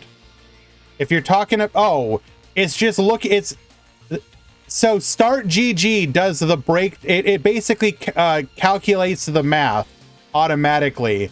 So instead of me and my mods having to go like, okay, so this player went 3-2, this player went 3-2. Okay, now look at all their opponents. What are their opponents' records? Okay, so player 1 went against somebody who went 4-1, 3-2, 1-4, 1-4, and 0-5. Okay, what did player 2 do? Okay, well, they lost to a 5-0. They beat a 4. You know, it just does it all automatically.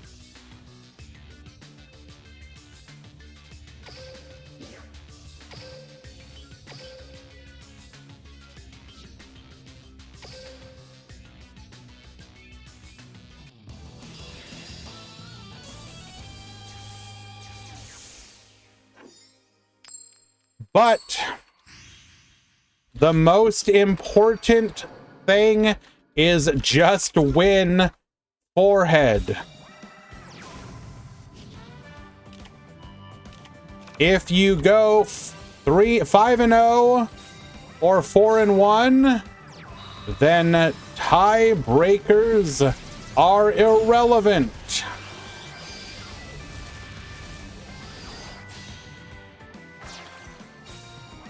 This is the final game of the final match of Swiss rounds.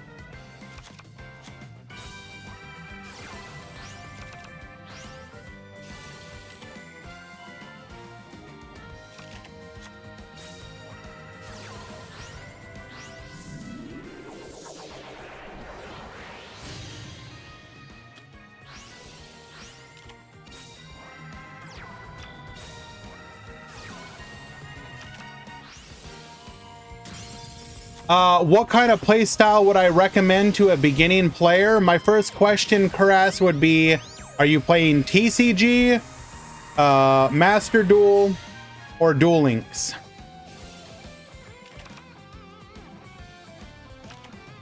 Because the answer is actually different depending.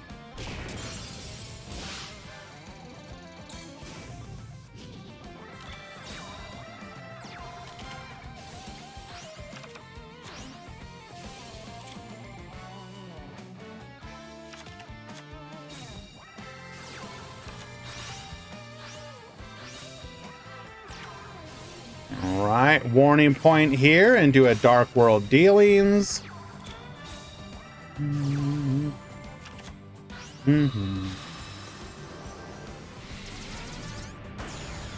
As my recommendation changes depending on the game we're talking about. Number 70, Malevolent Sin, get Bonetian.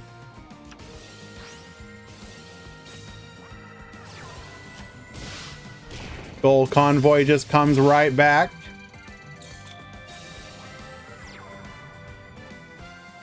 Name all three. All three what? What decks I would recommend?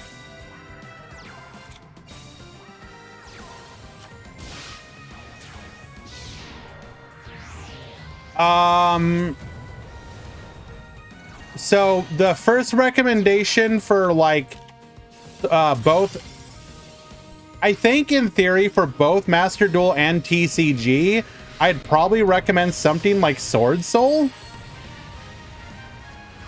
I think Sword Soul is relatively easy to understand, has a pretty basic game plan, but can still win you some games.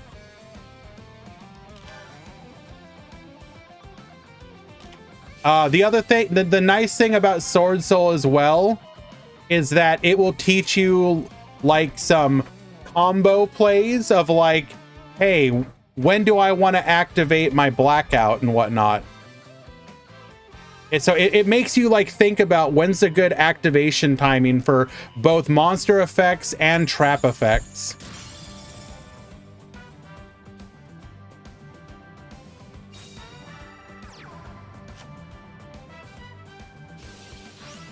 I mean, Sword Soul is kind of linear, sure, but it's also like a relatively strong deck with a very basic game plan. That's the biggest thing. You want to keep the combos simple and focus on the mechanics of what are you doing when you are like, what, you know, learning, okay, I activate this monster. Okay, it's very simple to understand. Normal summon Moye, reveal a worm.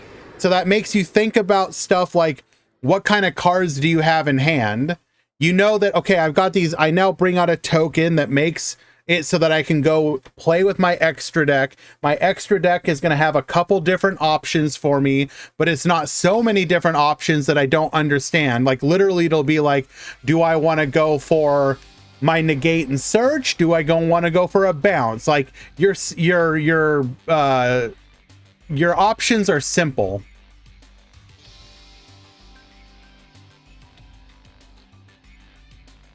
Alrighty, that was the end of the Swiss rounds. Let's go ahead and double check here.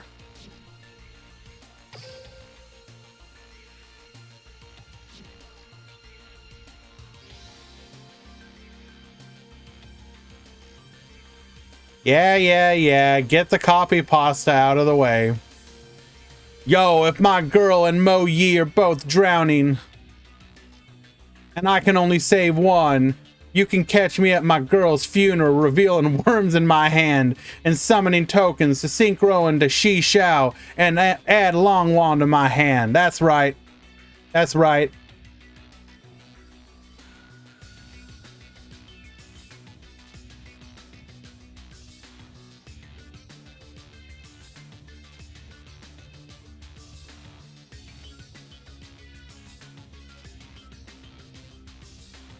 See, here's a secret to that. You may have lost your girlfriend, but you gained a Moyi, and she can become a new girlfriend. You know what I'm saying?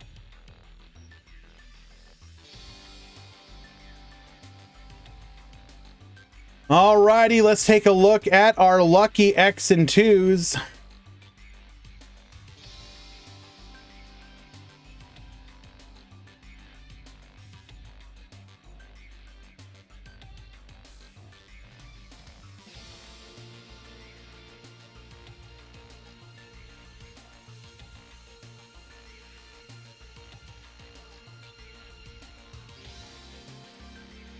In pool number 1, we have Aizawa DL, and Scorp, who literally does not have the correct name attached to his account. Awesome. In the other pool, we have Cole Overwatch. That's right. I don't even care if it isn't for Overwatch. I'm calling you that. Shalnark. And Yusuke. You topped X2.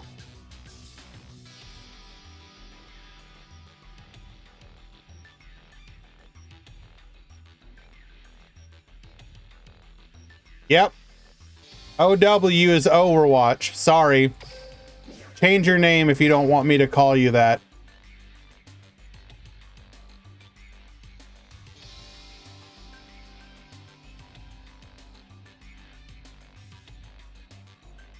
Alrighty, guys. Give me just a minute. I am going to do the top 32 breakdown when we return. We will watch our first match. I will start the top 32 immediately. Thank you, Captain Grib.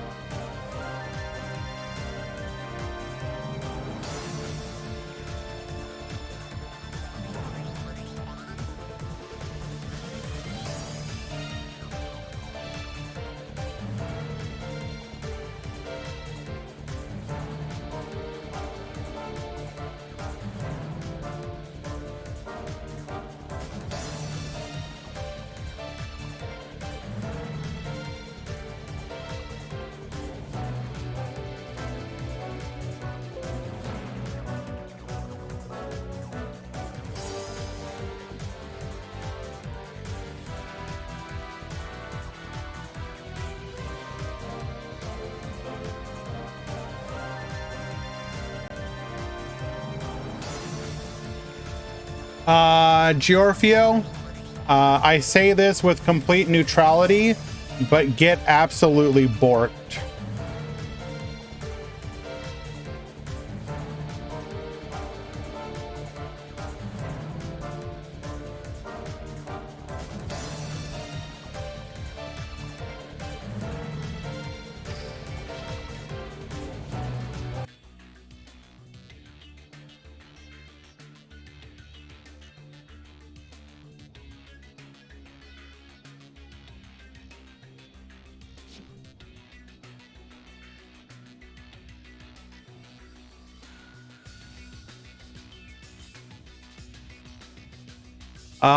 The Phantom Knight that's made it is in the PK Fire. PK stands for Phantom Knight.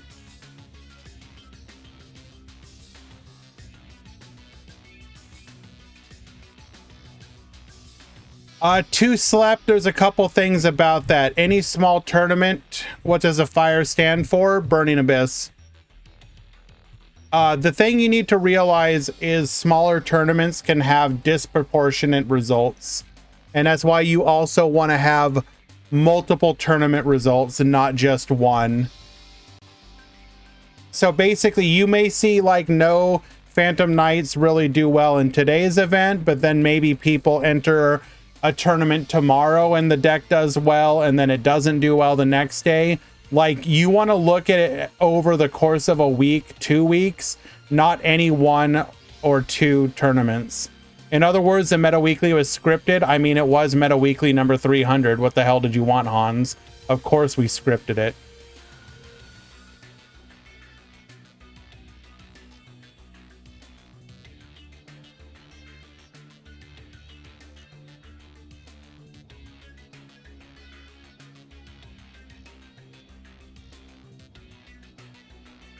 Alrighty.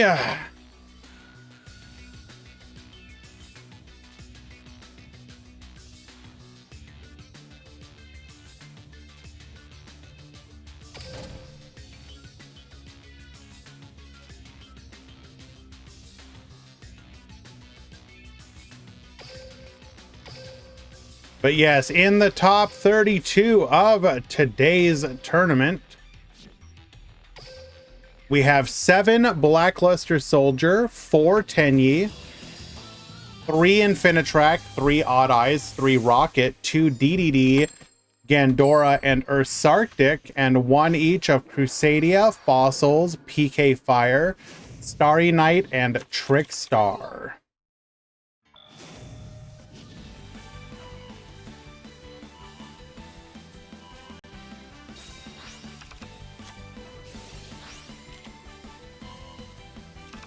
Alrighty.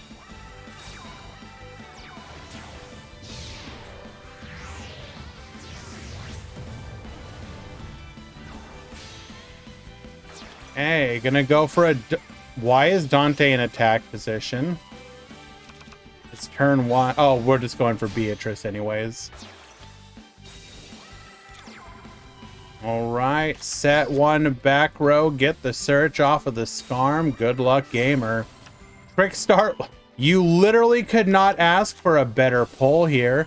Force out that back row. It is a Phantom Knight Wings. Buff up our Beatrice here. 2 tokens, allowing us to go into a copy of our Crimson Heart. Get Sending, get Bonetian. Candina, searching for a copy of Corobane. Double set the back row. Are we going to go for this battle?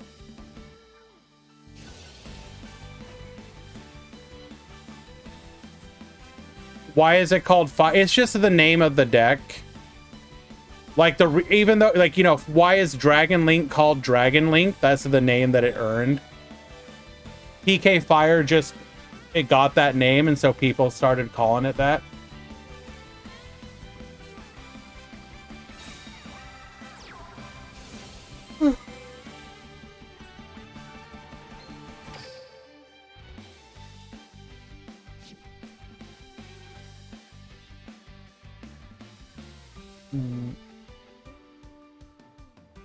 Bella, they were asking, but why Fire and not Phantom Knight BA? It's because people like fun names. Hello, Nambiri. How you doing? You only slept for 4.5 hours? Interesting.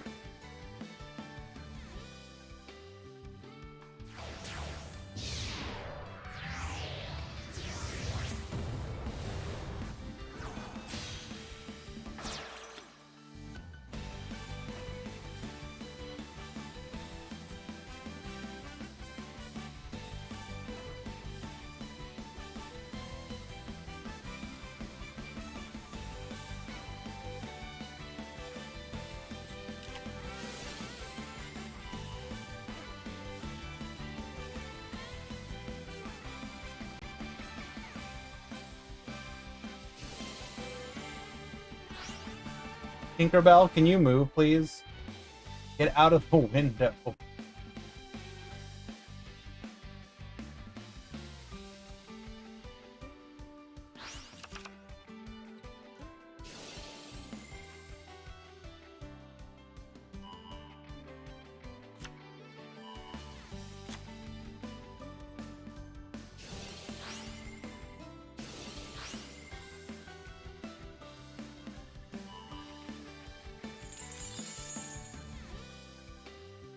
All right, are we going to be able to make another pop play here is the question. Looking like it.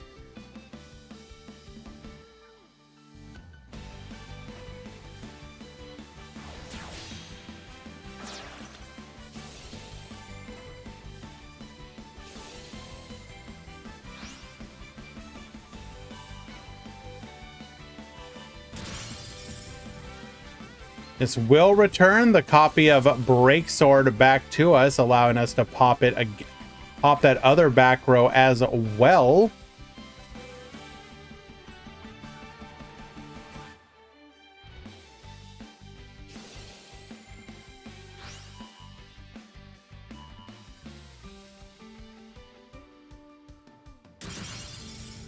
Now, we were doing this even though we would lose out on being able to resummon, specifically because we wanted to be able to punish a needle ceiling.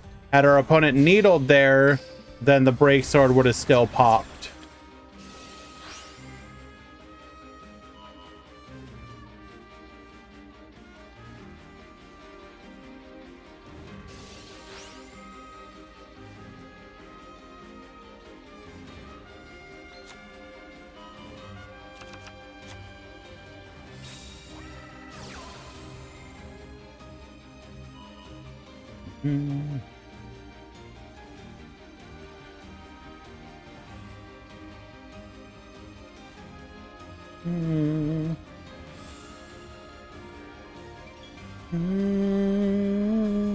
Well, it also doesn't care because it lowers your opponent's monster to 0. There is that.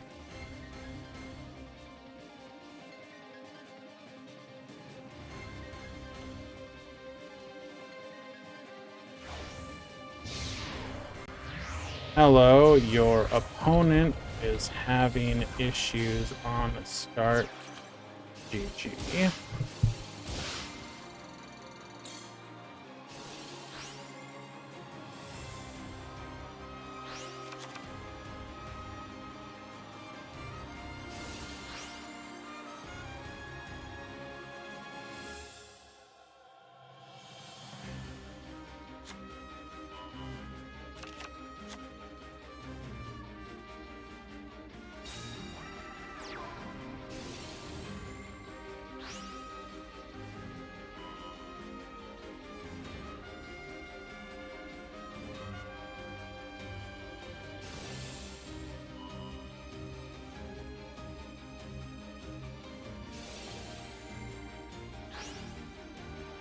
Okay, sorry, handling a mod call. Yeah, I see that error, Sammy. You can try logging out and back in. That might fix the issue, but there's the room code for you. Please go ahead and proceed to play.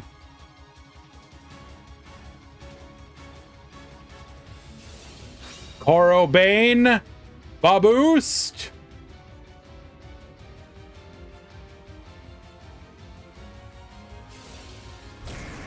We will protect.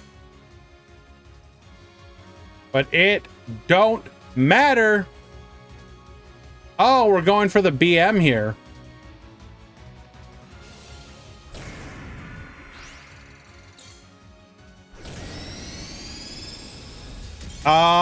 Later night ones typically are the Latam ones.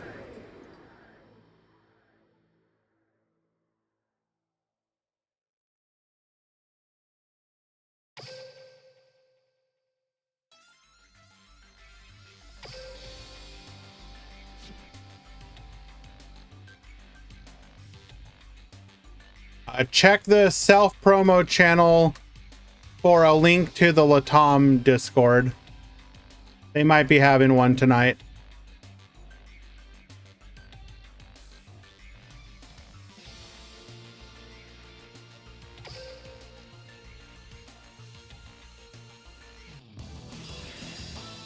You just resolved drowning? Congratulations.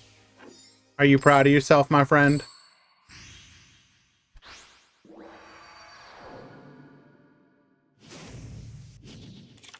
Duel.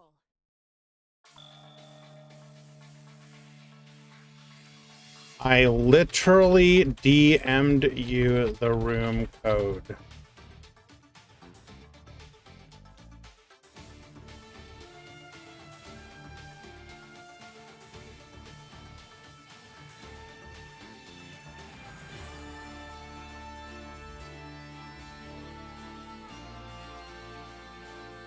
Gene Ya Wesum, thank you so much for the raid. What the heck is going on? What brings all y'all over here today?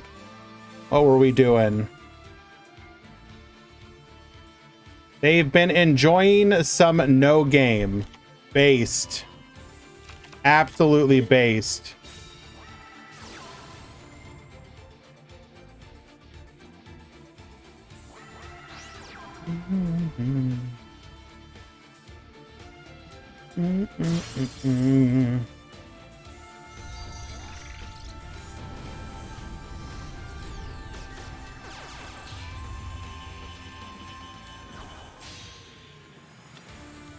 Sorry guys, handling a mod call.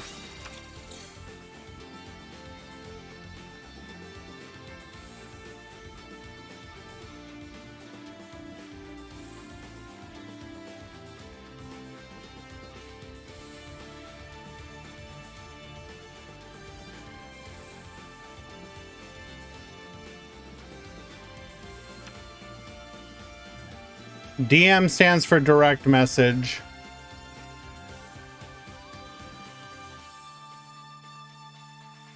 Spectate bug.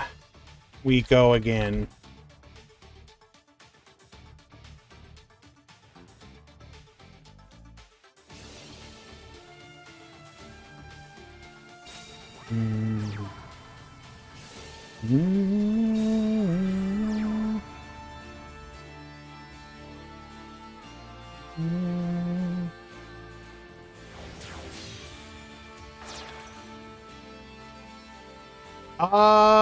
What is this hand?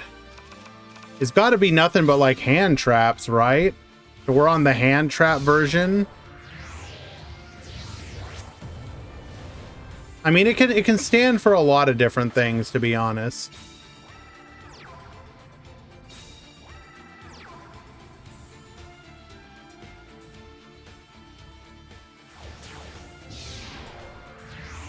Okay. One for the break sword here. Break sword effect.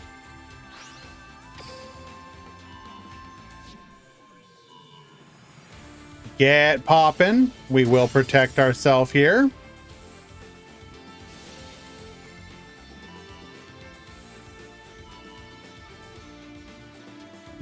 Question is, can we get to lethal?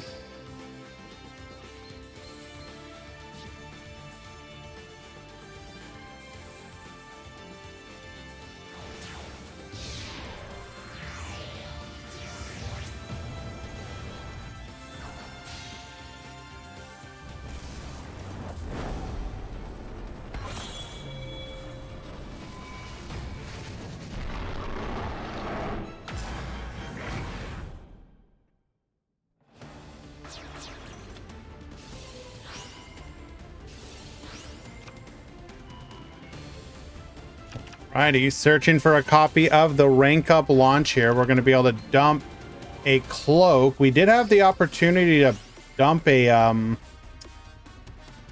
copy of the trap to resummon, but instead we are going for the ragged gloves. I don't know, his account must got hijacked or something, but that's a ban.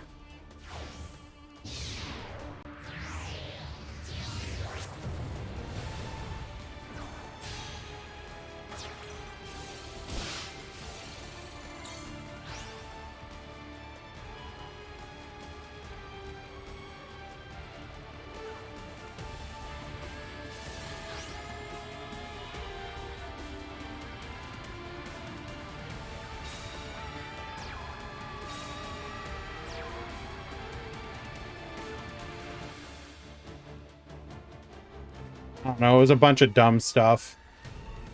5,000 damage. Any responders?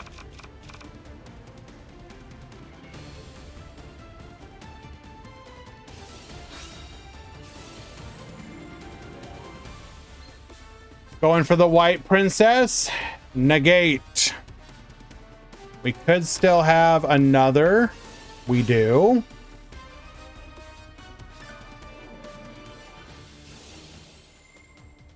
We will negate again. We got a third. This one will go through.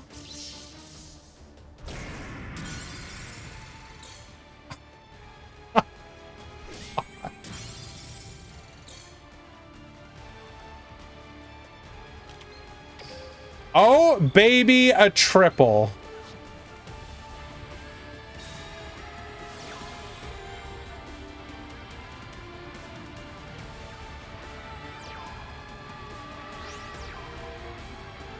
No more negates, though.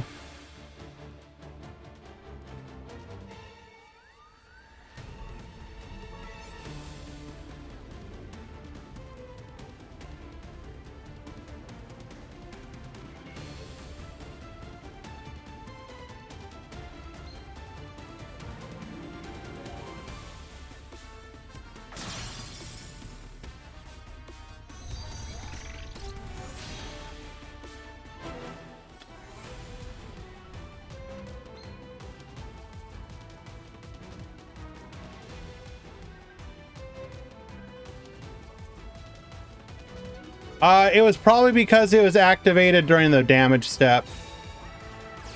And you can't summon during the damage step.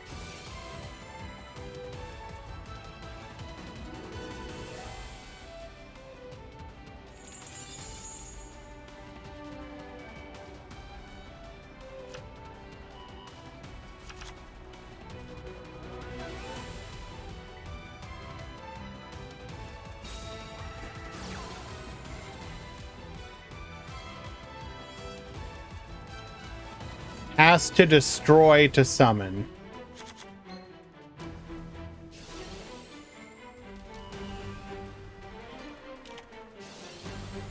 But didn't we destroy? No, because it's already in the graveyard, right?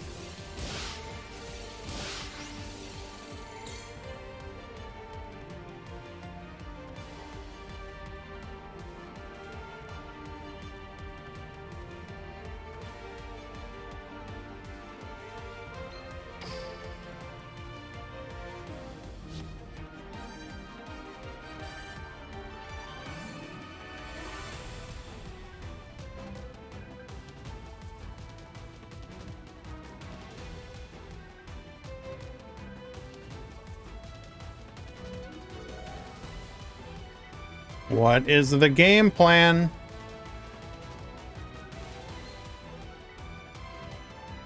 We have Korobane.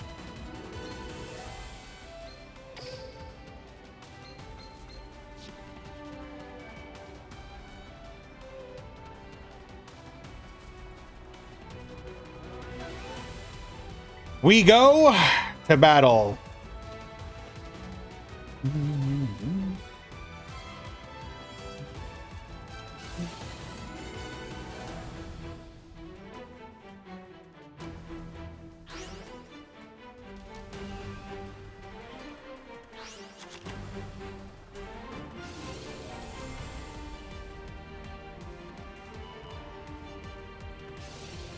We are going to go for the banish here.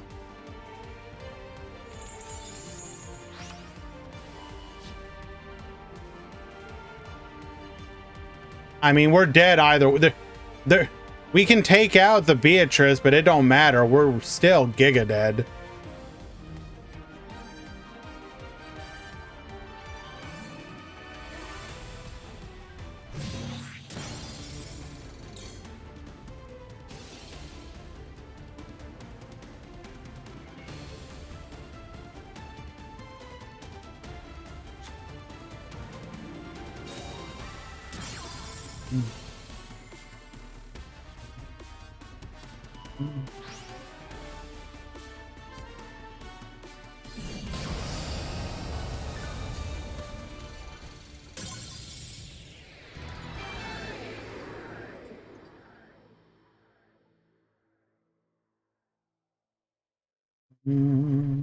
Okay. Very well done.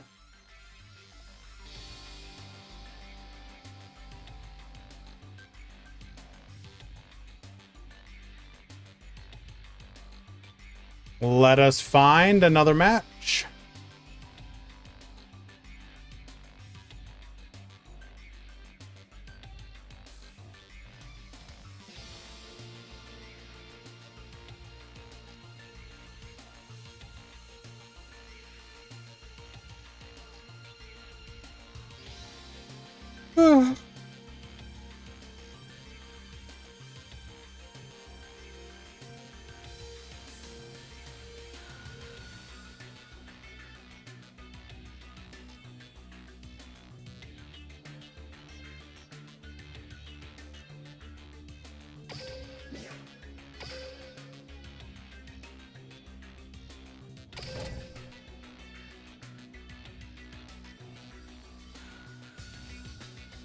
If you want recommendations on a side deck, just go look up other deck lists and find ones that have example side decks. So, and just kind of see what people are side decking in general. You should also be looking to cover the weakness of your deck against certain other decks.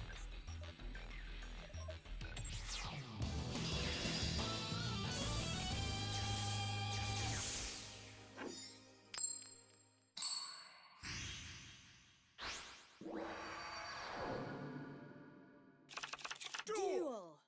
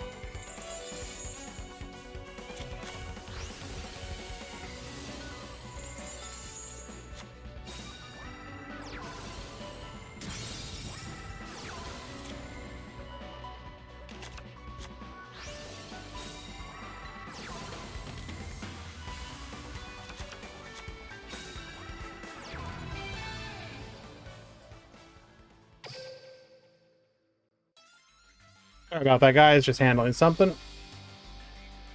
So Cole taking game number 1.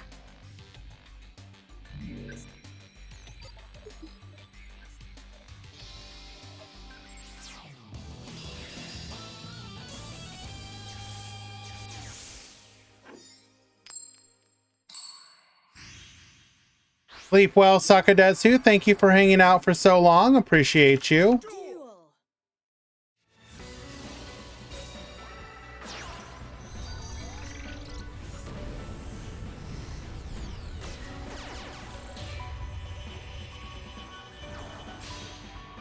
All right.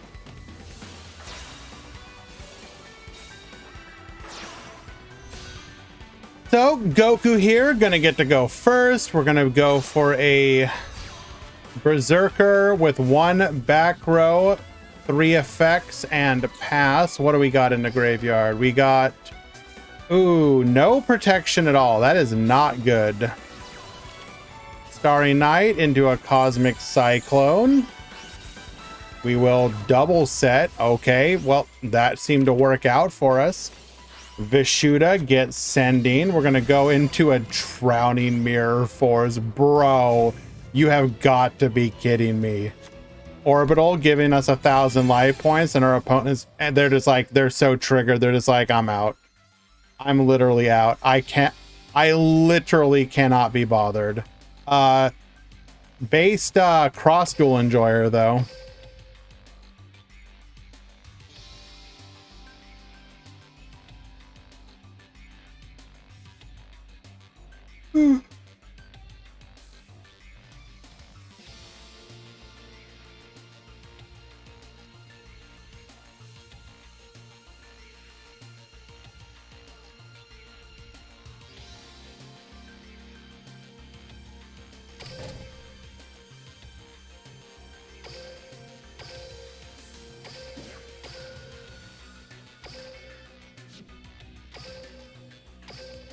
Watch game number 3 between Shiny and Mr. Zero.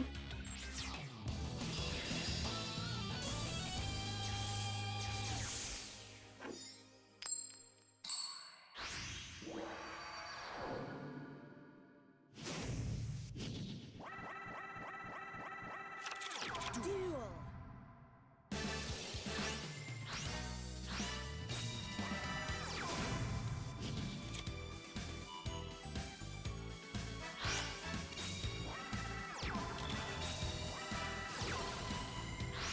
All right, Cosmic Cyclone taking out a copy of Enemy Controller. Only 1 back row to have to worry about here. So far, no interaction though, so it just might be dead. We might have hit the correct one. Seal the Tombs and pass. Chaos Form, allowing us to go for a Legendary Swordsman. That is going to be a Treacherous. That is pretty devastating, because we also do not get the revive, and we are forced to just pass here. Harvester gets searching for a copy of Crab Crane. We will then go for the River Stormer. That's a bottomless trap hole into a Book of Moon to keep it safe. Crab Crane tributing it off. And we will get the concession scoop. Sophion takes it in game number 3. Well done. That was Infinitrack versus BLS.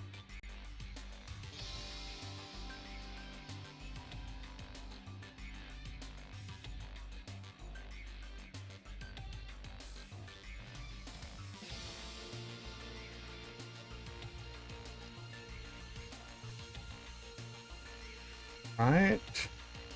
Go ahead and get this message out to everyone.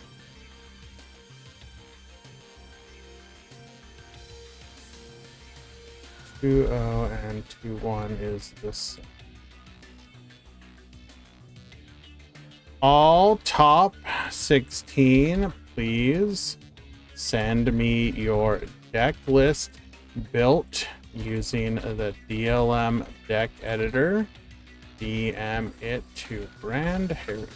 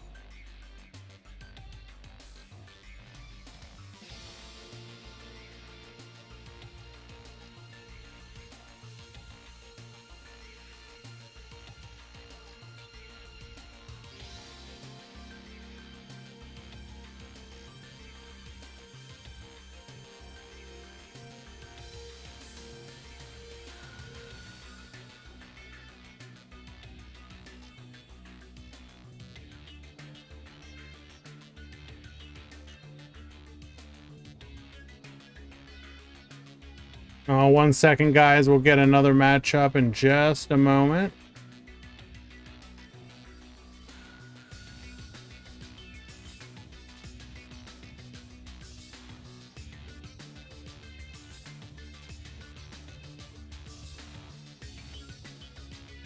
I want to watch more PK Fire, so we're going to watch more PK Fire.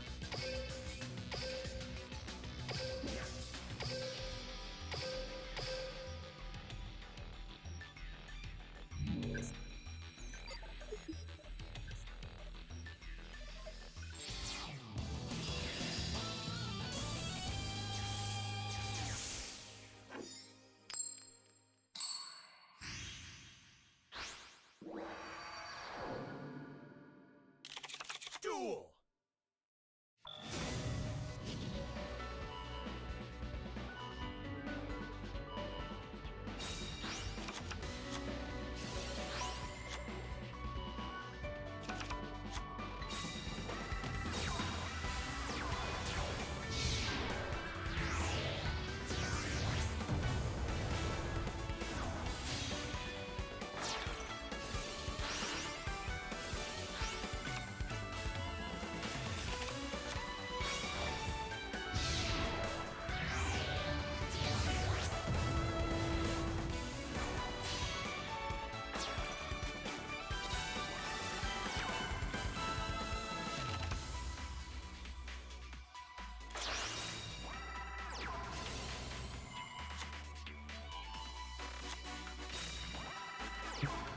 Okay.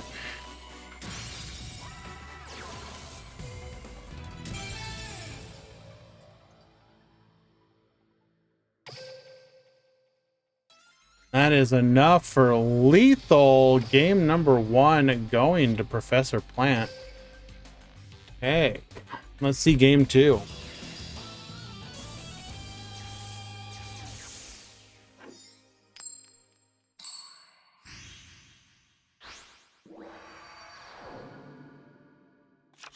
Duel!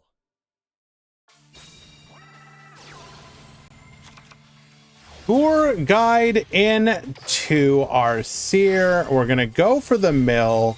Libic effect, allowing us to then go into a Beatrice. Barbar effect for a burn 1, set 1, and pass. Arborea, we're going to go ahead and send a copy of the Farfa. We have the Crusadia power to protect us here. How many DDD in top 16? I haven't actually checked. We have Infinitrack, Rocket, BLS, Infinitrack, BLS, DDD, Odd Eyes, Starry Night, Infinitrack, Rocket, PK Fire, Crusadia, Space Bears, BLS. Not sure how Space Bears managed to win that one. A pretty rough matchup for them. And then Gandora versus Space Bears.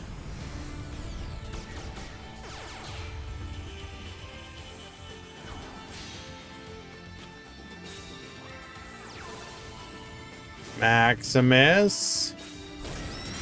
Successfully taking out the Beatrice. Beatrice effect. Seer effect. Alright. Cosmic Cyclone. It is a Crusadia power. We are going to make us unaffected. Virgil effect. Equimax 2. Negate. We'll then go for a Dante. Dante get boosted.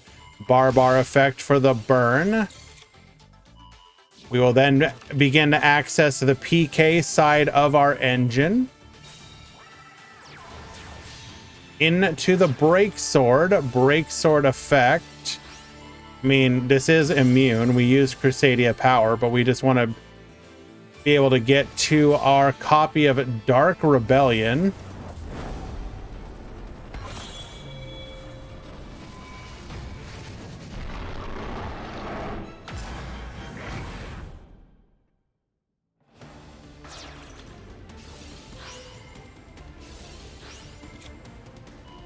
Searching for our copy of the Rank Up Magic. Transform thyself into Dark Requiem.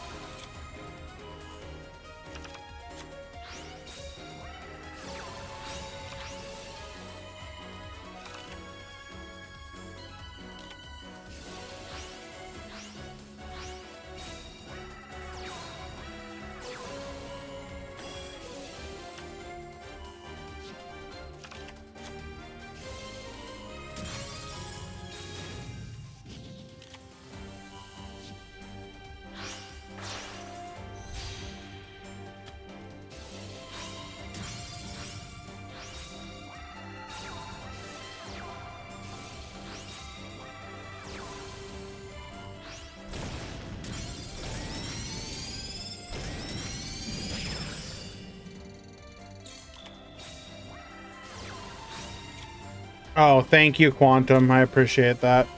I wouldn't have actually noticed. I've actually been talking for like the last 5 minutes. So that's incredible. So Ramon is probably correct. It's probably between the 24th and the 26th, if I had to guess. For the new box.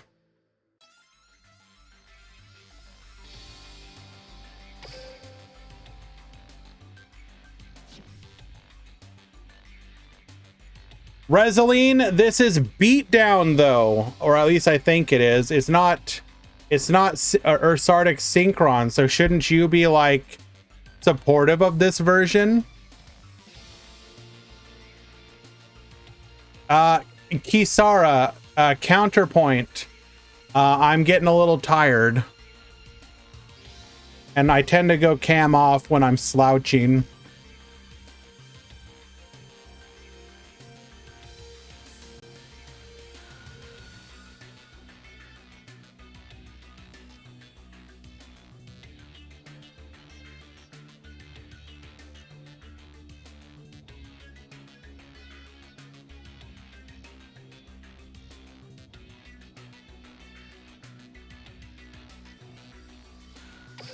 Oh my god, the match is over already?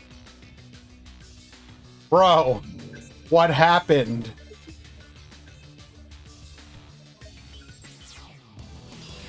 I didn't even get to click on your next match, and it's already over.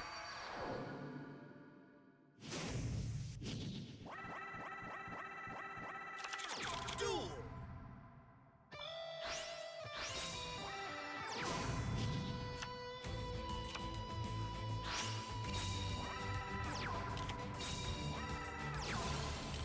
Okay, Blue Boy, that's a good start to things. Going for the secrets here.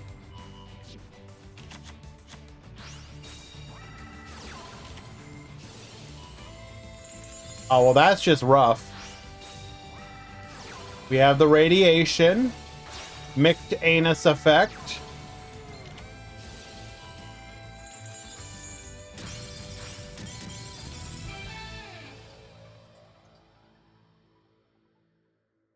Just have the outs, bro.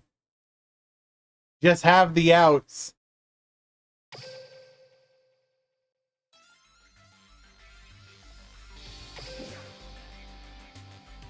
That's a big feels bad, man, right there. Alrighty. Let us find another match.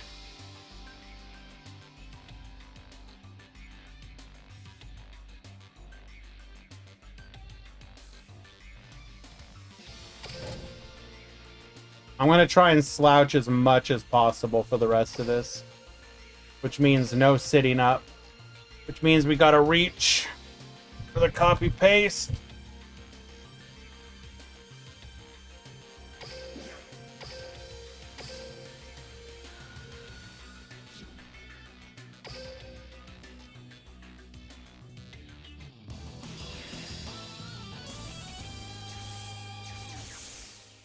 Tell me right now, you get 300 more box chips. What are you spending them on? Assume that it goes up through basically the same boxes as before, but maybe like 4 more boxes. You're spending them on Snow, a card that's not in the game. More copies of Saphira based. Dealings, okay. Dark World Dealings is definitely the kind of card that you don't want to spend any real resources on. I can respect that.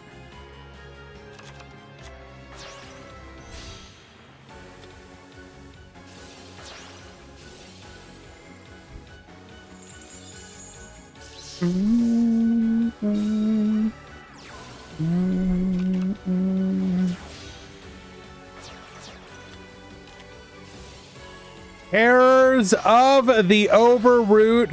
Congratulations, you can have A copy of Forbidden Chalice back. That's pretty rude.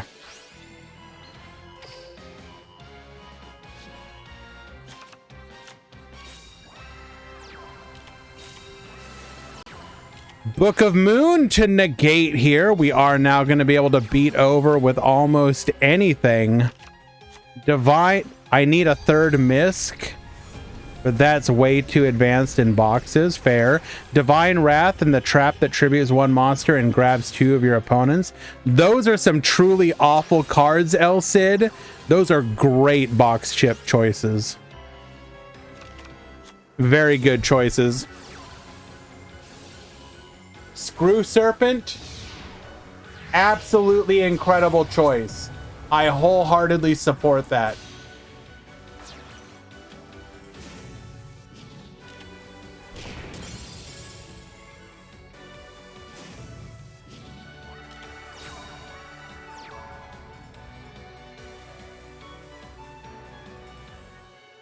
Can a moderator please mute Serena? Thank you.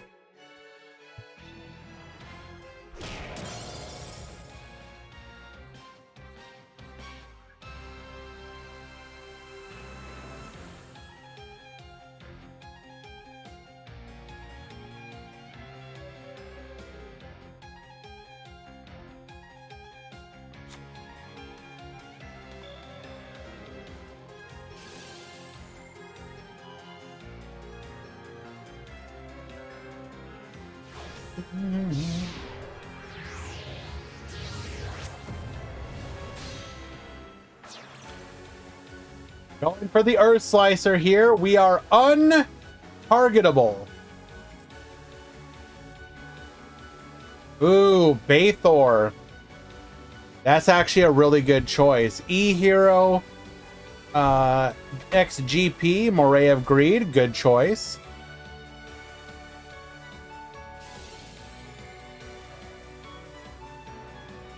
Can DLM not censor Twitch Profeer's comments during April? He won't be TPC during April Fool's Week. TPC seasons are only 3 months long. But he would have to get TPC again.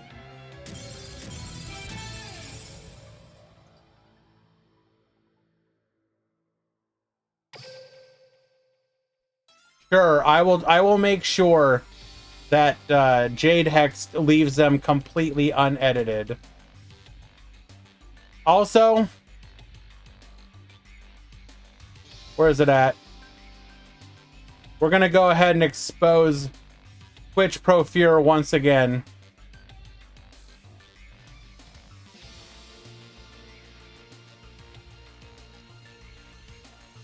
Oh.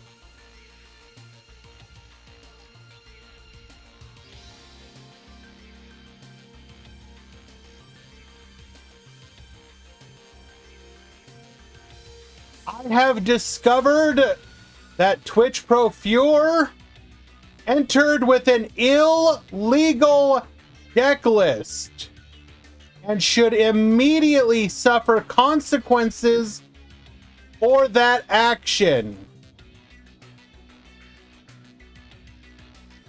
This is absolutely not a valid deck.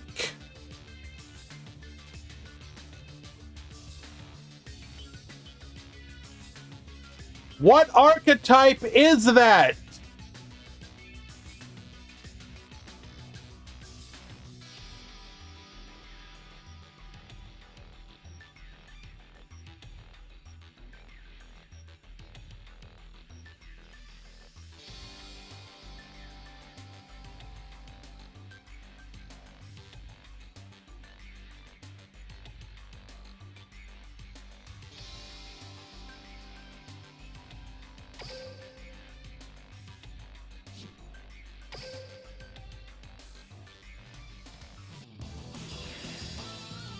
Yes, I did, Murata. That card's busted.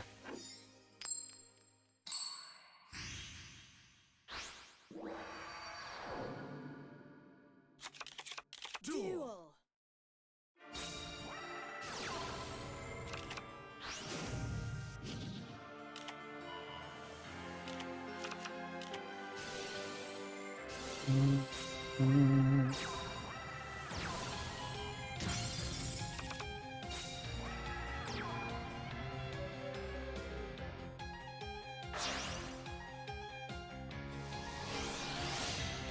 All right. Draco Berserker 1 back row pass. Good luck.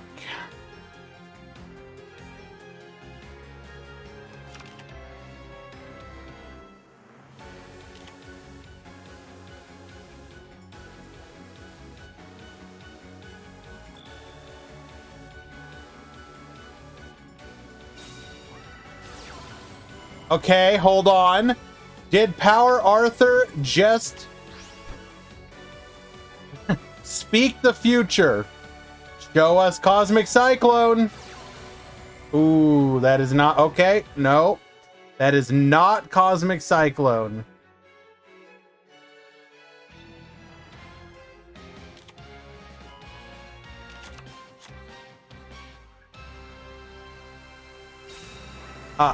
Just for that, I'm gonna slouch even further.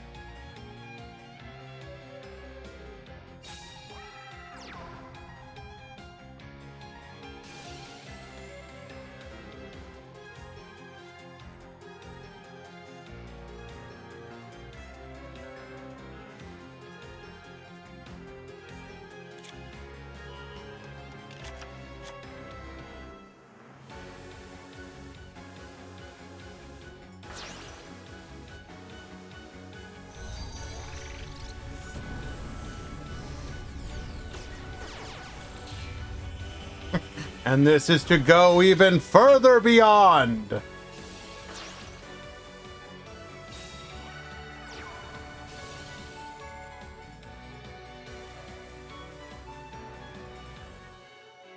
This is about to be the biggest needle ceiling we have ever seen.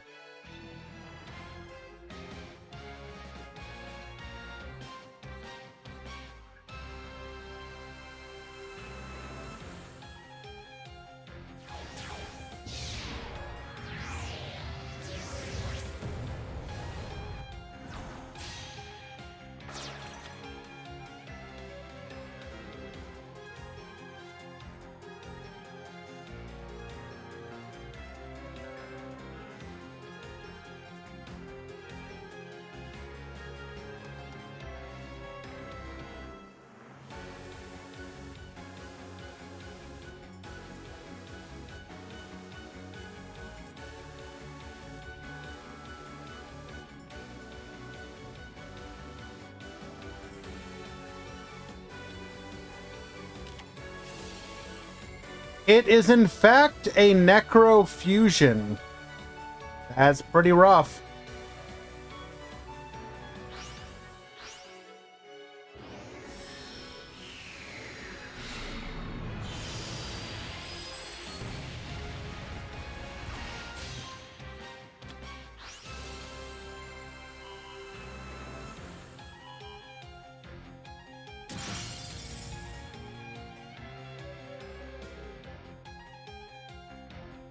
PK Fire is in top 8.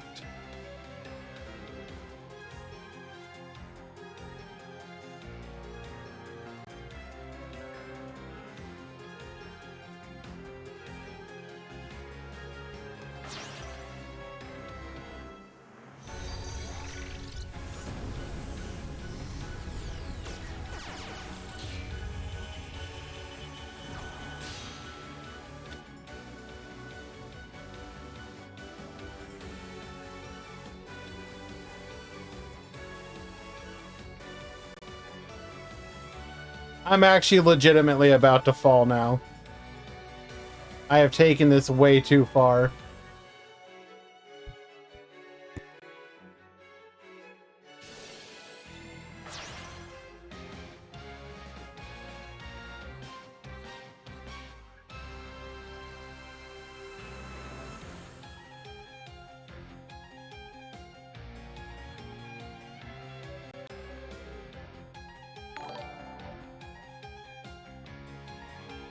Servant, thank you so much for the follow. Appreciate you.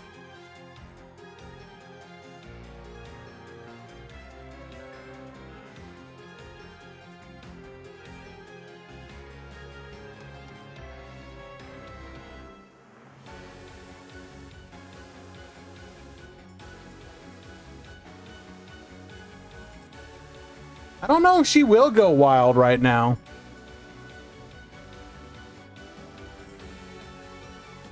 I have to figure out where I put the laser pointer anyways. I moved it again.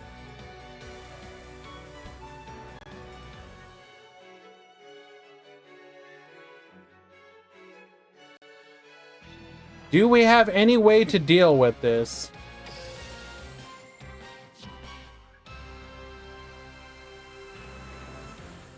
Okay, we could have modified the position.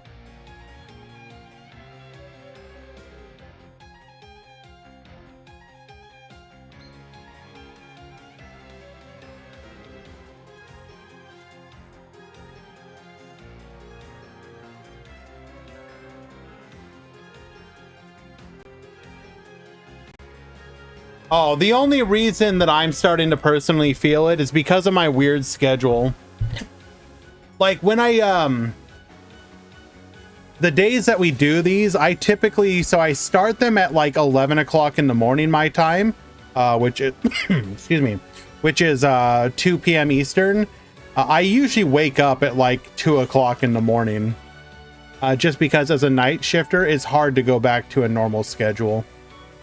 Like, it's immensely difficult.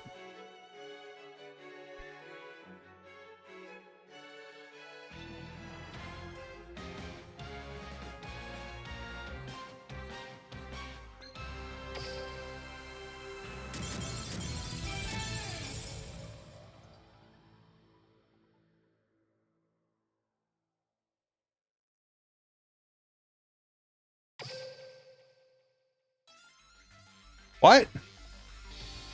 How it? Did we time loss there?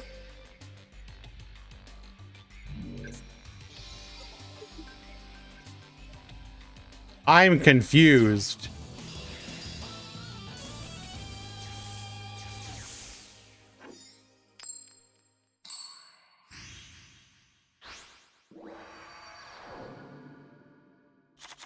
Duel.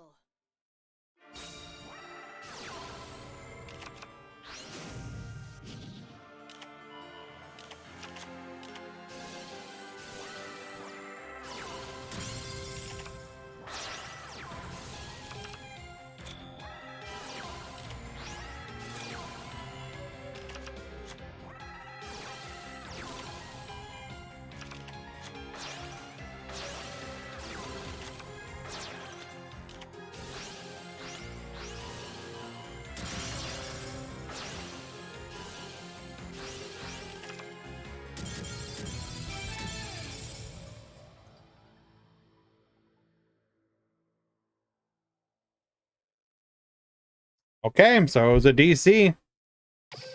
Unlucky.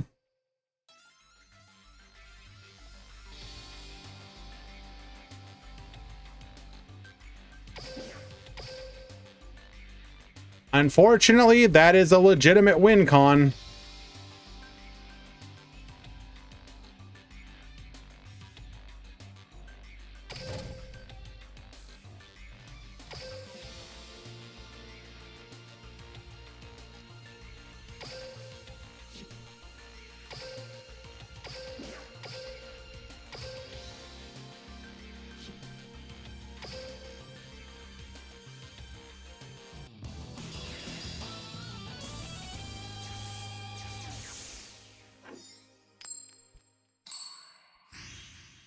When they say tournaments are rigged, no, it just means have a better connection to Konami servers. Like, I don't know what you want people to do. Like, Konami servers aren't great, but people will also play when they don't have the greatest internet. It's a combination of the two. And like in that situation, you can't just like if you were to like just like, you know, pull the biggest issue is, let's say that you're in a position where you don't know if you're going to win or lose, whatever. And like, you literally just pull your internet, put your phone into airplane mode, whatever. Like, how do you tell what's a legit or not legit DC? You know, people will cheat for $5 tournaments. You don't think they'll like slap airplane mode on their phone?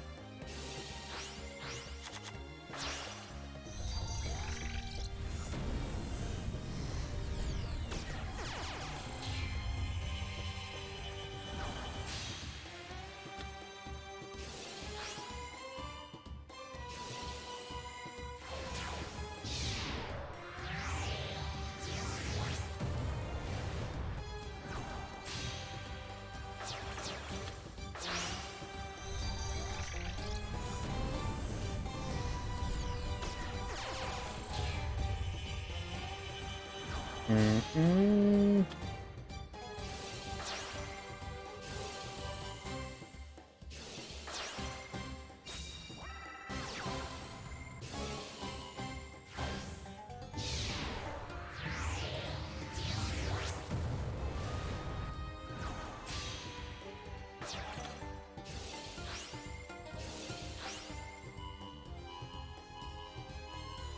Okay. Now, no back row, but certainly a better position to be in. We do have the Cosmic Cyclone, however, for the Outrigger. Like, Jesus, how, like, more rigged can you get?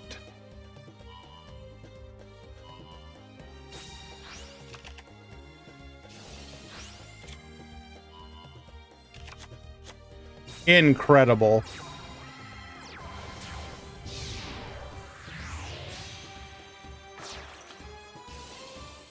Break sword effect.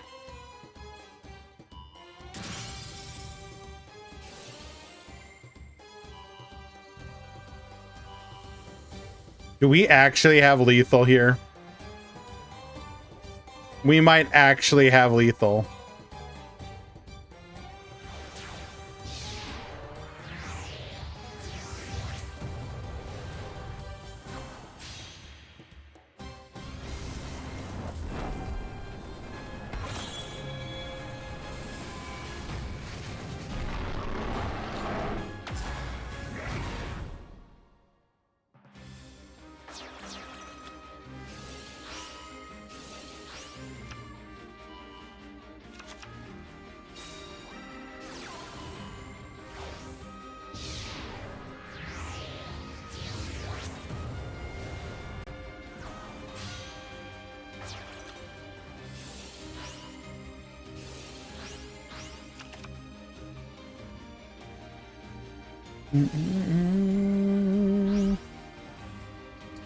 Yo, he hella thick though.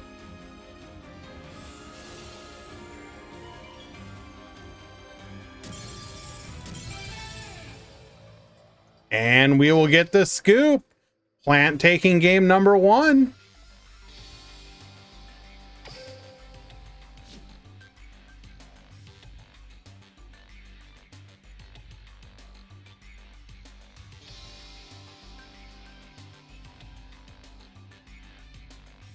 All right. Unfortunately, we are pretty close to edges. I'm gonna run them. We won't watch anything until the edges end. When we return, we will finish off games 2 and or 3. Be right back. Hold on.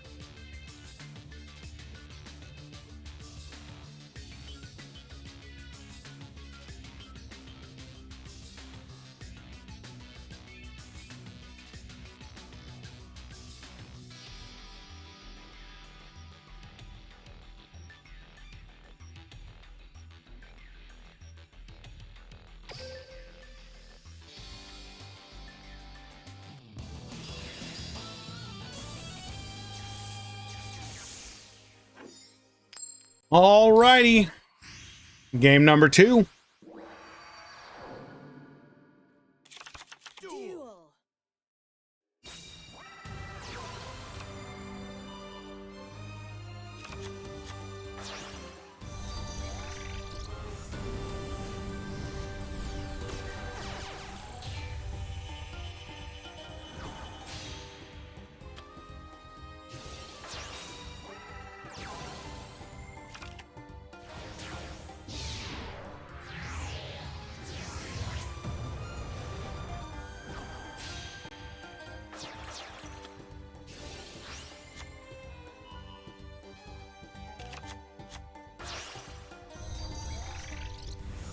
We will be going for an uninterrupted infinite track line. In theory, this should end on untargetable boss monsters with 2 forms of interruption in the back row.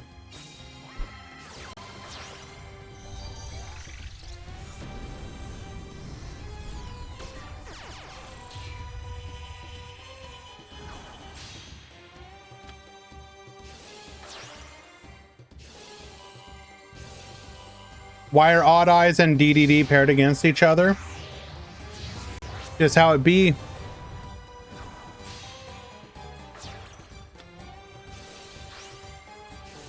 It's just how it be, Rosaline. Unlucky.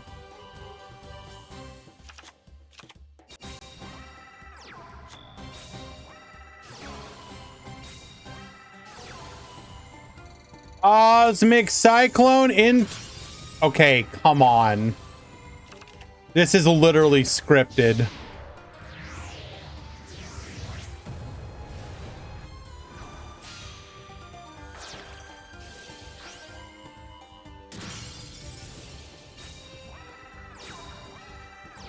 I mean, okay, this isn't that good actually, though.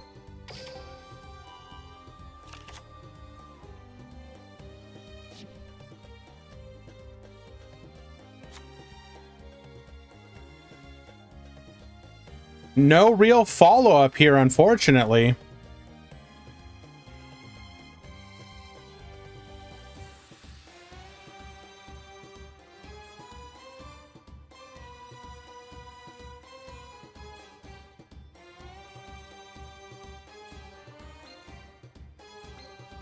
We do have a float in theory, but I don't know if that's going to be enough.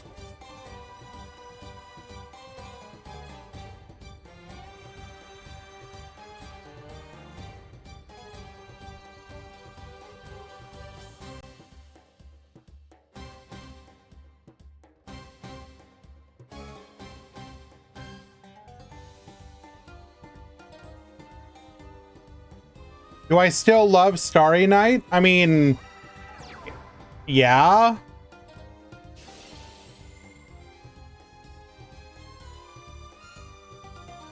But like, the problem is I just need something more at this point.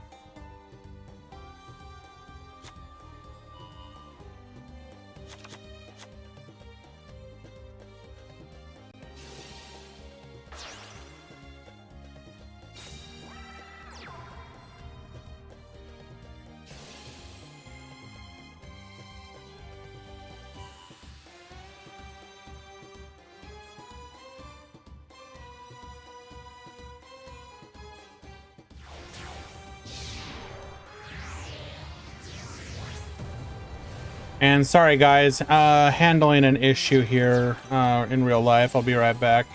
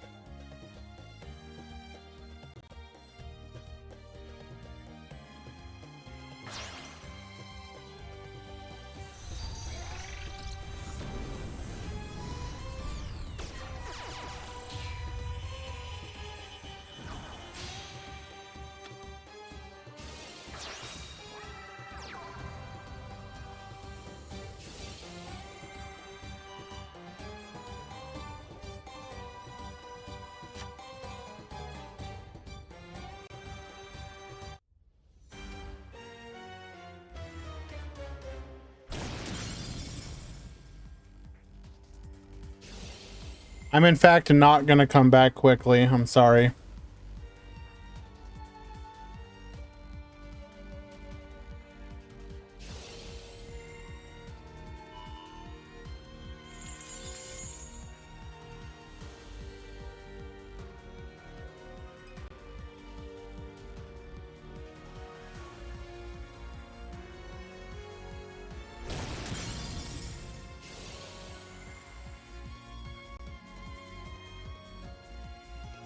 I'm distracted for the moment. I'm sorry.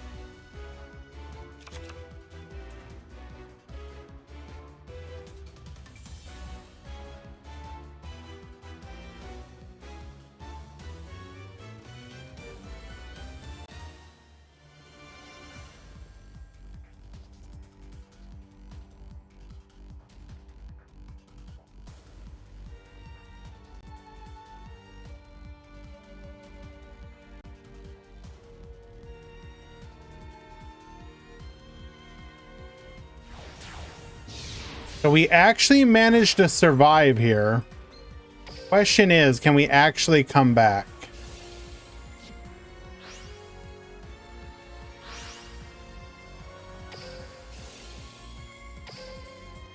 Got some decent mills here.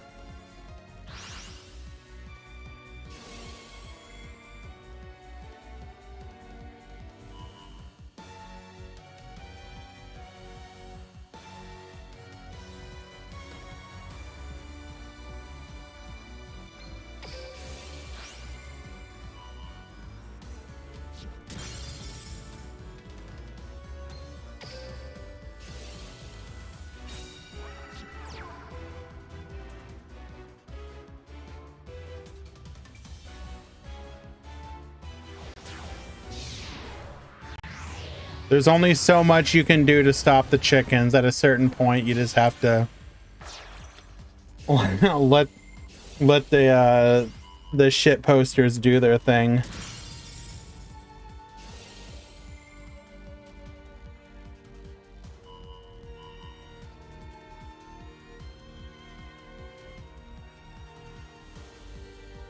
I will not embrace them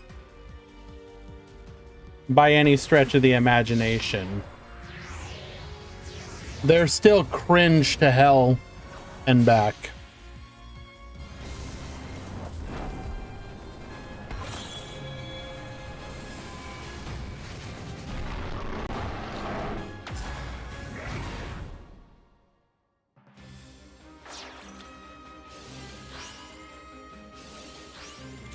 Grab our copies of the rank up launch, dumping a cloak.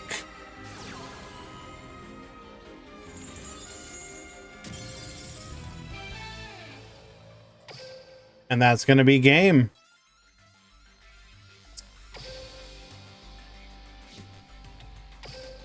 The 2-0 victory.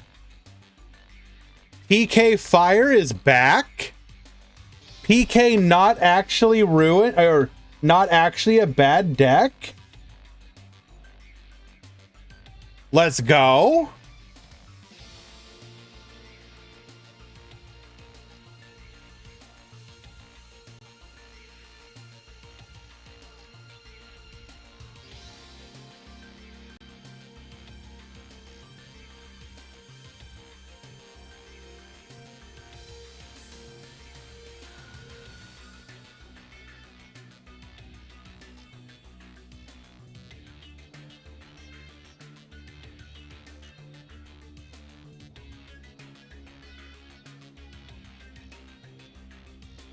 Alrighty.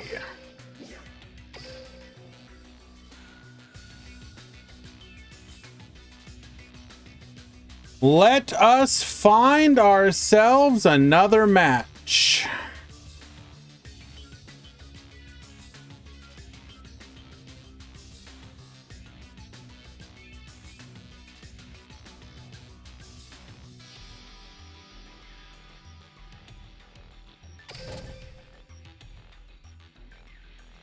What is a Twitch story?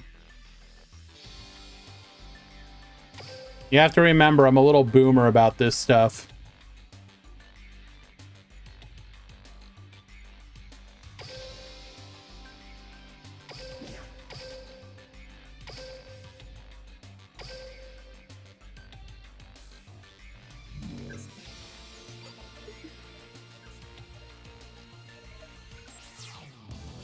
Like Facebook stories. Okay, what's a Facebook story?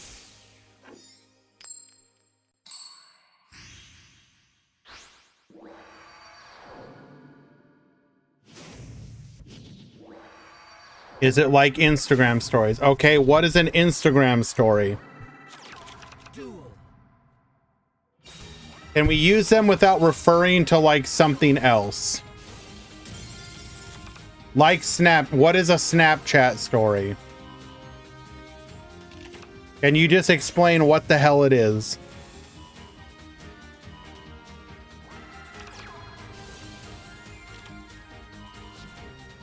Like Vine. Okay. Are we just gonna keep going back? It's like putting like a news, it's like submitting an article to your local newspaper, only in real time.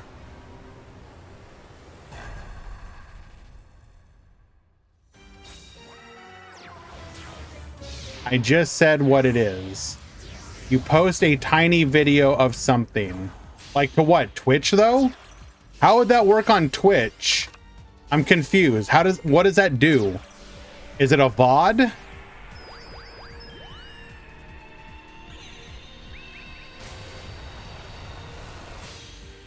Carving stones, really? I mean, fair. At the moment, it's mobile only. Like, how do you see it though? If you go to somebody's channel, instead of seeing their stream, you just randomly see this video? Like what? Wait, is it literally just a Twitch clip?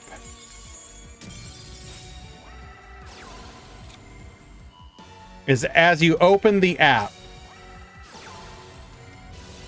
But how does it know which one to serve you? So you open the app, you're on the front page, you're just gonna randomly get one from like what? Any of the channels you follow?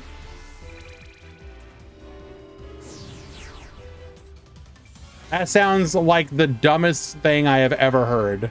No offense. All right. Can we defeat Doom King Armageddon Pass? How do we lose to this? Ah, because we have a bunch of level 6s that we can't do anything with. We're gonna go Card of the Soul here, searching for another copy of the Doom King Armageddon. Go for the Gate, searching for a copy of the Savant Thomas. Pendulum Summon 1 and 2.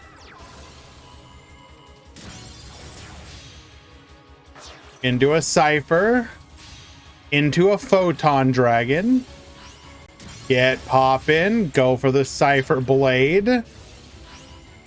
Get poppin'. Into the Dingirsu. Get sendin'. We have taken everything from the boy. Good luck, gamer. We couldn't go for lethal that turn because of the Savant Thomas effect.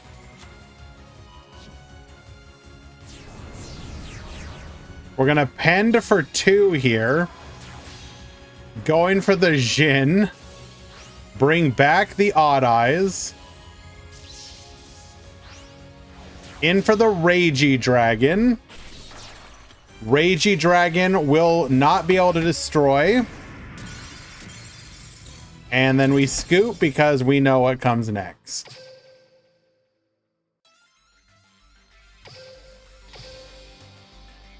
Okay.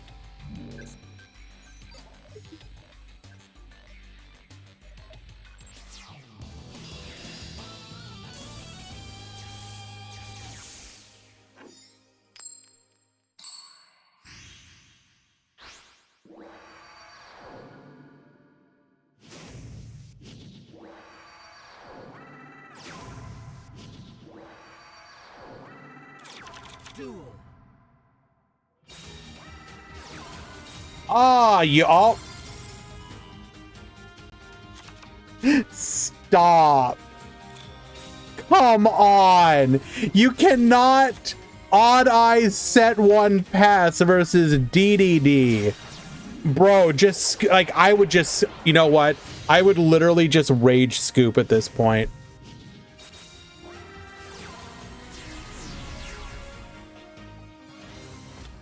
And for one, and now we just banish the boy. Bye-bye.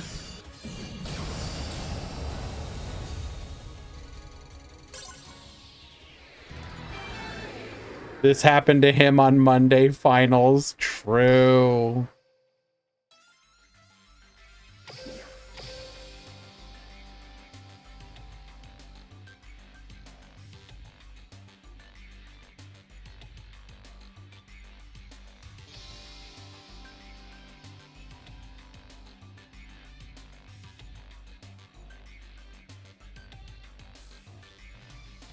All right, we are in the top four now. The top four is Infinitrack, DDD, BLS, and PK Fire.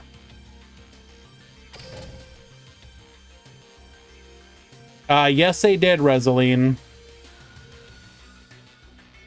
I know you'll be happy to hear that.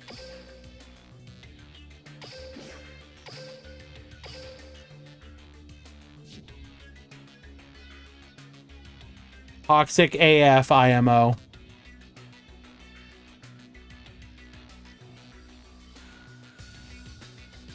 Hello, Atlas. So good of you to join us, my friend. Good to see you.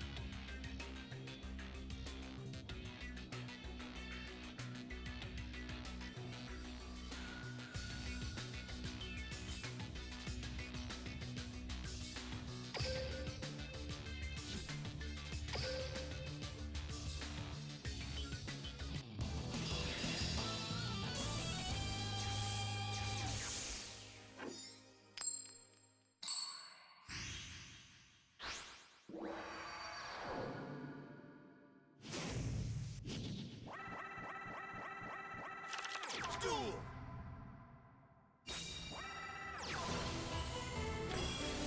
Why are you sad, A2? What's wrong, my friend? What's the issue? All right, we are in game number 1 of the top 4. We got Professor Plant at the bottom. We got Lucifer at the top.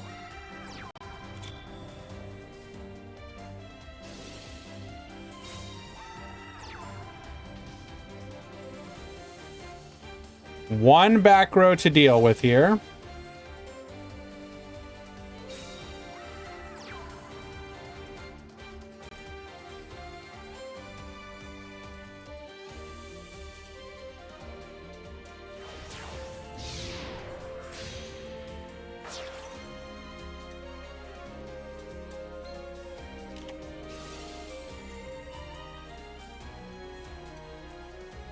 Like at this point, if we have access to another, oh my god, Bro, stop.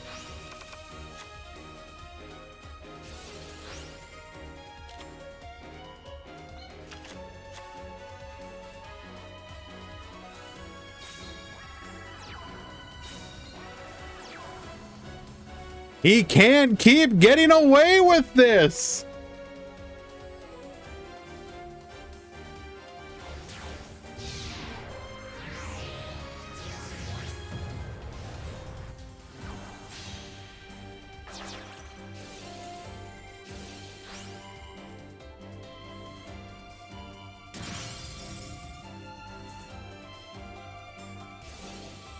Break sword effect. Bring back the Phantom Knight of Silent Boots and the Phantom Knight of Ragged Gloves.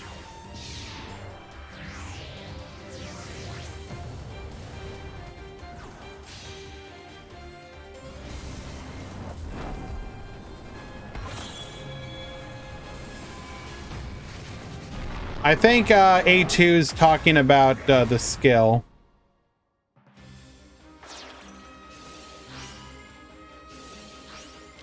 All right, get searching, grabbing a copy of the rank up here. Is Monarch good or Cope? It's a Cope.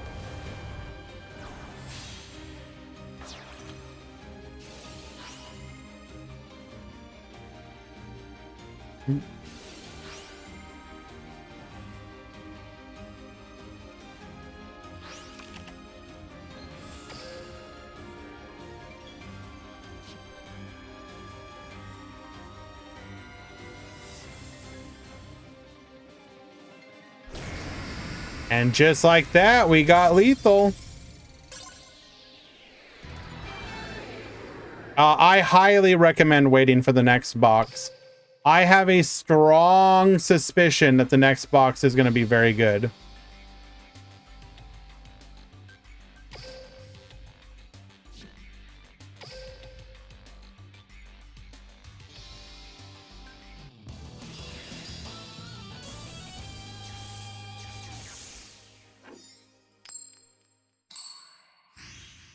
Absolutely, you're more than welcome to blame me.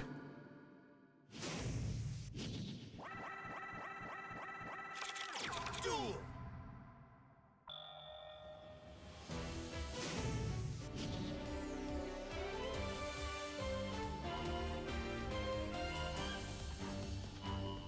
What are Altergeist and Live Twin as the main ones.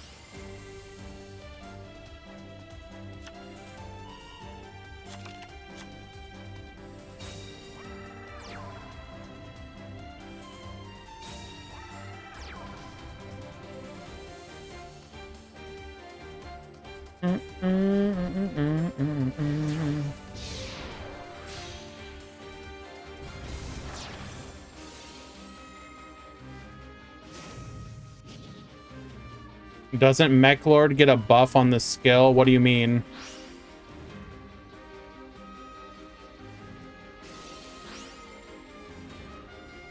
I mean, it'll be, my guess is it's going to be 140. It's going to be like the rush box. If I had to guess, I could be wrong, but who knows?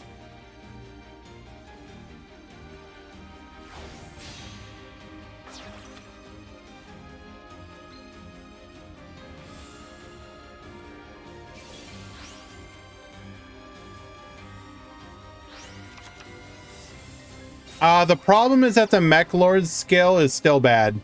I mean, it's good, but the fact that it locks you to only Mech Lords in the main deck makes it really bad.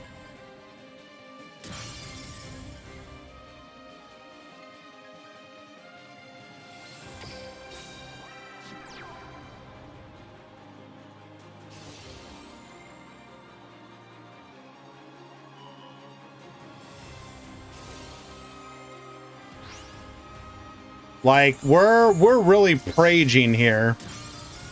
This is hoping that our opponent doesn't have an envoy. And we have an envoy. That's unfortunate.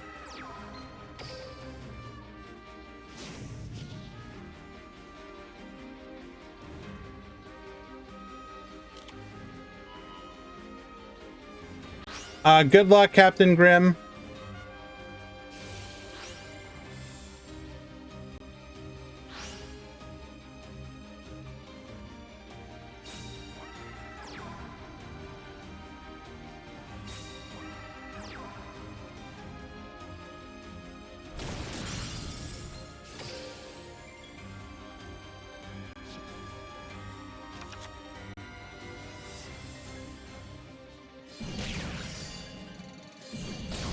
Yeah, we needed the trap in the graveyard to survive.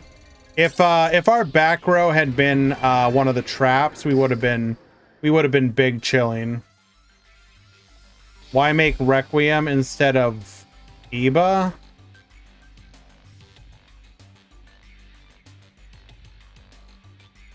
Bra. Giorfio, are you okay, bro? Are we having like a stroke or something, my guy?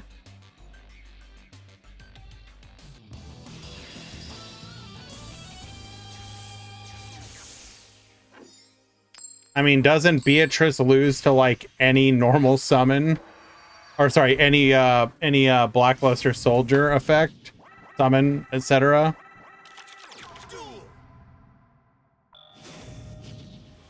All right, Plant going first once again. Like, if you ask me though, the one thing to potentially balance the skill, like if Konami eventually does want to hit this skill, I think that the add of a BLS to your hand should not be a +1. You should have to send a card back to the deck. The fact that you just keep getting +1s is like what really kind of pushes it over the edge, because that allows you to have those turns of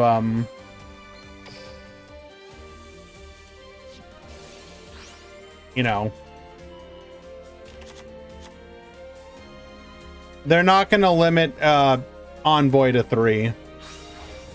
They're just not going to do that.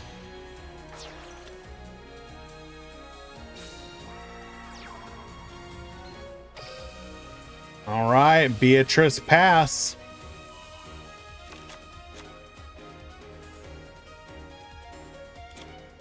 What about Endymion to 3? That's conceivable.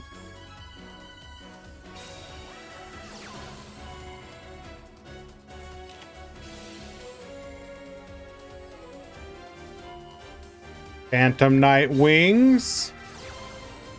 Oh, okay. We just have a custom hand. Unlucky.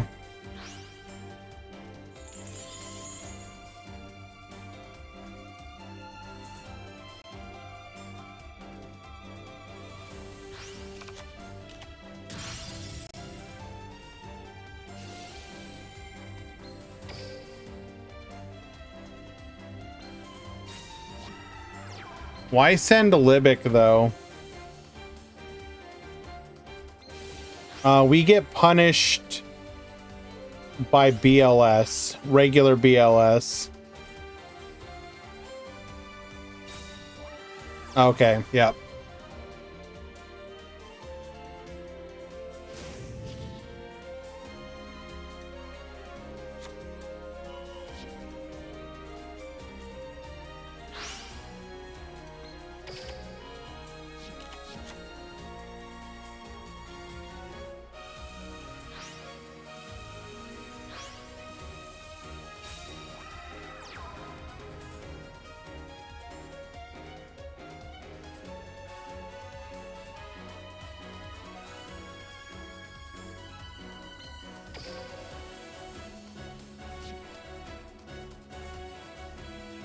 Yeah, this was a pretty custom hand. Like, the fact that you have all this and you're still at 2 cards in hand, like, this is why it really feels like the one of the best ways to fix a skill is to make you send a card back.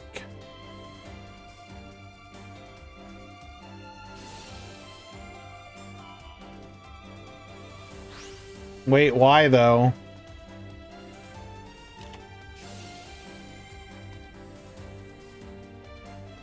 That was completely unnecessary.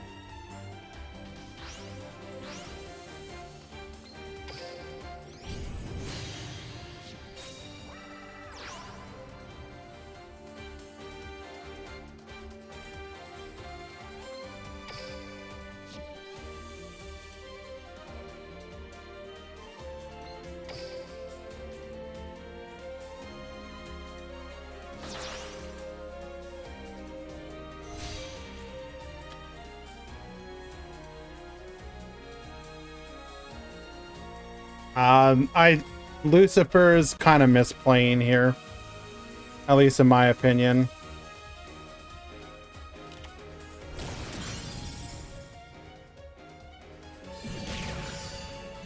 I will be right back, guys. I have to go grab something really quick. If we can out that back row or it's nothing, we can lethal.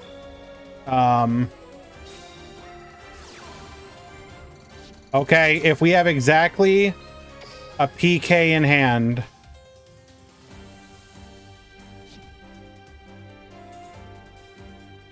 Just show us a PK.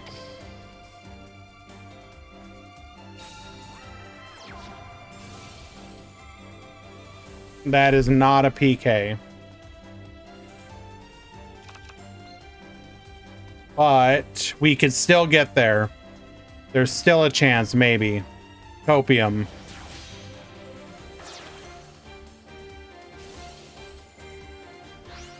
We would need to mill...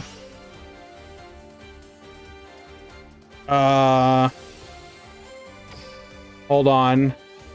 Okay, yeah. I'll be right back, though. I want to come back to a win.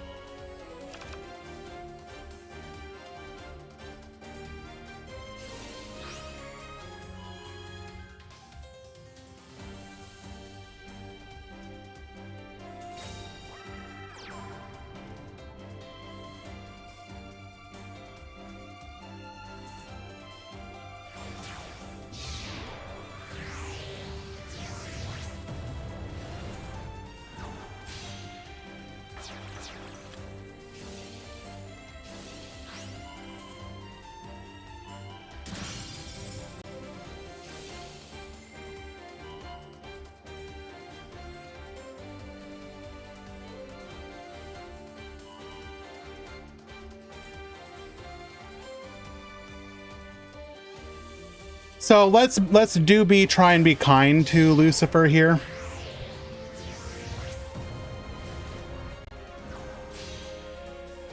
This is a very long tournament, and it's very easily to see the tunnel.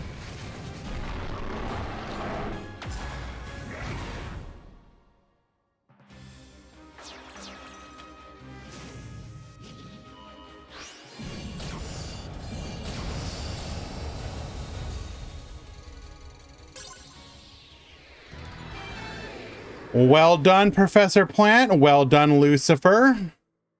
Congratulations to you both.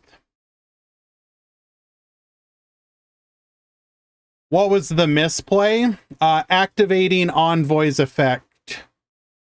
If you did not activate Envoy, you go to the battle phase. You attack with... Your opponent can't activate any effects anymore because of Legendary. Legendary attacks... destroys something, sends everything on the field to the deck, then Envoy and regular BLS attack for 3k, 3k.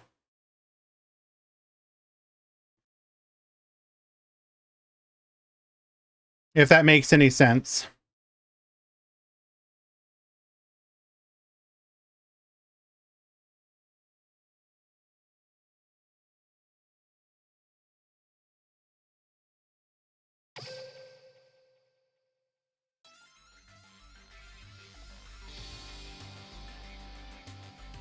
But once again, I do want to congratulate Lucifer. They made it here to the top 4, going 4-1 in Swiss and then undefeated up to the top 4. They did very well.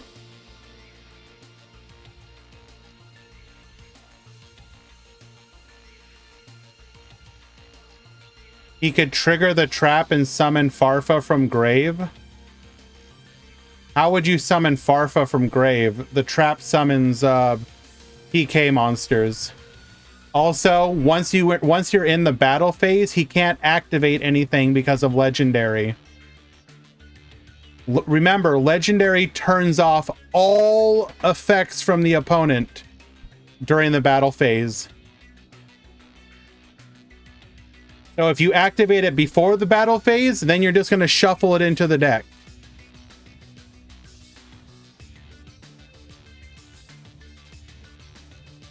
The trap will summon a phantom monster and will destroy. The only monster on the field was a face down Beatrice and a seer with negated effect. So even if you had summoned a phantom knight, the seer would not have been destroyed because it was negated.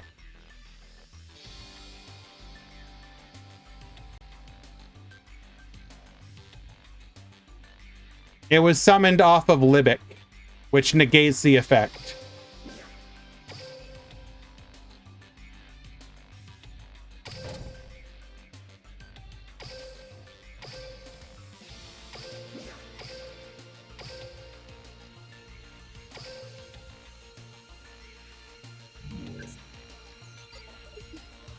No, that was Lucifer's match. That was Lucifer's game to win. But one of the things that can happen again, and this is very in particular, it is very not top 16. It's top 32. We're watching the other top 4.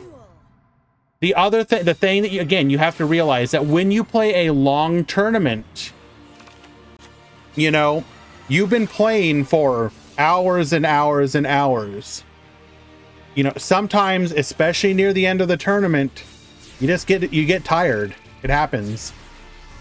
The fatigue can get to you. This isn't like this happens to everyone, regardless.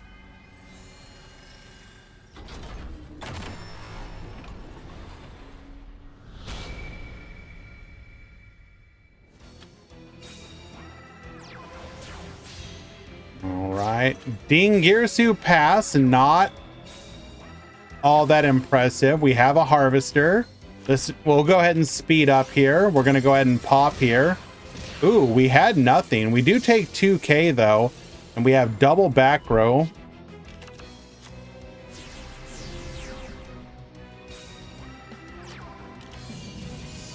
Book of Moon. We will, and now we're just gonna die on the next turn. We're gonna have to use our own contract effect.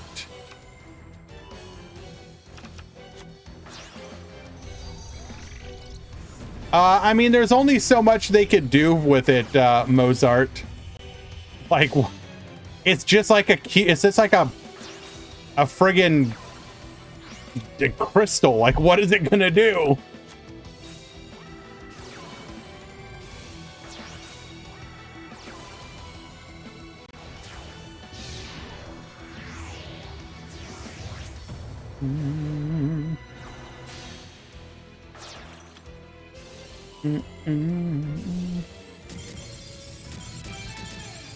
All right, we will get the concession scoop as we are big dead. Game number 2.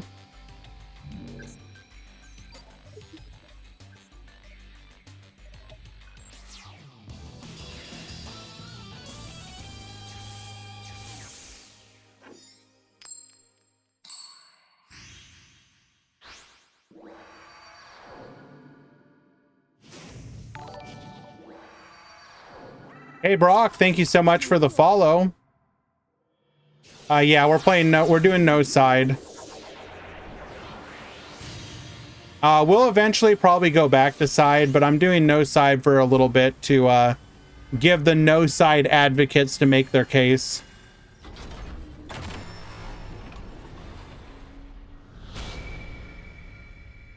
Basically, as long as I feel like the tournaments are okay and not like too skewed, I'll probably stick with it a little bit.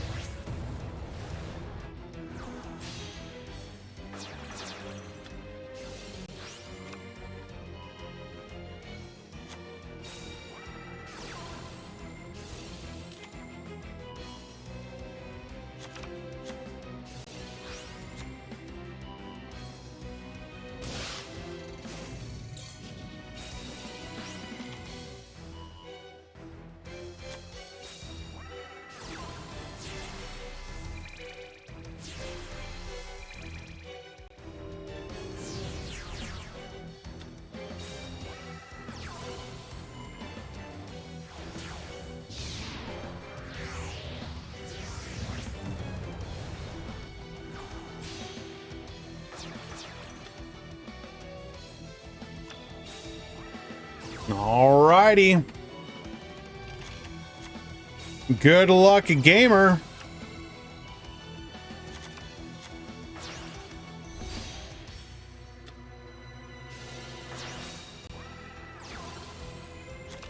The question is, how do we out this?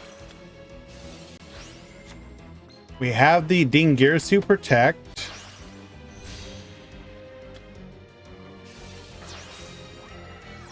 Book of Moon? Yeah, probably.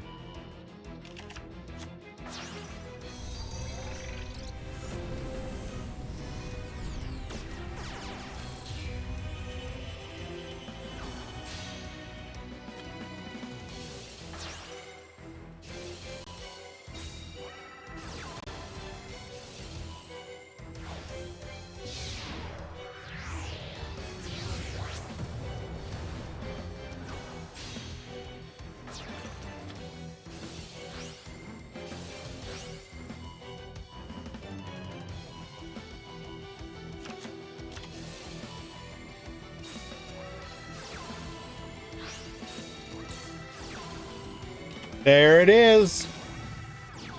Seal the tombs. Wait. Oh! There it is. Treacherous Trap Hole.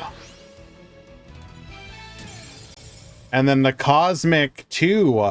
Finish things off. Brutal. Alrighty.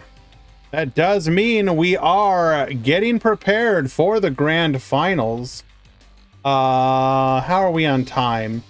We are close enough to the edges that I'm going to get them out of the way. When we return, we will have the grand finals of PK Fire versus Infinitrack. Be right back.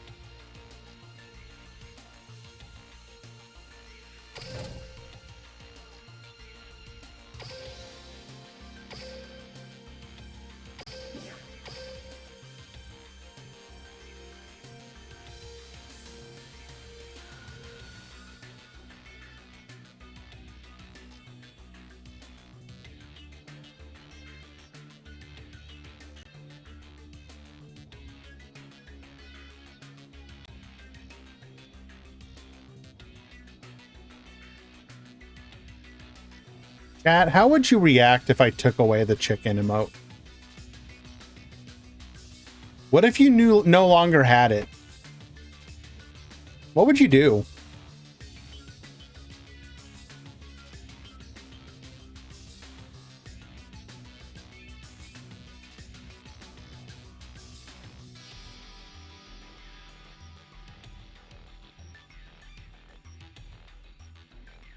What if I want to make you cry, Serena?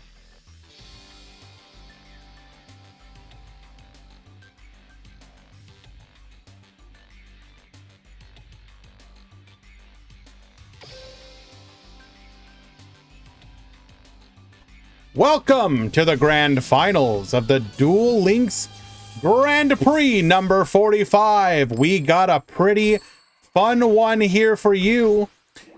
Professor Plant at the bottom on PK Fire. It may not be pure Phantom Knights, but it's at least got them, and it is using the newly buffed skill.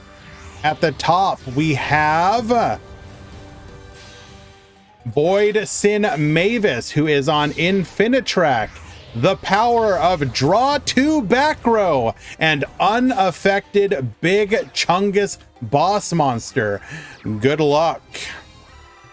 We're gonna go for the Book of Moon. Well, that will certainly end things very quickly here. We're gonna go for the Ascend of the Galaxy Cyclone, adding a copy of Rubik back to our hand via the Dante effect. This will leave the Infinitrack player completely free to make all of their combos uninterrupted. This is exactly where you want to be as an Infinitrack player. If you're able to full combo, you're going to be able to get to your draw 2, end on a boss monster, and in this situation, likely clear most, if not all, of the field. Beatrice does float. This is true.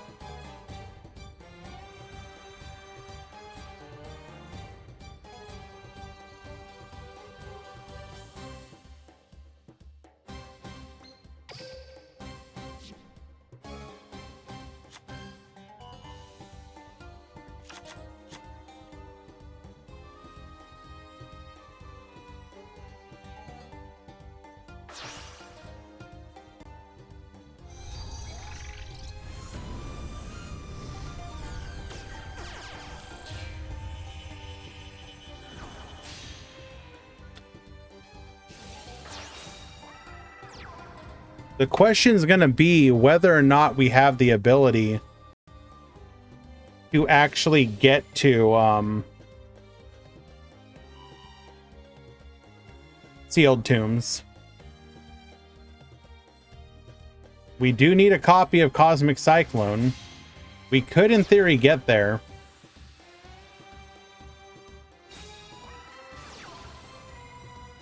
Oh my god, wait. Okay, no. Can we actually get... Oh, this is just... Yep, death? No.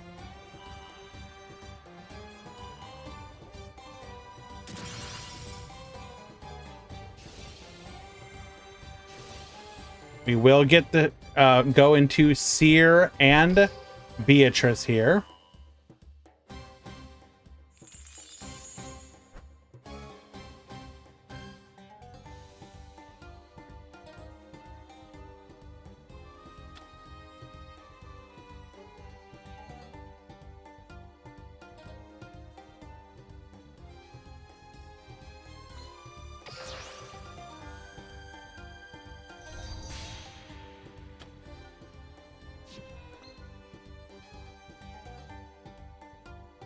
We don't have the ability to seal the tombs yet.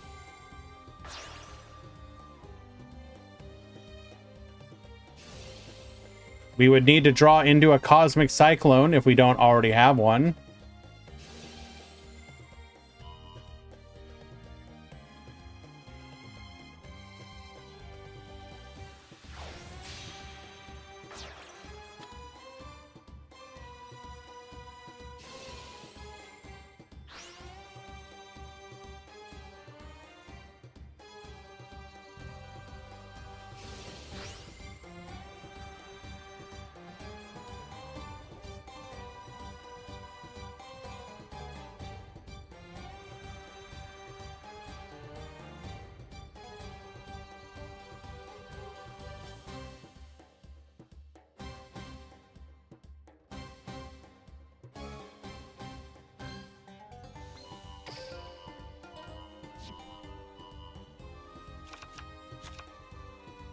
Now the best, what Plant would be hoping for here is that our opponent drew into 2 monsters. What we are hoping that did not happen is that we did not draw into heavy forward Cosmic Cyclone. That would be the worst.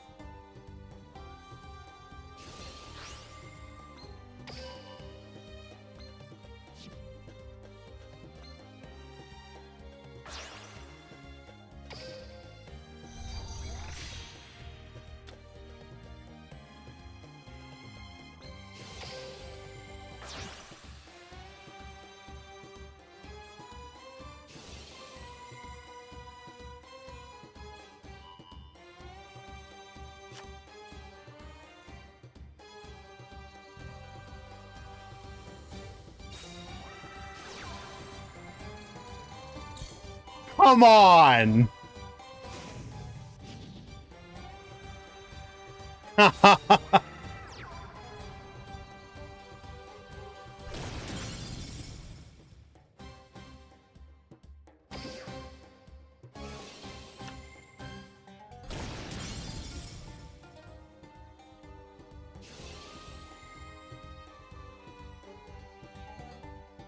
So we did in fact draw into a copy of Cosmic Cyclone, or already had it, to be fair. So it is going to be pretty much impossible for us to deal with this Liba right now. Tombs is fine in my opinion.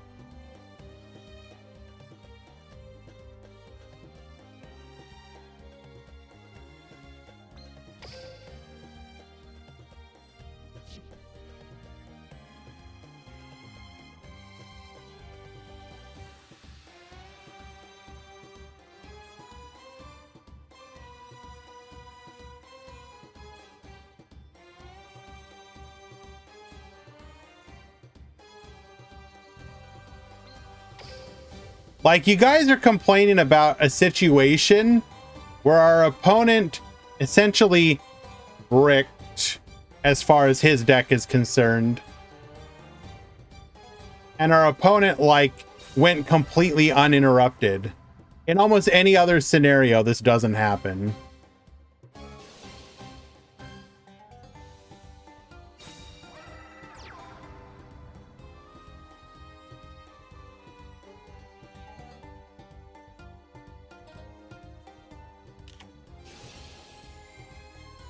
Book of Moon, negate.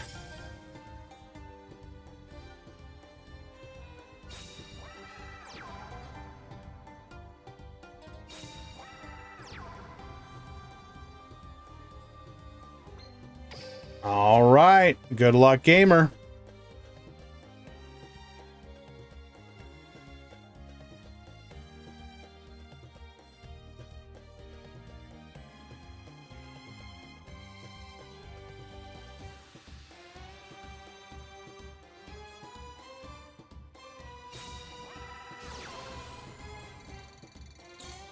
Cosmic Cyclone hitting that bluffed rank up magic launch.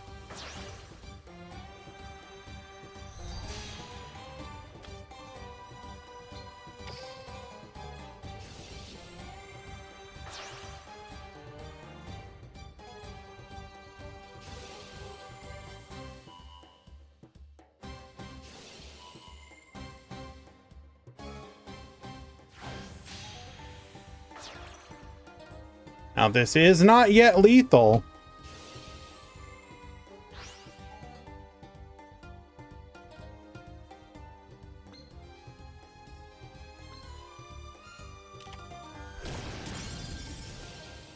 There's still a chance.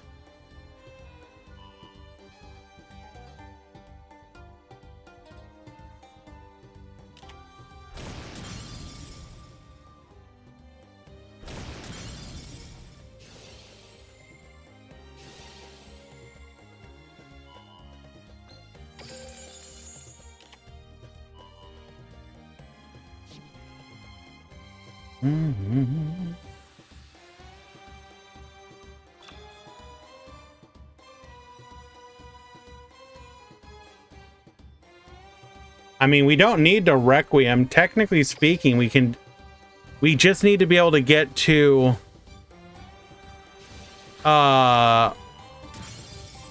Rebellion.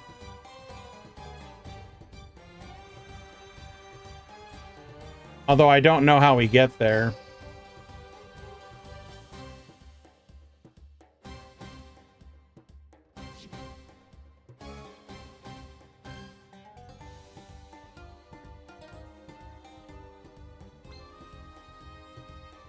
We'd need like tour guide, the best mill you've ever seen.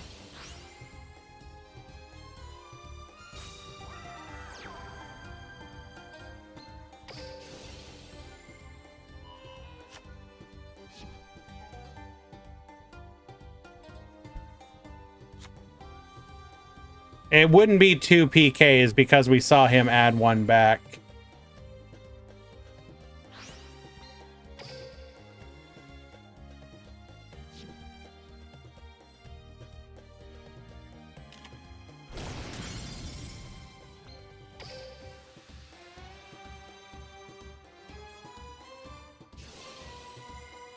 Okay, wait. Hold.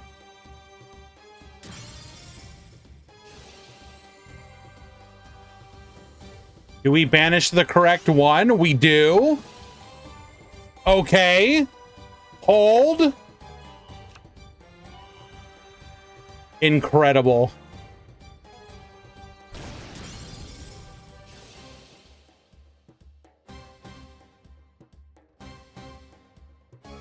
We just need to top deck a Phantom Knight.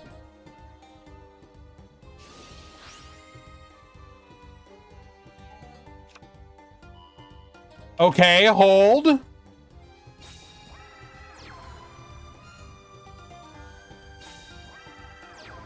We're doing it. The dream is real.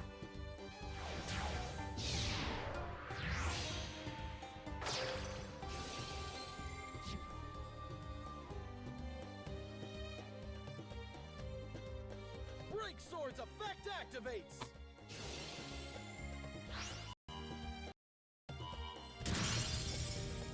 Break Sword's effect activates.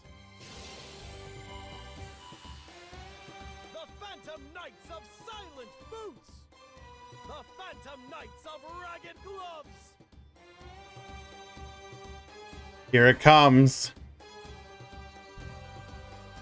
Oh, are you ready? In shadows and relentless in its objective. I exceed summon.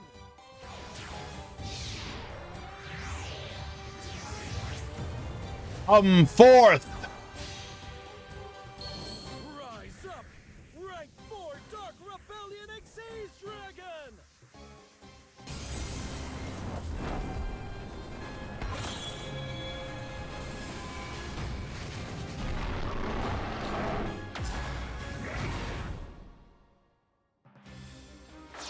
I activate Dark Rebellion's effect. Treason We never got to a first rebellion, Jay. I activate Silent Boots' effect.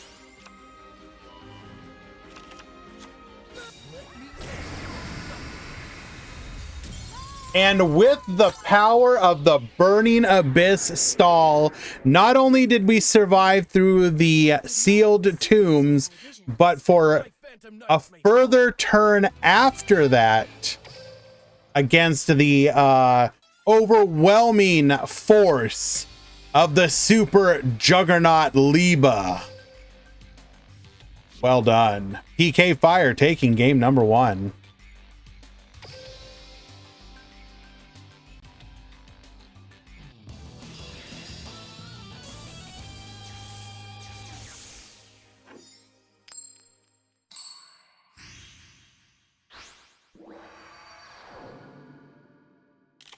I have foreseen that this duel will end in your defeat, and you cannot escape your destiny.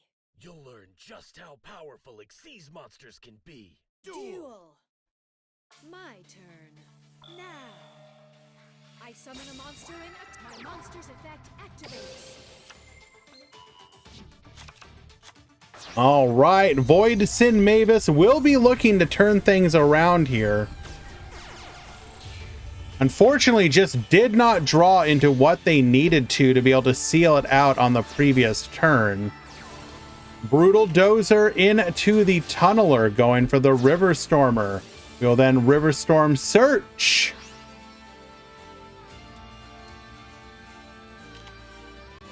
For a copy of the Crab Crane.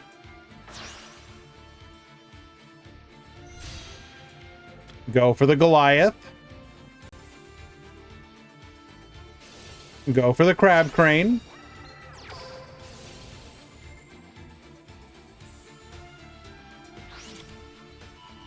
Adding the Outrigger extension.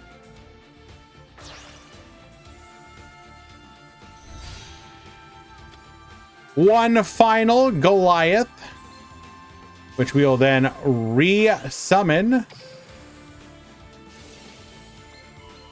as a River Stormer.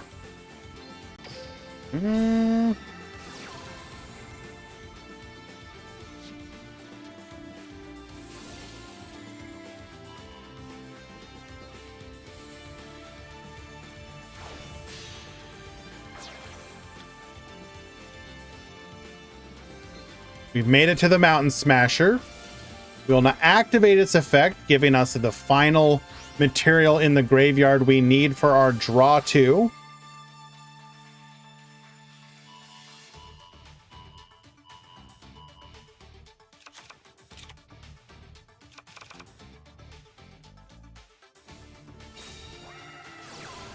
Now we're going to be looking to have a Cosmic in our hand to trigger our own sealed tombs here.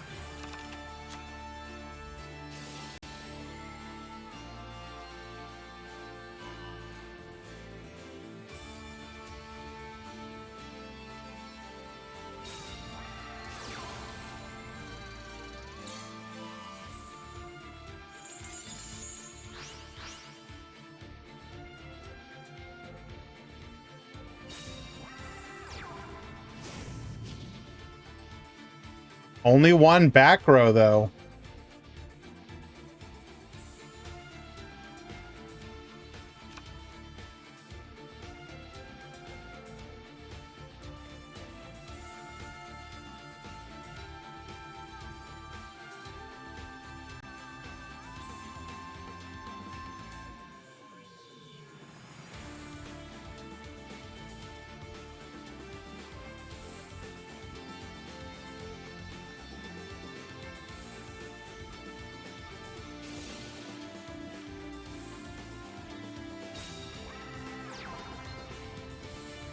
Arfa to the field.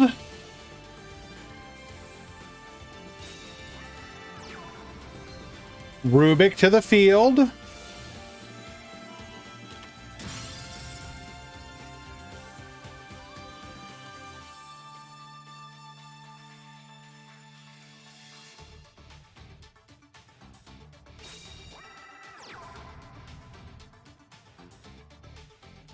Okay. This one not looking so good for Professor Plant, unfortunately. We have all the cards we need to play with here.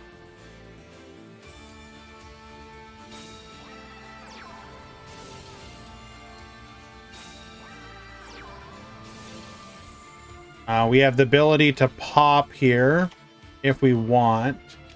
And we know at least one of those is irrelevant, the Rubik.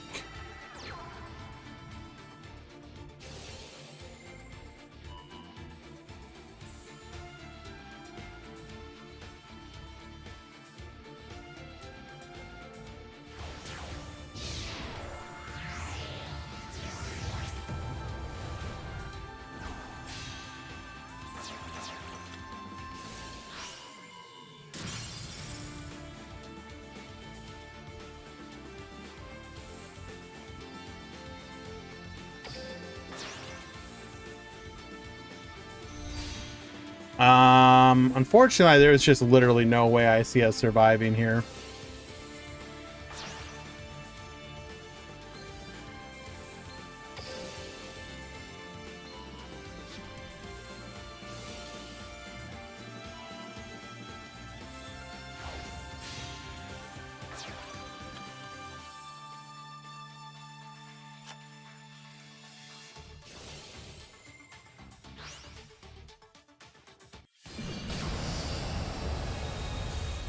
And just like that, because of our sealed tomb combo that we were not able to overcome, Voidson Mavis will take game number 2. It all comes down to this.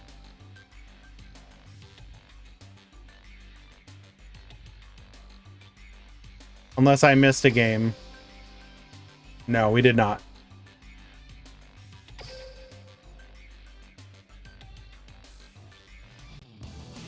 Game number 3.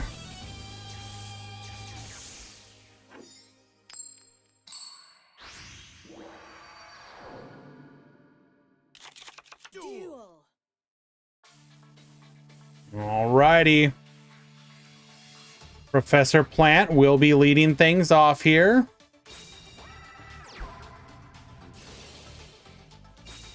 We have Seer into Seer. This is not an ideal combo.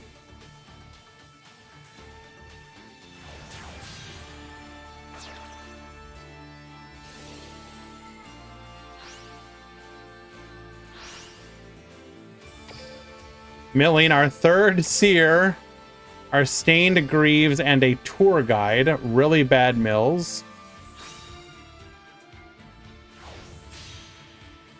Into a Beatrice, but we did send a Skarm. So we will get a search.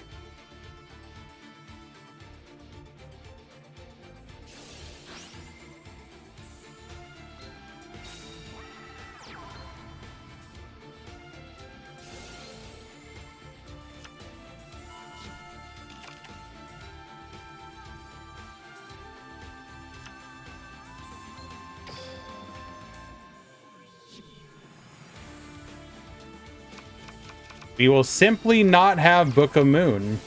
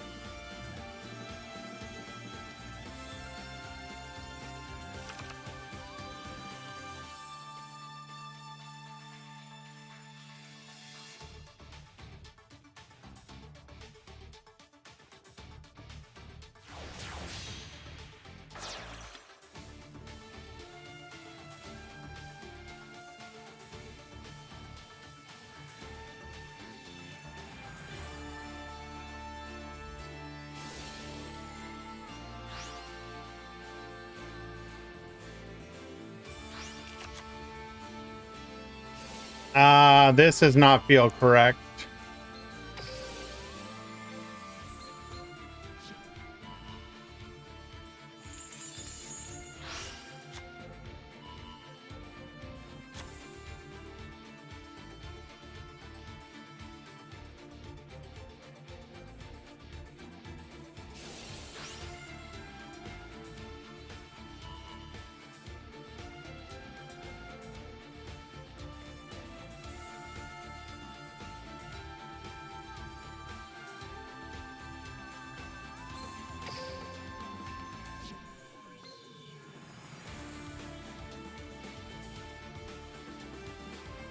Trying to prevent the search for the spell.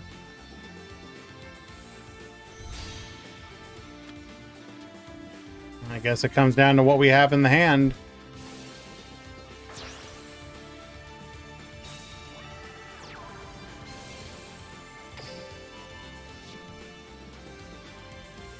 Did he use Seer yet? No.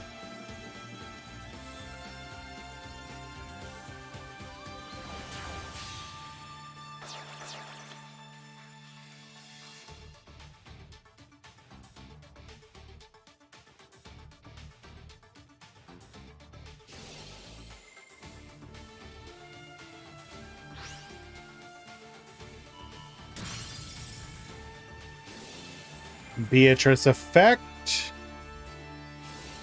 Seer effect.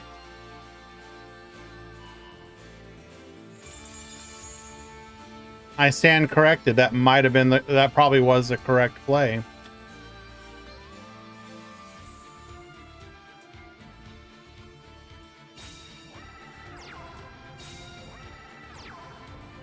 We have double back row.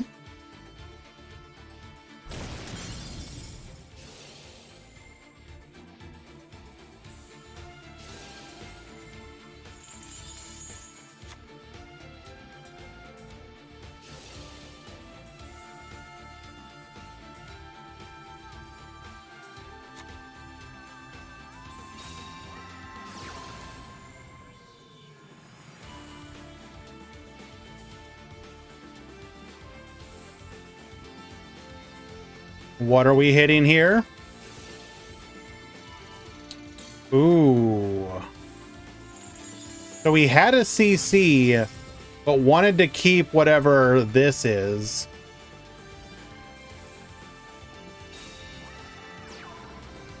Normal summoning tour guide here is not great, though.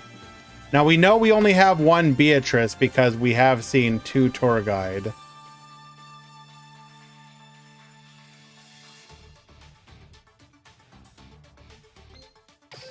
I'm not sure this is over.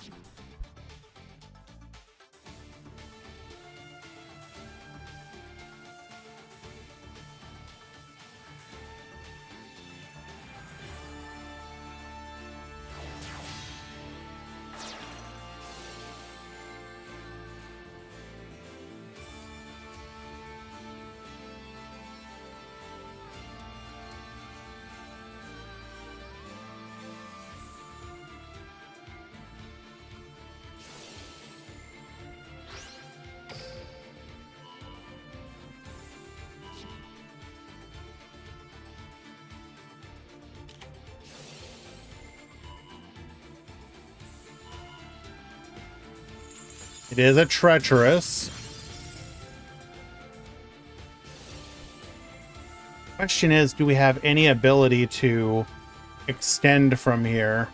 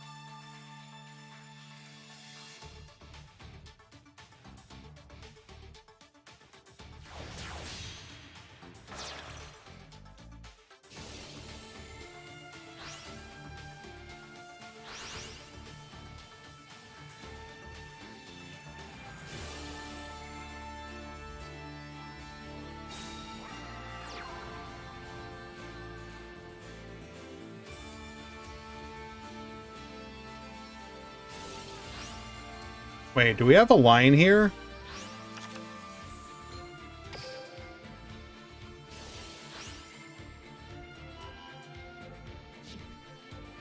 Oh my god, we have a line here.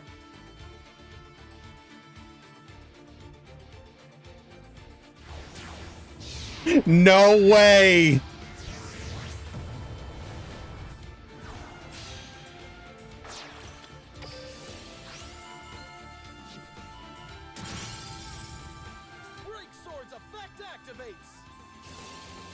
Is actually legitimately happening. The Phantom Knights of Ancient Cloak! The Phantom Knights of Silent Boots! Reviving the cloak, reviving the boots, cloaked in shadows, relentless in its objective. Did he TTH? Yes.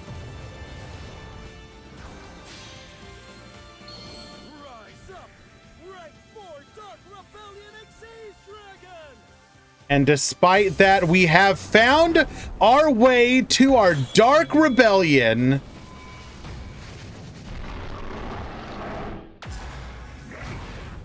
And this will prove to you why Xyz monsters are the best. Dark Rebellion's effect. Treason discharge. I activate Ancient Cloak's effect.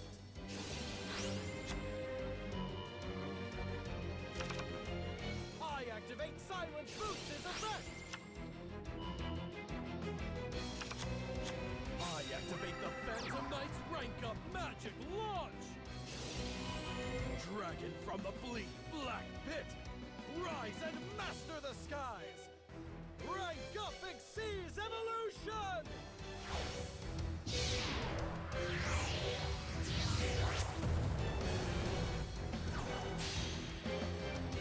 Arise, Dark Requiem Xyz Dragon!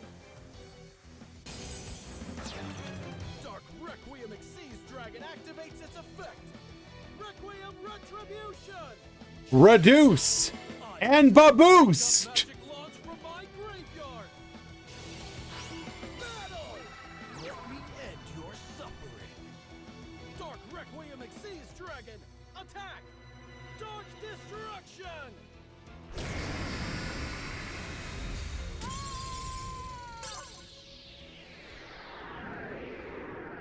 You defeated me. I did not foresee this in my visions. I fight to protect the future. And with that amazing comeback victory, the winner of your Duel Links Grand Prix number 45 finals, Professor Plant with the PK Fire Dream. Well done. Congratulations to Void Sin Mavis as well as our follow-up runner-up second place winner. Void Sin Mavis, you have done fantastic in so many events, having won plenty of your own. You know,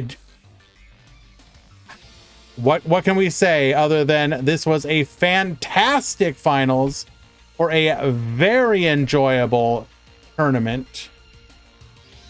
Thank you both for putting on a hell of a show. Well done.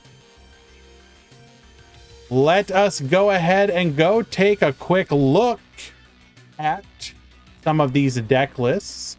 Show it off for the class here.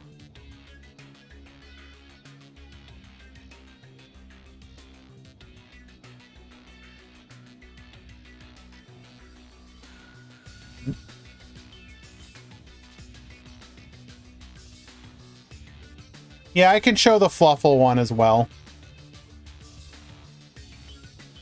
All right, there is your Grand Champion deck list.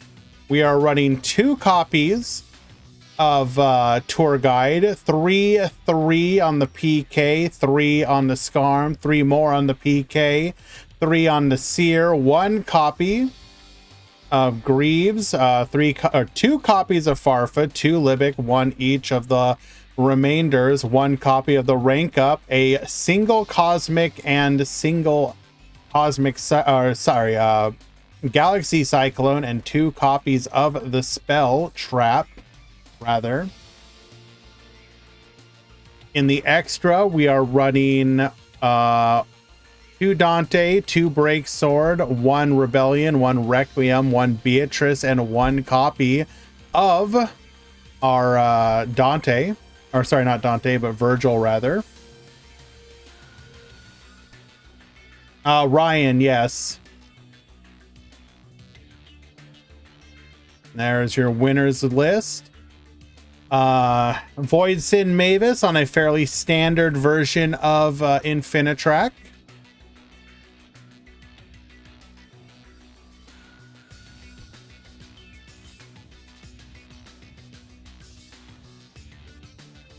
No, he didn't, Mohammed. Requiem is a different one.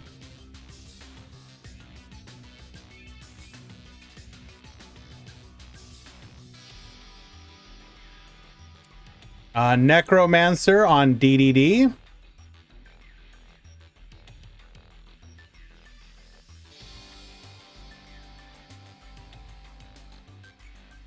Lucifer on BLS.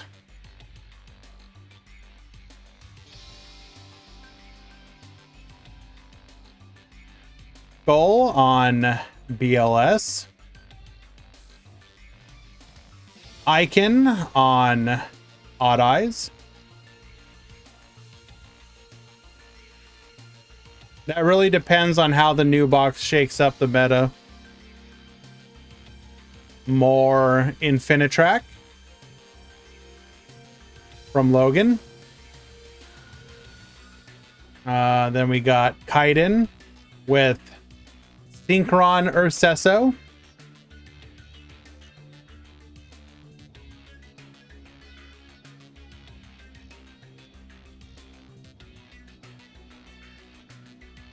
Macon on Rockets, running 2 copies of Terrors of the Overroot.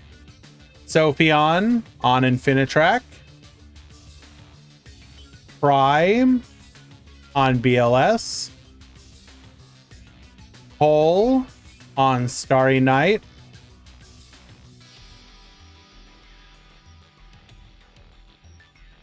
Mr. Clapper on Rocket with a single copy of Red Rain. Ryuman on Crusadia. Giorfio on Ursesso.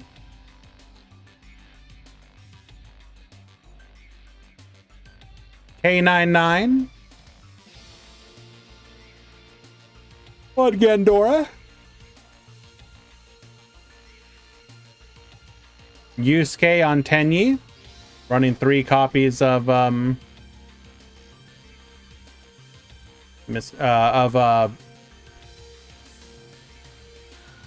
Skullmeister. Mr. Problem on BLS. Marco on Tenyi. Aizawa on BLS. Styles on Rocket.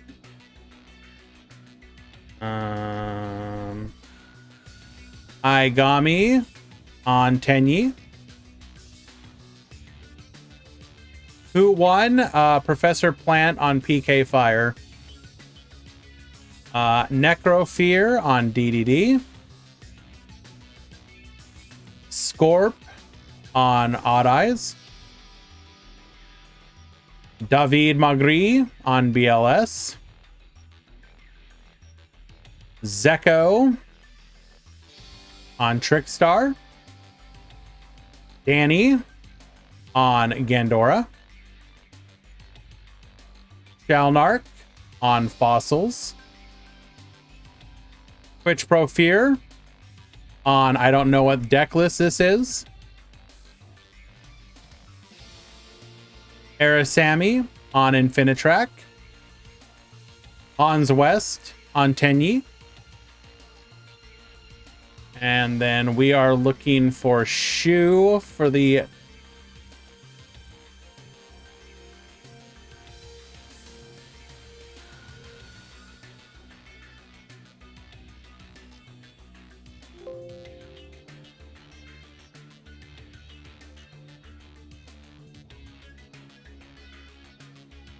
PK Fluffle Orchest.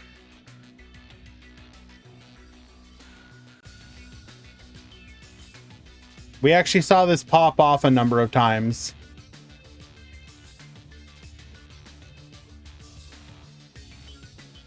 Unfortunately, bubbled out, but I appreciate the cooking.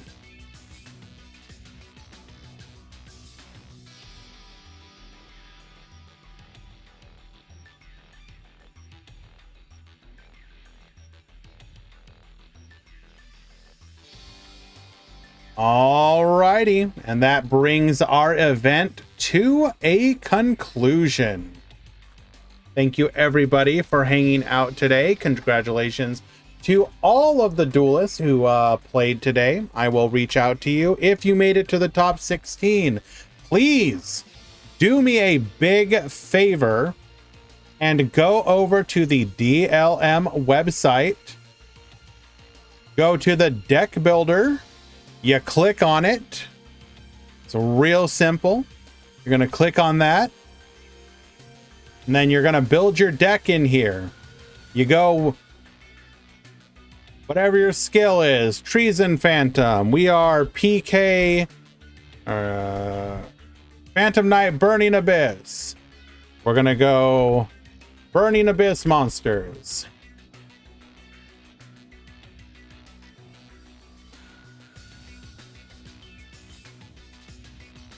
Just click them. Once you've done all that, you go to save and then share and send me the code you get here.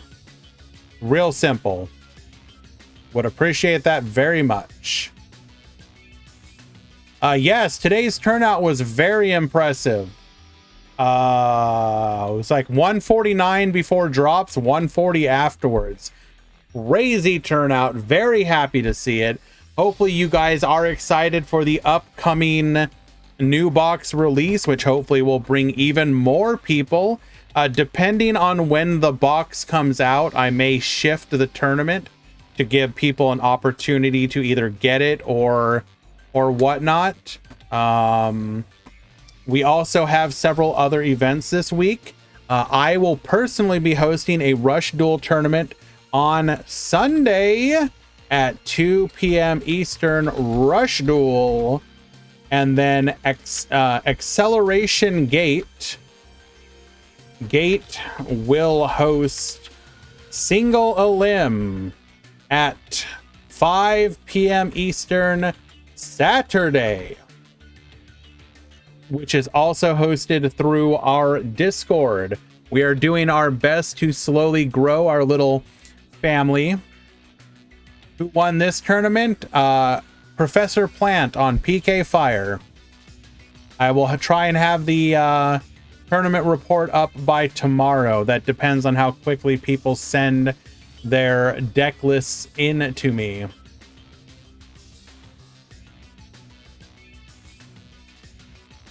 If you want to see the deck list, just go to the VOD and go back about 5 minutes. We went and looked through all of them. All right, let's go ahead and find somebody to raid.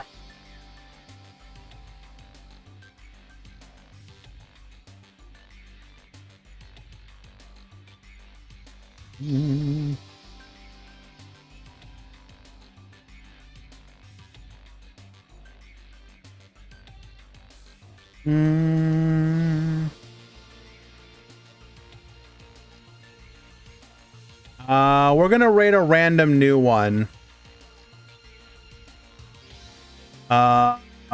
Here.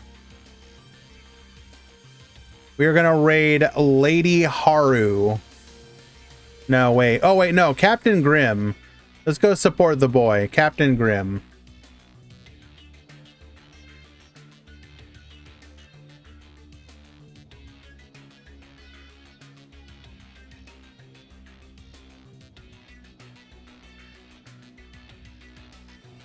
All right, guys. Thank you very much. See you around.